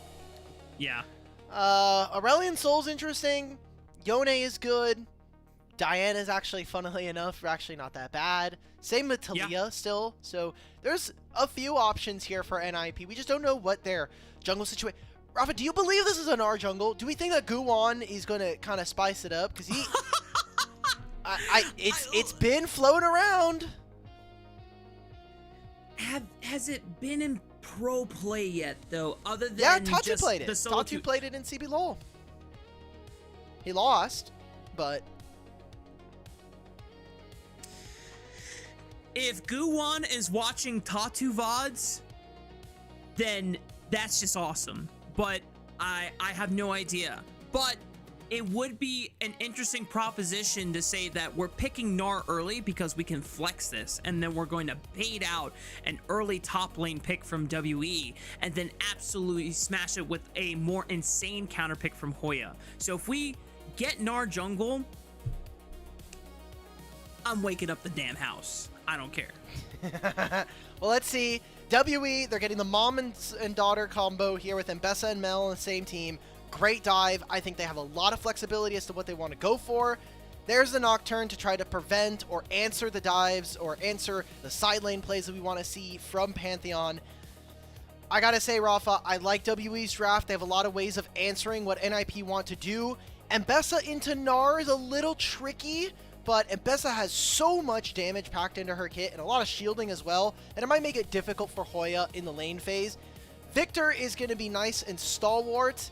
I think is really tough to push out, so if we get to an early mid game here where everything is stable, I like what NiP have. They have great range. While they don't have a front line, I don't think it matters for what this game is going to be. But for WE, it's all about destabilizing side lanes. Having Ezreal move in... Galio are we support? going... Or Mel support? It could be Galio support. I think it could be Pantheon support. Is this Mel support? No. No. We cooked! We cooked! But it's not NiP! Yeah, it's WE that cooked here. Well, Arha still trying to make his adjustment to his new team and home as best as possible. And he's pulling out something a little bit spicy because I don't think we've seen Mel's support, at least in LPL. Not in LPL, but I know LCP has played it. Okay. 2274, if I remember correctly. For my LCP fans, I'm sorry, please don't crucify me. Yeah, that's kind of where I'm at, I think, with Mel support. Oh, it was Elio. Alright, well, crucify me, guys. Yeah, it was Elio. It was a win, and it was also played in the VCS as well. It was a loss. Jungle diff. Just blame it on Jungle diff. True. Can you guess what the support was in VCS? It was Mel support into what? Into Anivia? I don't know. Into LeBlanc. It was Sivir Mel into Ashe LeBlanc. What a... Dude, I want to watch that game. That sounds lit. Oh my god. It happened a month ago. So you could... The VOD is somewhere. I'm sure Molecule is talking about it. Oh my goodness. LeBlanc support. Oh, that takes me back to some of our caster clash games of you and Summer running like LeBlanc support and Silas support in bot lane. Oh yeah, the Silas support was an accident. That one was a misclick, but they can't take away our Aurelia LeBlanc. You can't take that away from us. Well, looking forward into this game, Mel, just compositionally, regardless of where she was going to go, was always going to be nice into that Ashe and Seraphine, right? But into support, is there anything that you get out of this lane that you wouldn't have if it was just in mid lane instead? So to start, I think that it was really smart of NiP or for WE to take the Mel and then leave that as a flex option to them, even though maybe it was unknown to us. It means that they did get the Galio into Victor, which is going to be a little bit more punishing in lane, and in side lane it'll mean that Galio is immovable, but it'll also kind of trap Victor in the lane more often than not, depending on what build we get. If it is AP Galio, then expect to see a lot of burst damage as we go further in the game.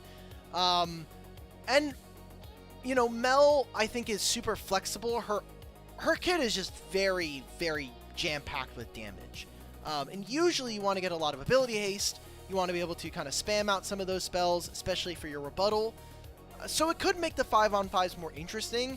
I'm just worried that WE are going to be in really weird spots because they have a Mel support. And they have... Yeah.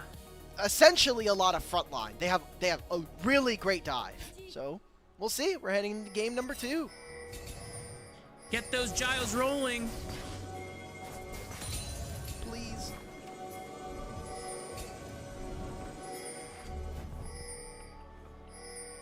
Where are my Giles? Right. Did we miss them? What? No. We got. All right. It's the first ever LPL support Mel. It is not the first ever tier 1. That is still claimed by Elio, as we were talking about earlier. But this also matches the range advantage that usually an Ashe Seraphine can have. So I am of course, way more interested in see what exactly is the strength and the overall idea behind taking Mel support outside of the natural counters you're going to have and being able to throw an Ashe ultimate or a Seraphine ultimate. That is, if that happens in the game, that actually just turns the entire fight in most cases. Yeah. Well, one of the things that I find super obnoxious about playing into Mel in general is how damn hard it is to try and interact with her Q, because that thing, you just position it over a champion's head and it's almost unmissable. So this is such a very frustrating lane to play against in terms of poke and harass. And while Seraphine does have quote-unquote sustain, it's gated by her W, and that Empower W is a very, very, very long cooldown. So you, alongside an Ezreal, have really, really strong poke in this lane. We are seeing Hoya hit level 3 first. Cube, maybe if this cannon minion dies, he will grab the 3rd level, but already seeing NiP do a really good job. And the lanes that are not named bot lane right now. And junglers are, for the first time, pathing in opposite directions. Nocturne, Ooh. I wonder if Guwon tries to walk in. I might have to hold this considering Karis is near death and does not want to recall. I think Kara is still going to force this issue, though. He is still going to get this wave underneath the turret. So. It is not a fun position to be in. I just want to remind Karis that he took this counterpick matchup. So hopefully it does get better for him, because early on, Care is absolutely dominating it, and I don't even know Victor, if... man. It's Victor. Yeah. Like, this champion is really obnoxious in the lane as a mage. Like, he obviously scales. He has a bit of a trough in the mid game, just by way of how his kit works. But he is really obnoxious with Siphon Power, the shielding, movement speed you get access to. Can they kill? Oh my god, the fear slows him long enough, and Guwon has a big enough health bar to sustain the dive. First blood goes over to Hoya's Gnar. Oh my god, and he's gonna recall here. He should be able to, both of them will TP, so it won't be much lost outside of the kill gold there. And I will say for WE, getting respawn Raptors feels really good as Monkey, considering what we saw in the last game. He finally gets to counter jungle his opponent. He's gonna recall.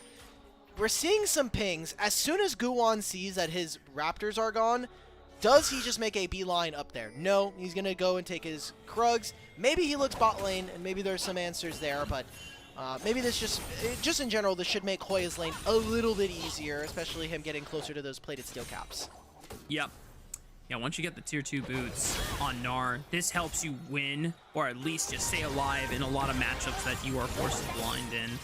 And for Monkey, this is the first time where we're getting to see him have potentially an advantage because of Guwon taking the time to make that gank happen on the top side of the map.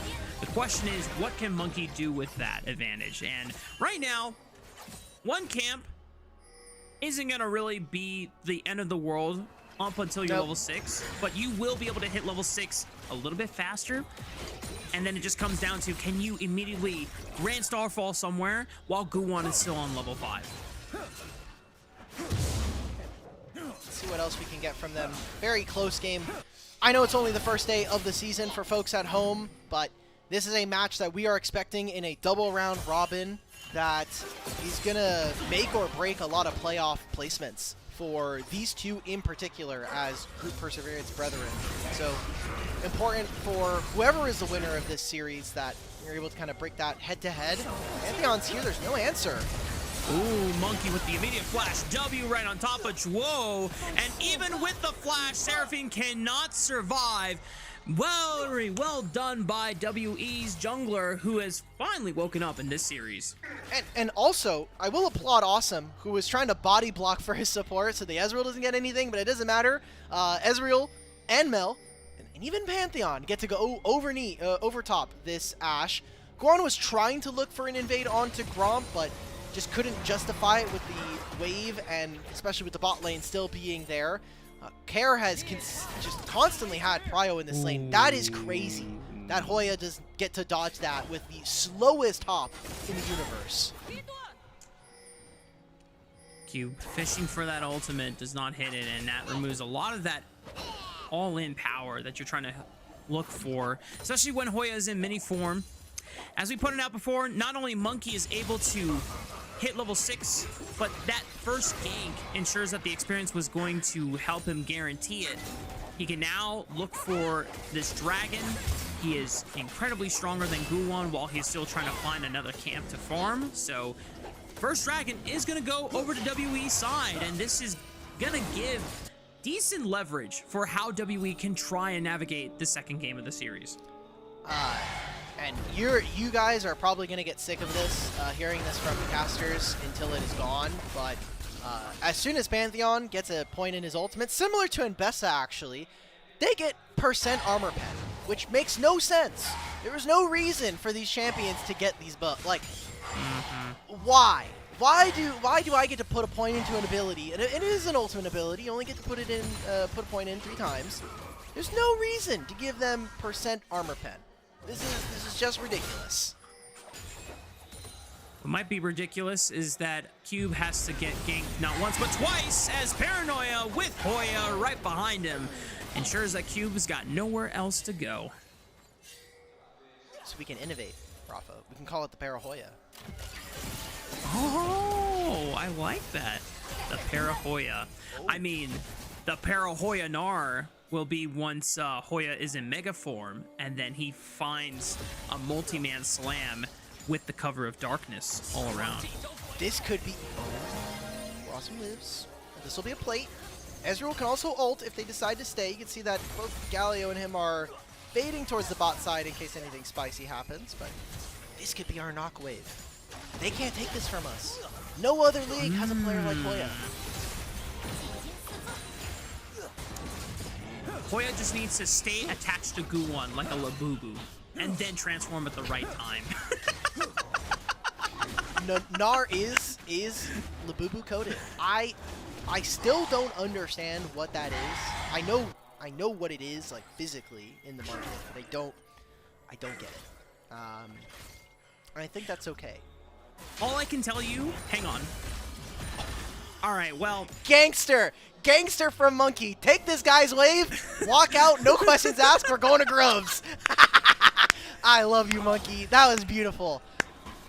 No notes. dude, could you imagine if the comms are like, hey, I want to play for Grubs, can you move? He's like, no, I got this wave first. No, you don't. Awesome, you let me fix that. I'm going to fix that for you. Let me fix that for you. Taunt from Kars is going to try to slow down the play, but Arha is the first target to fall. Here comes Hoya, reverse Gnar, scoops Monkey right back into the waiting arms of ninjas in pajamas, and this Pantheon falls. Well, where is the strength of this Mel? Because the Mel was supposed to use the rebuttal on the Ashe ultimate, but she got hit by it. So that turns into a kill, and another one on the Monkey. 3 Grubs going over at NiP. I am extremely happy about that trade if I'm the ninjas. But for WE, if you're maybe Monkey, you're saying, cool, I died, but I got your mid-wave. You know, like, I got 3 extra minions. Okay, so this is on Vision, by the way. I kind of wish that the observers had shown it from Mel's perspective, because... Or at least show us if Mel has her spells.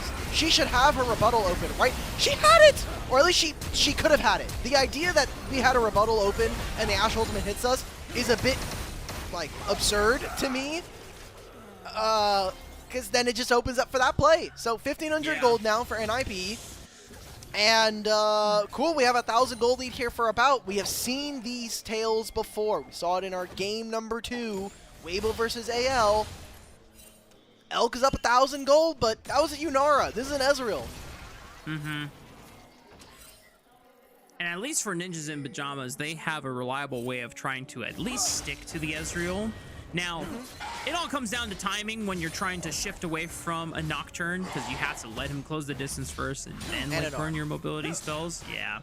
We said they're attached, so. Oh, you're right. My bad. Hoya, the ever-faithful Labubu, another public execution. Just wait for Pantheon, man. Like, oh, and now Monkey is compromised because he walks up. He's on Vision. My top laner just sold me out. Oh my Parahoya. It works. It just keeps working, man. You can't beat this combo. We gotta get away from them, WE. We're not winning versus the Parahoyas. So It sounds like it's great because it's the paranoia, obviously, and it sounds like we have a pair of Hoyas, which if you would have told me we have 2 of them last year, I would have told you we got to get out. We're not dealing. I don't want 2 Hoya. I barely bought 1 sometimes, but it's working. It's working for NiP. Yeah. Already a 2.3K gold lead in the bank, just off of the strength of Hoya and Guwon. You know, last game it was Guwon and Care kind of working together and building up the lead and just taking over the game, and now they just shifted over to the top side. And like we said before, Dimitri, normally Gnar blind can be punished. There are so many champions in like the entirety of League of Legends that Gnar just hates playing against.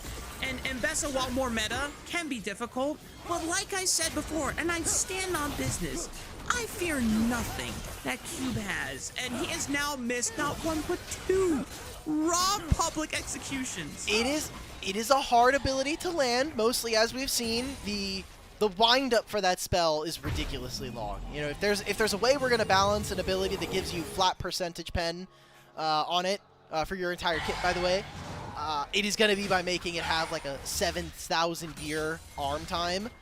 But you did have Pantheon in the area, and Pantheon can just stun the target, make it almost impossible for you to miss it. Yes. So, just a bit of misexecution there. It means that now WE are down almost 3,000 gold, but they've gotten 2 dragons.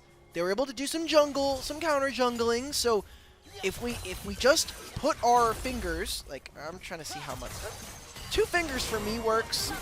Use as many as you need at home. And you put them over Hoya and Guwon's gold lead. The game is not that bad. Yeah. But I can't do that all the time. I can't keep my hand in front of the monitor this whole time. It's kind of strenuous. So, okay. Yes! We did it! Does it matter? Oh No! no! Wait a minute. Hoya scoops them into the range, but now Cars will join the fray and make sure that that top 2v1 dive is a 3v1 dive and does not go awry. You know how we beat a pair of Hoyas? We take one of them, okay? We make it a single Hoya. And we are now going to be giving up a lot around the map, however, because we just gave over 2 plates to Victor in mid. We're going to have a blue buff being taken here by NiP. And guess what? Let's get our Ashe fed as well. So it's a stopgap measure. It's as good as it's going to get right now. I don't think it's going to swing the pendulum much further in WE's favor, but relief of the pressure in top side. Arha just used rebuttal for a Seraphine. So now Ashe and Encore come through. The cover of darkness keeps them safe for now. The rest of the ninjas in pajamas cannot continue through the jungle. They just walk on out and take their wins when they can find them.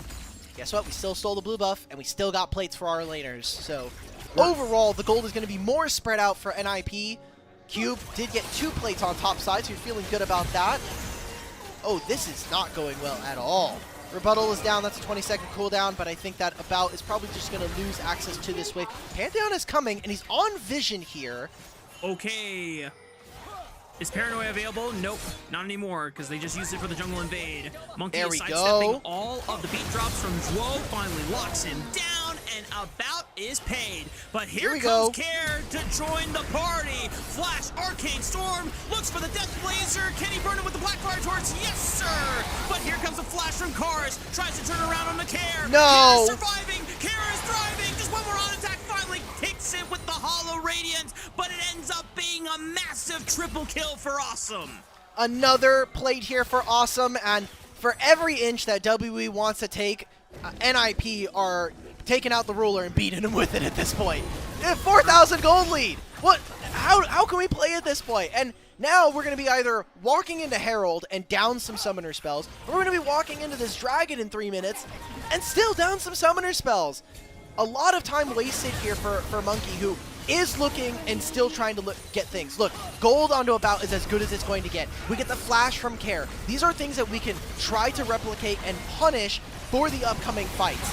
But you just lose so much on the back end for this. It's a Pyrrhic victory at the very least.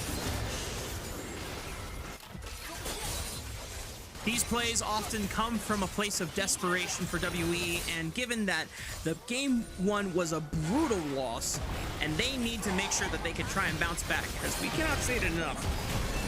Games against NiP are some of your most attainable victories for WE compared to the rest of the teams in Group Ascend. And if you are dropping a series to NiP, I don't know how well you're going to do against the rest of the competition. Monkey is waiting. He's sitting in Fog of War. There are two places he can ult right now. It can go towards the Victor, who again, no flash. Seems like that's going to be the play. They're waiting for this Hoya recall. Perfect! Oh, and he hits it onto Care. No flash on a Victor. A lot easier to snag. The cover of darkness will allow Guwon to make a side play onto Mel. And Care buys enough time before eventually going down that the rest of the team is able to push in through mid, forcing a turret down on this tier 1, and at least a teleport from Cars, but the Rift Herald is still going to make the charge. Can they send it anywhere else? It seems like anybody else wants to get in the driver's seat. Maybe they get one more crash. Looks like that'll be the case. I still think that was really well played from WE. Good job on being able to answer topside. They're going to be able to grab a turret for themselves. Seems like there's going to be a 2-for-1 trade in favor of the Ninjas, though. They get bot lane tier 1. They're not going to be able to fight for this dragon, or are they? Maybe they want to see if they can make a pick. Who is going to be lazy? Who is going to be walking into Fog of War? They don't know who's on the right. Here. They know Awesome here. Oh, Monkey! Okay, well, oh, nice use of the rebuttal on the Encore, but they still have an Ash Shadow to follow up on top of it. Hoya is only in mini form, but these auto attacks will hurt. The hyper procs. Can Hoya keep himself alive? He's just dancing on them. Yes. He's just keeping them busy, and now he's building it up. Slam into the wall. Finds a bout. The flash doesn't even matter. It was just an arcane shift, but the rest of Ninjas in Pajamas return to the script of game 1. Run WE down into their graves. This is such a great series for the NiP fans here. Your team is looking great. You're making plays on sides. You're answering. You're even doing creative flanks. Hoya, with no vision on him, walks behind the enemy jungler. Is able to pick off the rest of Team WE. And that Dragon Soul stacking that maybe could have given WE an out is just completely shut out. It's stalled out. 7,500 gold here for the Ninjas. And guess what? We're going to make it 8,000 with this last tier 1. Sheesh. 8,000 gold advantage before the Baron even freaking spawns. This is destruction. This is heavy domination. You teased it at the beginning. You were saying it was a light to decent domination. We're getting full on. Total annihilation. I just can't even. That one classic esports meme: brutal, savage, wrecked, absolutely taken down. This is a prime example of that right here. And once again, it is being manifested and orchestrated by Guwon on this Nocturne. This time around, another very well-played early game. And it's not even to say that Monkey didn't have good answers. He had a camp advantage. He's going to try and fish for something here, but gets hit by the Ash Arrow. Encore! What's the point of picking the spell if we can't rebuttal any of these things? By the way, guys, Guwon just sinks him in on the cube, and Hoya TP'd right behind him under the cover of the Shroud of Paranoia. Karis cannot join the fray. About is just running for his life and giving up on the game. Are we going for Baron? It spawns in 8 seconds. Are we going for Baron? Yep, I see pings. Let's take a mid-tier 2. And then IP. We're going to put the finishing touches. I mean, unfortunately, Rafa, for WE, they have no damage now. Pantheon is too far behind. Ezreal didn't really get to play the game enough early on to be able to match. So while he is going to be finishing his Muramana here at 20 minutes, NiP are going to be done with 3 items on a lot of their carries. And I think you were right to not be afraid of Cube. He is getting diced very, very badly in this game and in this series. He's getting Fortnite danced on by a Labubu. That is not a good look. I have no response to that. Again, I still I still don't understand Labubu. Are they just like webkins basically, or are they like the little No, so I don't understand how it got to be, but I think what happened was there is a K-pop star or some kind of hang on. All right, arrow goes wide. Monkey lives to see another day. Maybe gets the... Labubu story time. We continue. Yep. Some K-pop star or some pop star over in the East started wearing Labubus as like a collectible, and then the trend just caught on, basically, is how I understand it. Okay. All right. Interesting. I have seen the original artists behind Labubus, and I feel really bad for them because it almost feels like the commercialization of their design lost a lot of the cool and creative space that it comes with how they were making. I don't know. It looked really cool. Yeah. But I never got into it. I really don't also probably just don't get into very many like collectibles like that. It's just not. I'm not a very material person. I don't have a lot of like things that I collect outside of like, Magic cards. But that even then, a lot of those are old, and a lot of them I. Sure. You want to talk about collecting stuff? Yeah. Producer Elia, that guy is a freak. He's got a lot of cool things, though. W are going to send it one last Hail Mary engage, see if they can find any way to get back over a 11,000 gold advantage, but the rest of Ninjas in Pajamas just dive the backline with absolute impunity. Hoya is having a field day on this Gnar. 8-0 and 10 for the Nocturne. Guwon, give yourself a bow and a pat on the back. This was a jungle kingdom. And a great series. A great 2-0 to take off to start your season. I think you're really excited about the prospects of being able to win versus WE. And potentially it gives you some more wind in your sails. We were talking about it before, but as the two group perseverance teams, it is super important that your performance here in the opening weeks gives you a bout or even potential say in who you're going to be able to scrim against, right? Like, yeah. I'm assuming that because you're in Group Ascend, you're going to have access to being able to play at least a couple of scrims versus AL, NiP, or WE, and Top Esports, and JDG and IG. These other teams that you're kind of looking forward to bring you up to speed and play a much better game than you would have access to normally as Group Nirvana. That's just kind of how the bubbles end up kind of breaking out. So right. A good start from them is good to see, but I'm looking at their schedule. Their next 3 games are IG, Weibo, and JDG. I'm not super worried about the IG series as much. Yeah. Depends on who's in mid lane, because Care versus Bernard could be really funny. True. Weibo, they keep doing things that make me question mark ping. But JDG, I would be surprised if HongQ is getting clapped.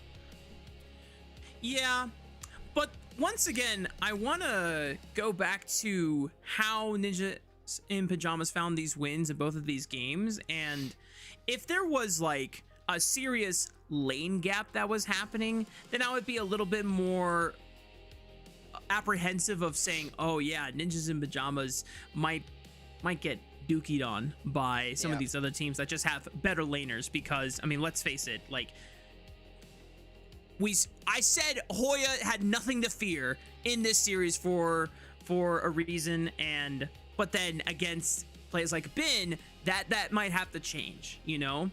But a lot of these leads were through Guwon, and jungle is in a interesting spot where you don't have to interact with the enemy jungler. Now, the enemy jungler can try and take advantage of that and go to places where you're not willing to go and then impact the map. So what I'm trying to get at is, Dimitri, is that there's a chance that Ninjas in Pajamas clean play through Guwon might result in solid early games. I'm not going to say winning, but I think they're going to be solid looking early games that can be somewhat replicated as a formula going into the better teams. Now, where I think Ninjas in Pajamas are going to struggle is that they walked all over Team WE without any regards to proper setup or whatnot, because they just had the wallet diff at the end of the day. What happens when you go up into a team you're not wallet gapping at that point? Well, we saw that in playoffs, and that's why they got 3-0'd by BLG. So true. Very true. We also saw that when they lost against IG, actually, in another series, and they immediately got bowed out, same way that WE did. So again, there are things that we can try to take away from them. They are very clearly, again, one of the outside looking in teams. They're here. It's great that you're here. Awesome. We hope to see you improve throughout the double round robin, but I do not have very high expectations for this split of NiP, and I think that that is realistic and healthy. We do not want to get super hyped, get over excited over one win, and then spend the rest of the season in the dumps. So Yeah. And kind of looking at their opponents before we send them off for the night. I did say that bringing in a new support was going to basically kind of reset things.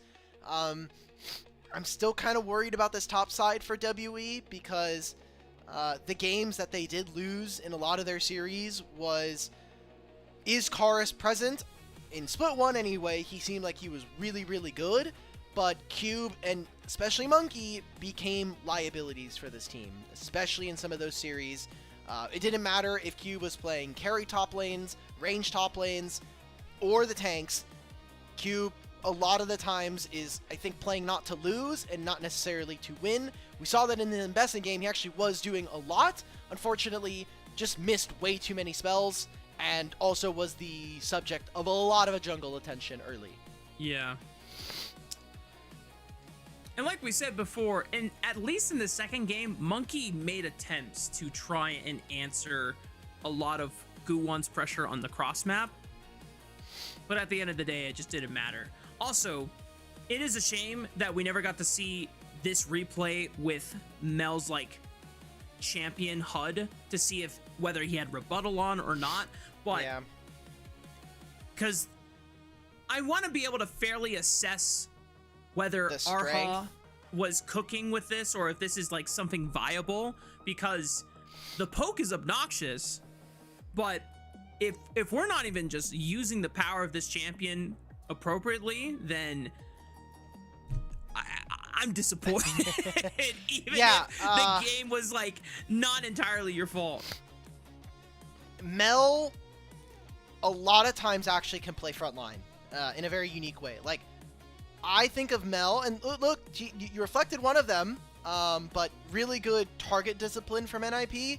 They throw one spell, they wait for the rebuttal, and then we're going to throw another spell. That's the one you can't dodge at that point. Yeah.